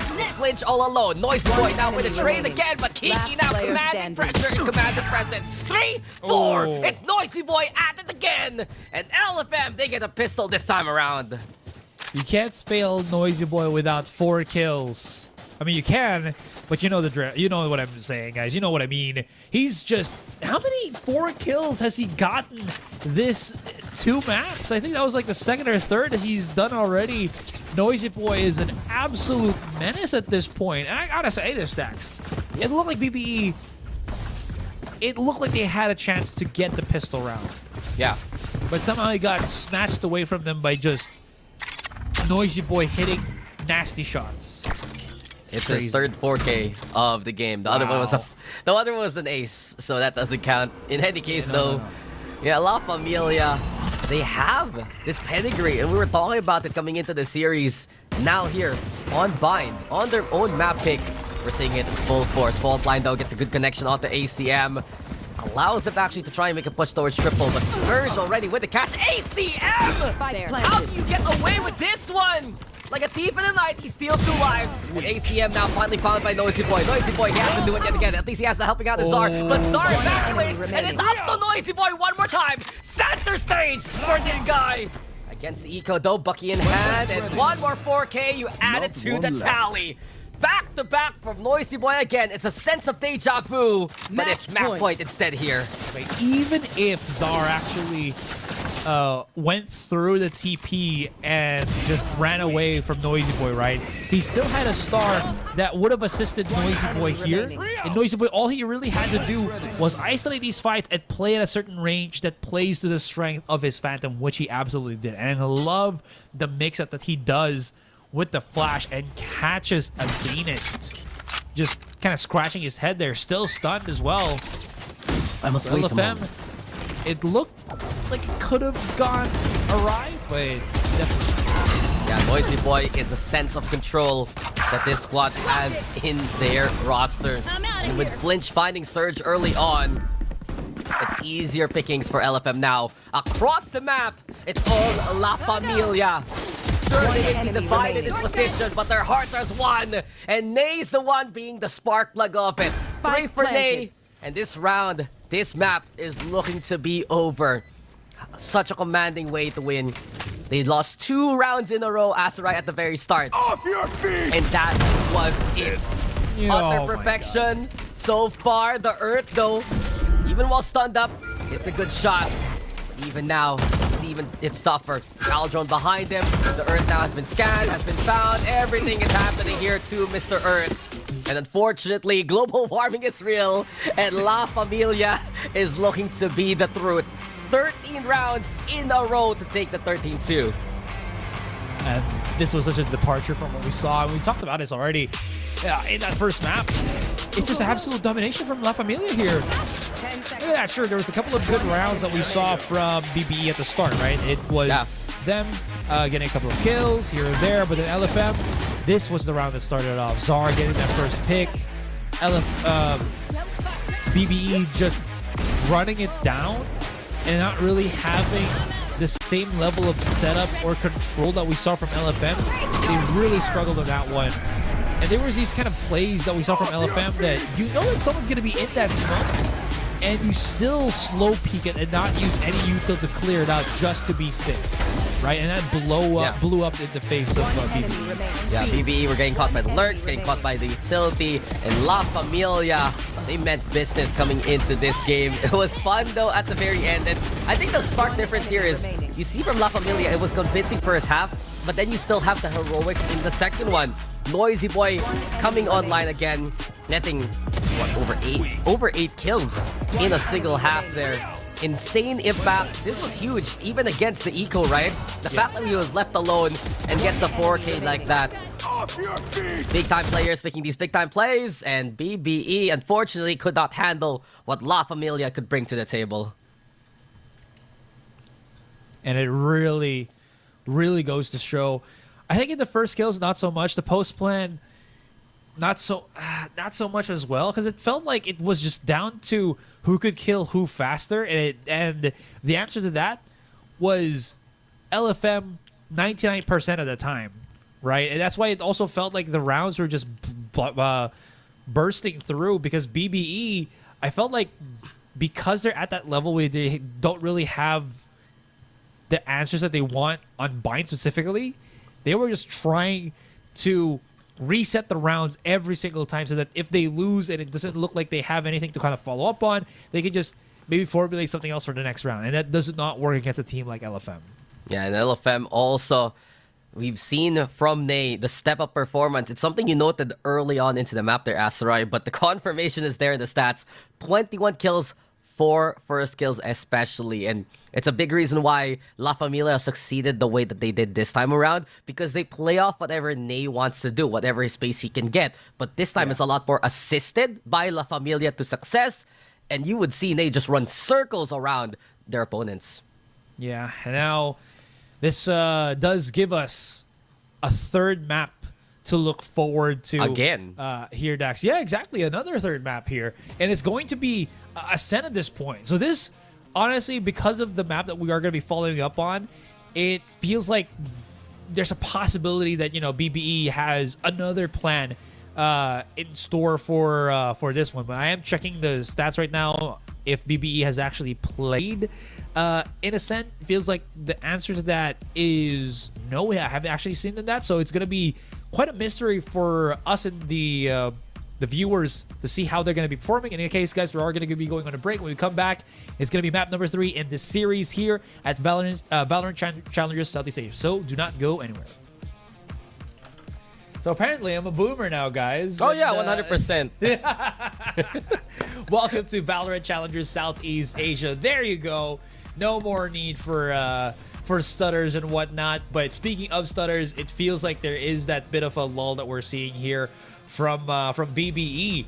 La Familia is just putting them to the test, and they've been failing it round after round in that bind map here, Dax. And it feels like coming into map 3 on Ascent, there has to be some form of reset here, because this is not looking good at all. Look at the contrast from what that first map is to what the second map was.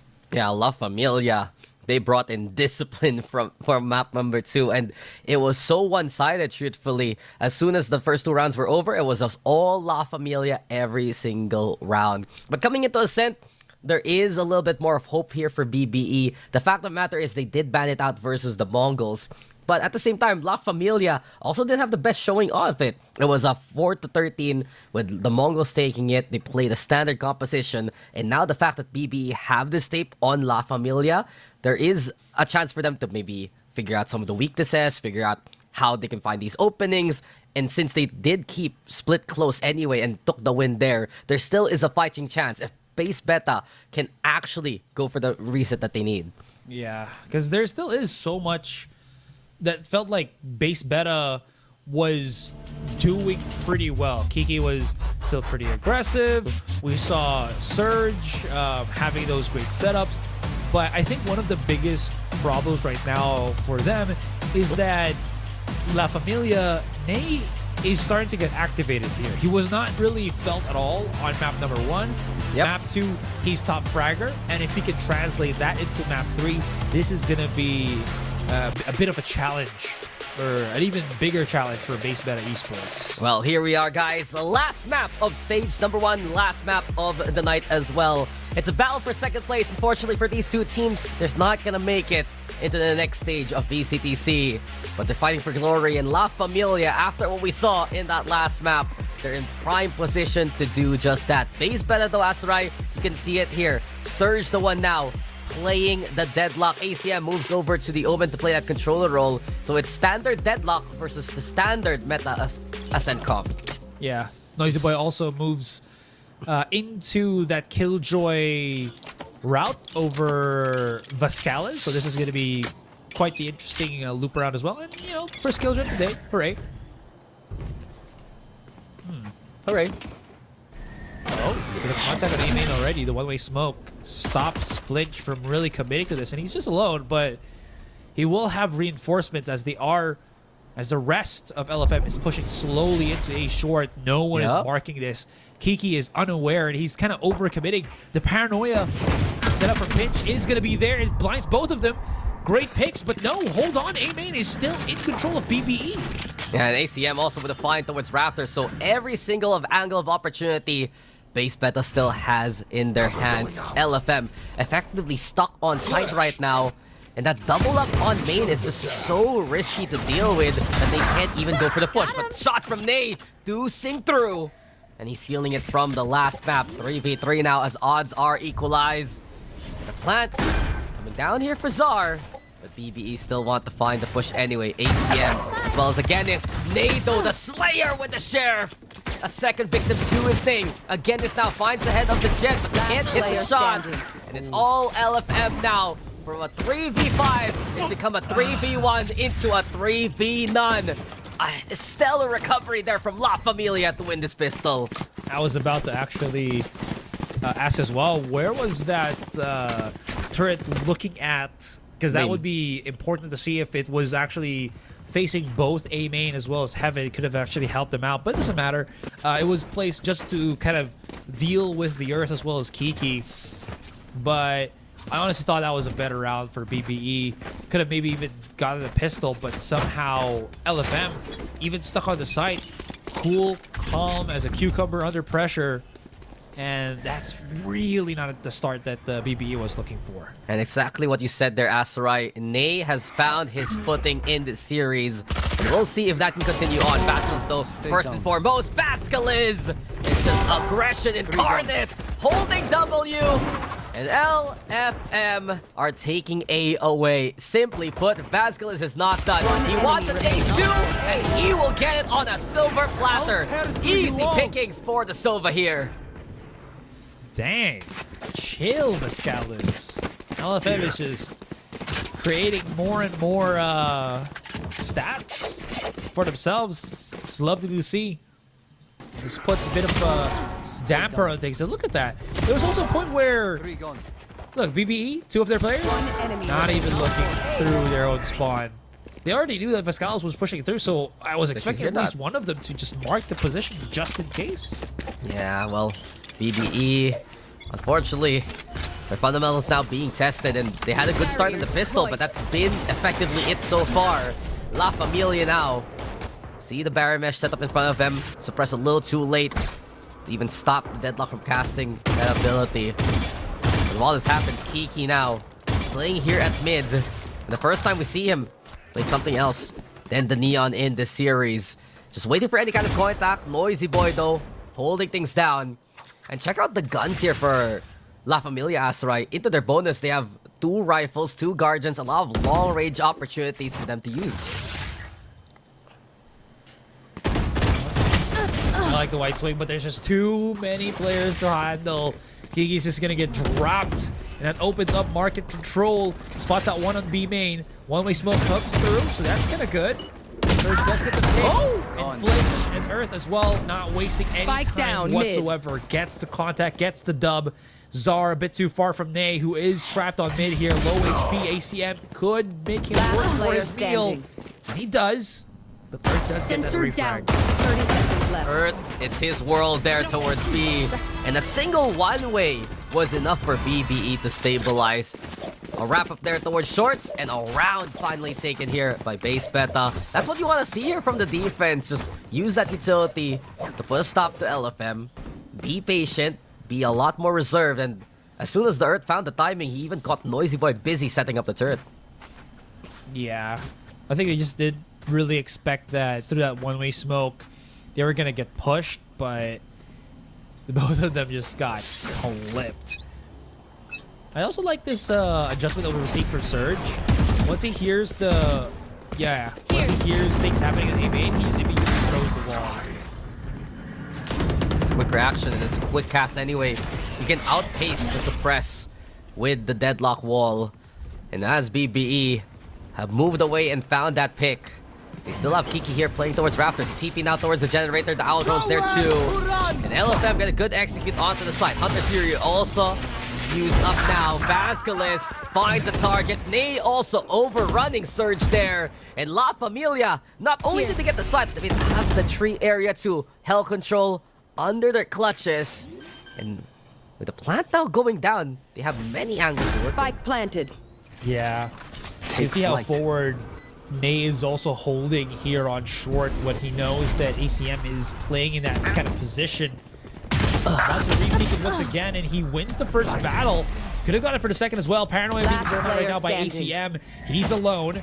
Tries to push through. Hit by the blade. And this is where it really becomes difficult. There's just so many crossfires, so many refrags possibility there that he has to work quick. Not quick enough, and he falls down. The only way forward. Nice try there from ACM, getting 3 for his troubles. But in the end, doesn't really matter as BBE gave up the site. They lost out as soon as they backed away, and we've seen this from Vasquez multiple times. You get the Hunter's Fury online early, especially because he had 7 kills to his name there.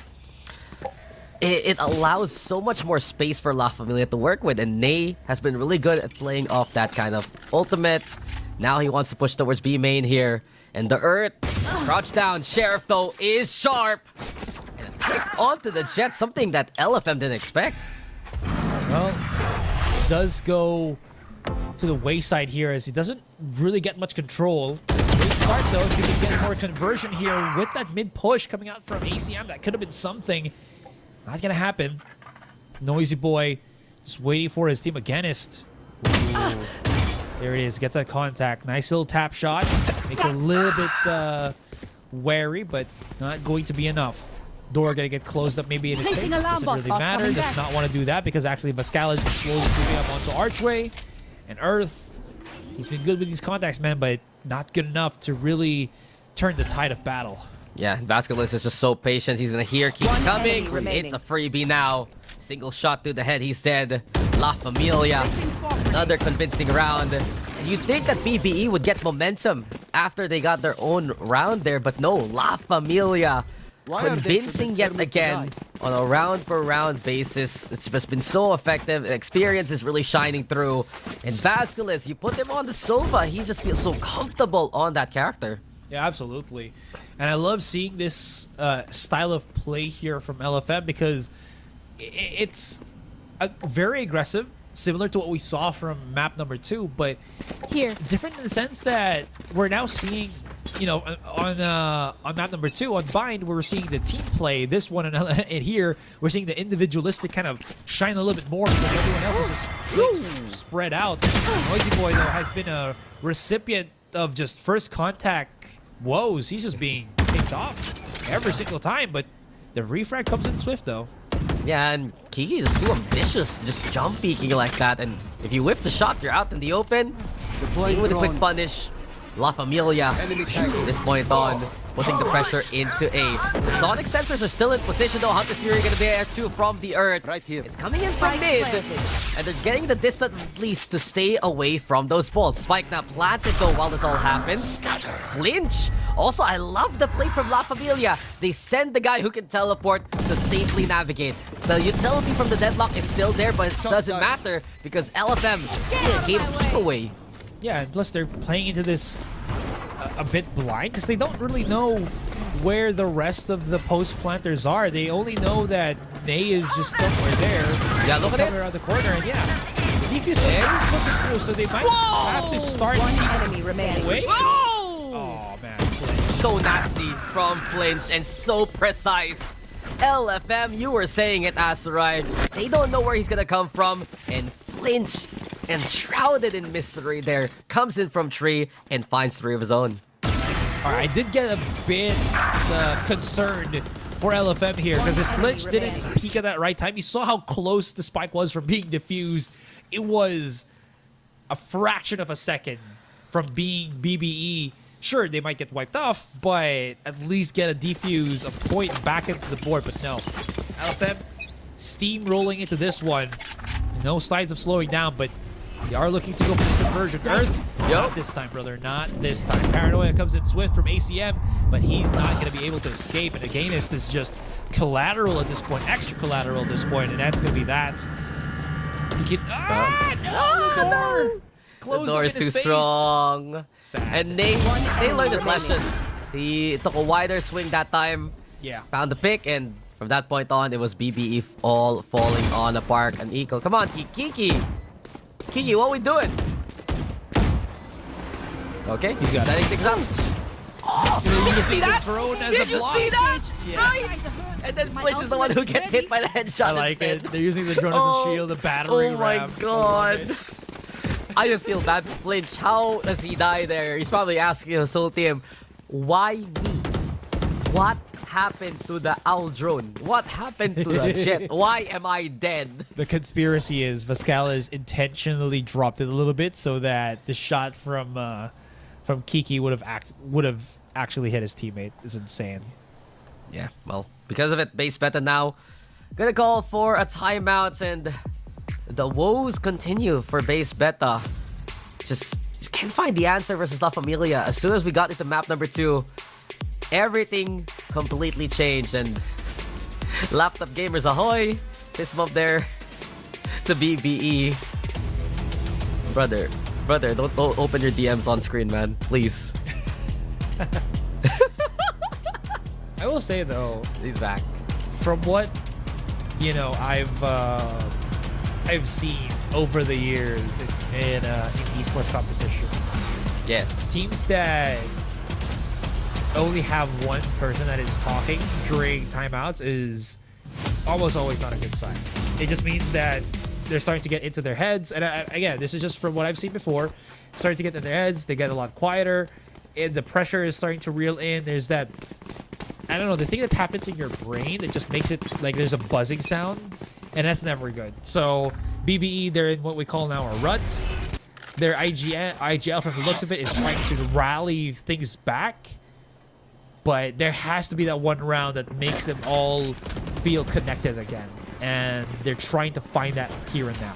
Okay, they changed things up with the setup. You got again, it's now playing into A. Cybercage is there, but look who's coming with Flinch. No! Can't find the shot, and Kiki's providing covering fire. Kiki with another one. The operator finding success, and Kiki now couldn't get a third. The lockdown gonna be into play though. LFM trying to buy space for themselves to put the plant down. Ooh, they actually find Against as well. So massive lead at the very start, but it will get flipped up. That ultimate lockdown from Noisy Boy does slow the pace ever so slightly, but this 2 versus 3 is still workable. Vascalis, I love the positioning, but that wall is It's even smarter. supreme. Just love it. Surge now buying so much time. Everything's left to Noisy Boy for the time being. He doesn't get hit by the grab net. That's good for LFM. That's good. A chance here for Noisy Boy. And not only that, here goes the Hunter's Fury. There's no escaping. The dynamic duo now. They made a pinch with the bow and the gun. And the Hunter's Fury was good enough pressure anyway. No way. No way. That Daxa was talking about how important it is to find that rut buster round to just bring you out of that loop that you've been playing on, and then somehow the 2 versus 5 turns into a 2 versus 3, and then LFM still convert the dub. And I was praising it being BBE already. Surge, great play with the wall, isolates the fight. Vasquez manages to wrap around, use the Over there. ultimate, and Noisy Boy was just there to No keep things surprises. locked and loaded for the Take flight. site. It's just insane. It makes such a big change when Noisy Boy is alive longer into the game. But that's what happens too. Just steps up as the grab that didn't connect. In any case though, BBE now a fighting chance yet again. It's a 1-for-1 as the blades have annulled. And the Earth now flattened one more time. Vasquez with the double of his own. Surge can be onside. Here comes the paranoia courtesy of ACM. Maybe Surge can find the pick here. Seems like the answer's no. And La Familia with the overrun yet again. planted. They brought the bulldozer towards B. It's looking to be mighty. ACM, only one with a fighting chance. And he's found 2, but Vasquez has doubled his tally. 4K for the Sova there. Oh boy. We're already about to reach double digits for LFM in about 2 rounds. BBE back into the operator side of things. Kiki has picked it up once more. But we did see how different it was on that first encounter. He does get that first pick, good pick onto Noisy Boy, but then he just goes for these aggressive jump peak wide swings that, again, up against more disciplined teams, such as, for example, LFM, it's really not going to have that much value. LFM, they just get all the picks going their way. Anytime BBE peaks, they're punished accordingly. Minimum a trade. Sometimes it's the advantage even. In case in point, now they go for the 3 push as well. This time around, the tripwire broken early by the shock dart. Vasquez has an angle and the spray down is mighty. Agenis has fallen yet again. And with La Familia setting up well onto a better angle here for Nay, will continue the onslaught. He just has to play save for this weapon of his. We're going to my favorite part of this game. Oh no. Oh, Surge backs out just in the nick of time. The operator paradox. You have it, you don't get kills, you save it, and then it just happens again and again, right? Where if you had a rifle, you might have better chance to actually have that impact play. The impact core is better with the operator, with the rifle, but the impact ceiling is better with the operator. We're seeing that happen potentially here. I mean, effectively, right? You just get scared to lose the op in the first place. It's a big investment. And does Glitch expect this? Yes, he does! But Kiki! Oh, he only gets 1 for his troubles. BBE saved the rifle, but you've said it, Asrai. Because of the save, BBE tried to hide the op, and to no avail, it's base beta losing out. I mean, maybe it's not bad that he loses it right now, right? At least he's back on another weapon where close quarter might be the better option, because right now LFM, they've been really just playing so aggressively close.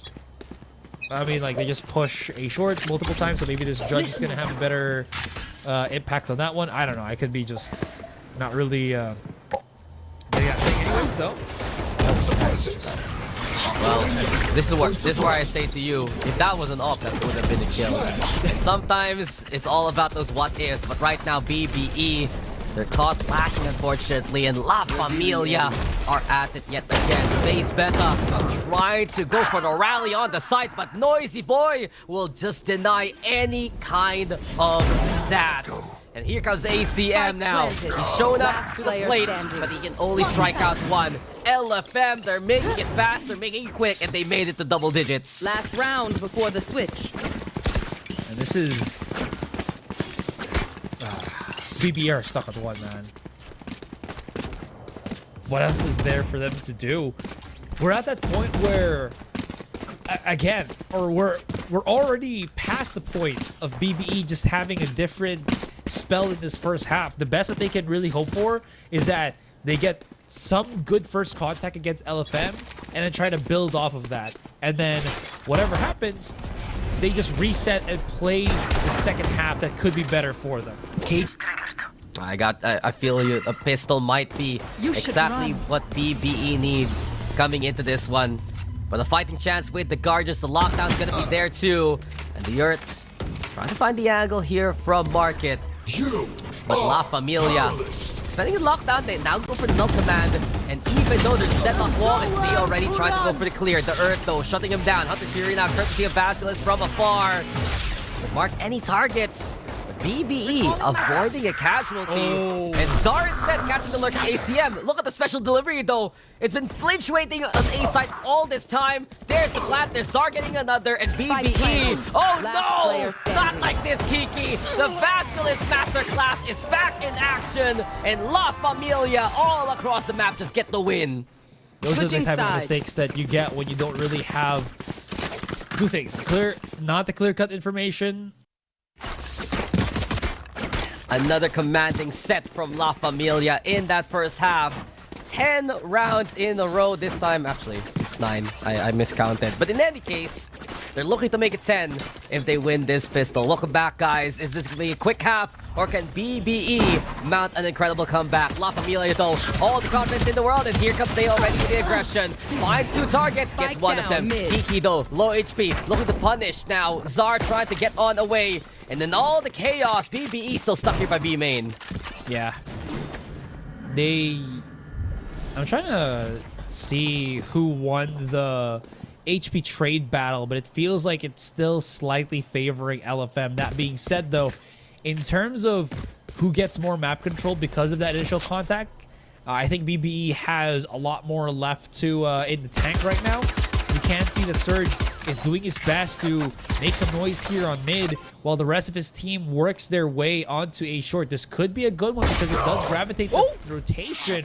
Better weapons. Surge outclasses the weapon right there of Flinch, and this opens up a possibility to actually go B when BBE was maybe going for A. Yeah, Freegun ain't enough, but right now it's Vasquez who has a lot of weight on his shoulders. Waiting on that B side. Zar, though, can get fenced off there by the barrier mesh. And this should confirm for BBE that they're gonna go for that B side. The Scando's good from Vasquez, but the shots don't ring through. And base beta, they found success throughout the series thanks to the pistol rounds. Now 4v2 ahead of them, but look at the HP of Surgeon and again is 1 HP, a dream to stay alive. Noise Boy now and Zar, also with the advance. A good knife though to confirm this presence towards B main.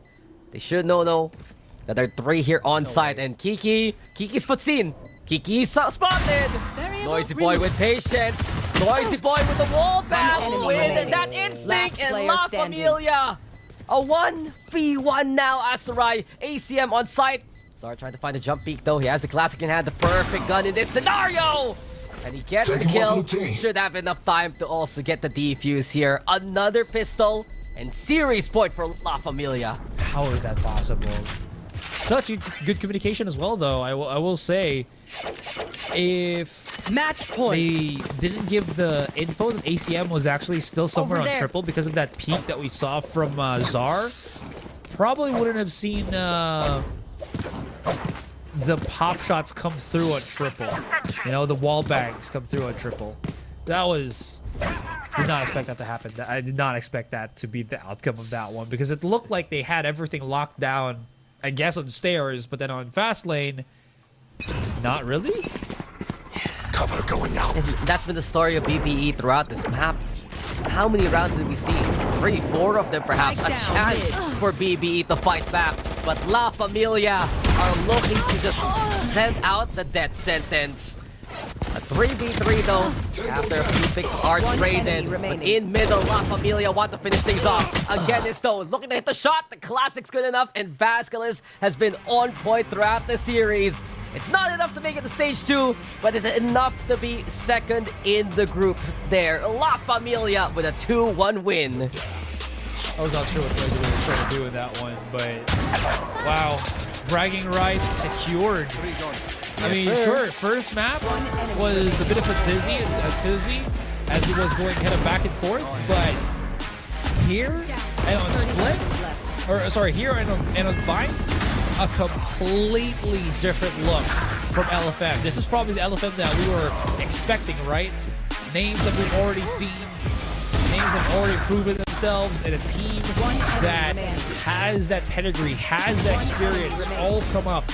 BBE definitely felt that in the later parts of the series. Yeah, 26-3, if I'm correct, over the last 2 maps.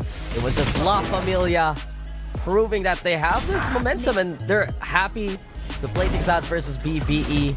Get a little bit more in the tank for whatever other series they're gonna play in the near future. And it's great to see BBE though. This was their first foray really into this VCT competition.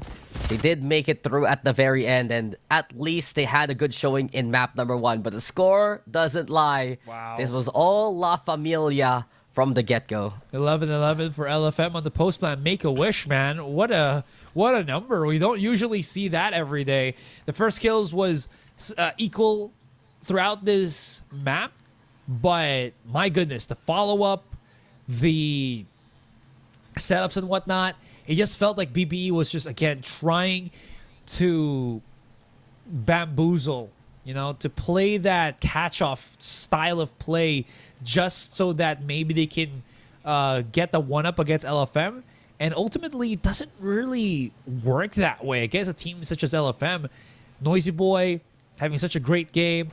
Nay as well, pretty solid as he was. They're both of them stacking up 200. But of course, the MVP, Vascales, standing on top. He's only dropped thrice in this game, Dax. With 424 as ACS. Man was cooking. He does a plus 20 in the KD. He had, of course, the assist as well from all those darts. And in the end, his MVP performance cannot be understated. Do you want to look at the percentage that I like here, Asurai? 100. 100%. He's dipped his toes, yeah. No, dude.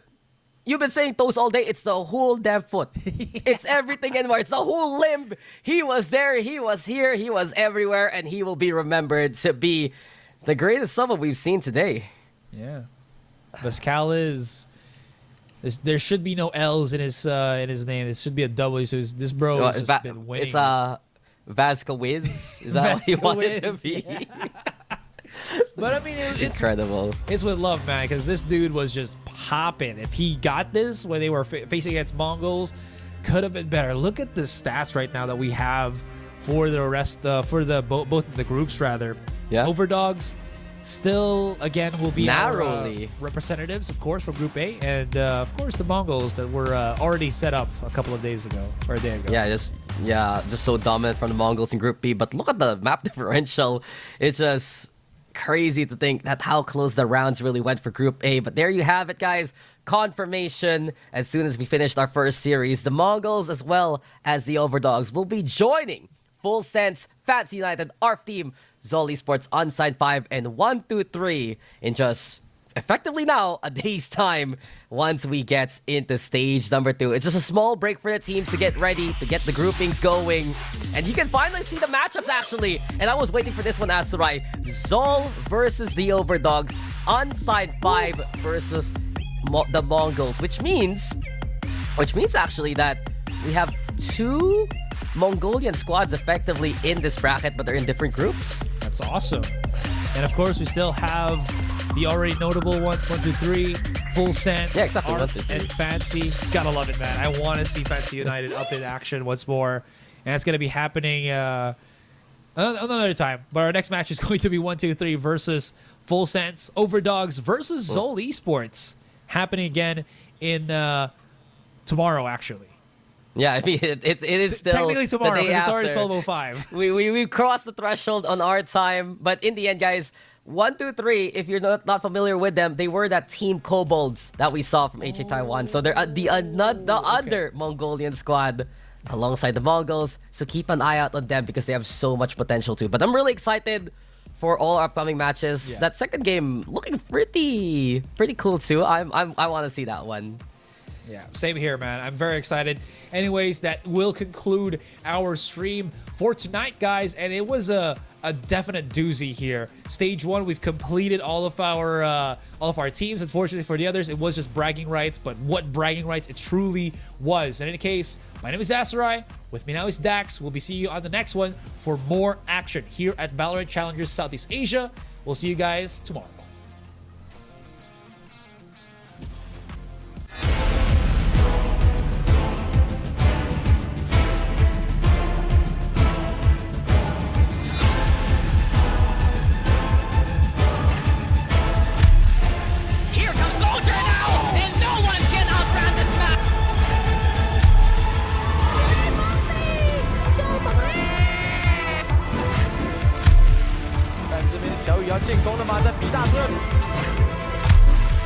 If he plays it close with his teammates, you can see, oh!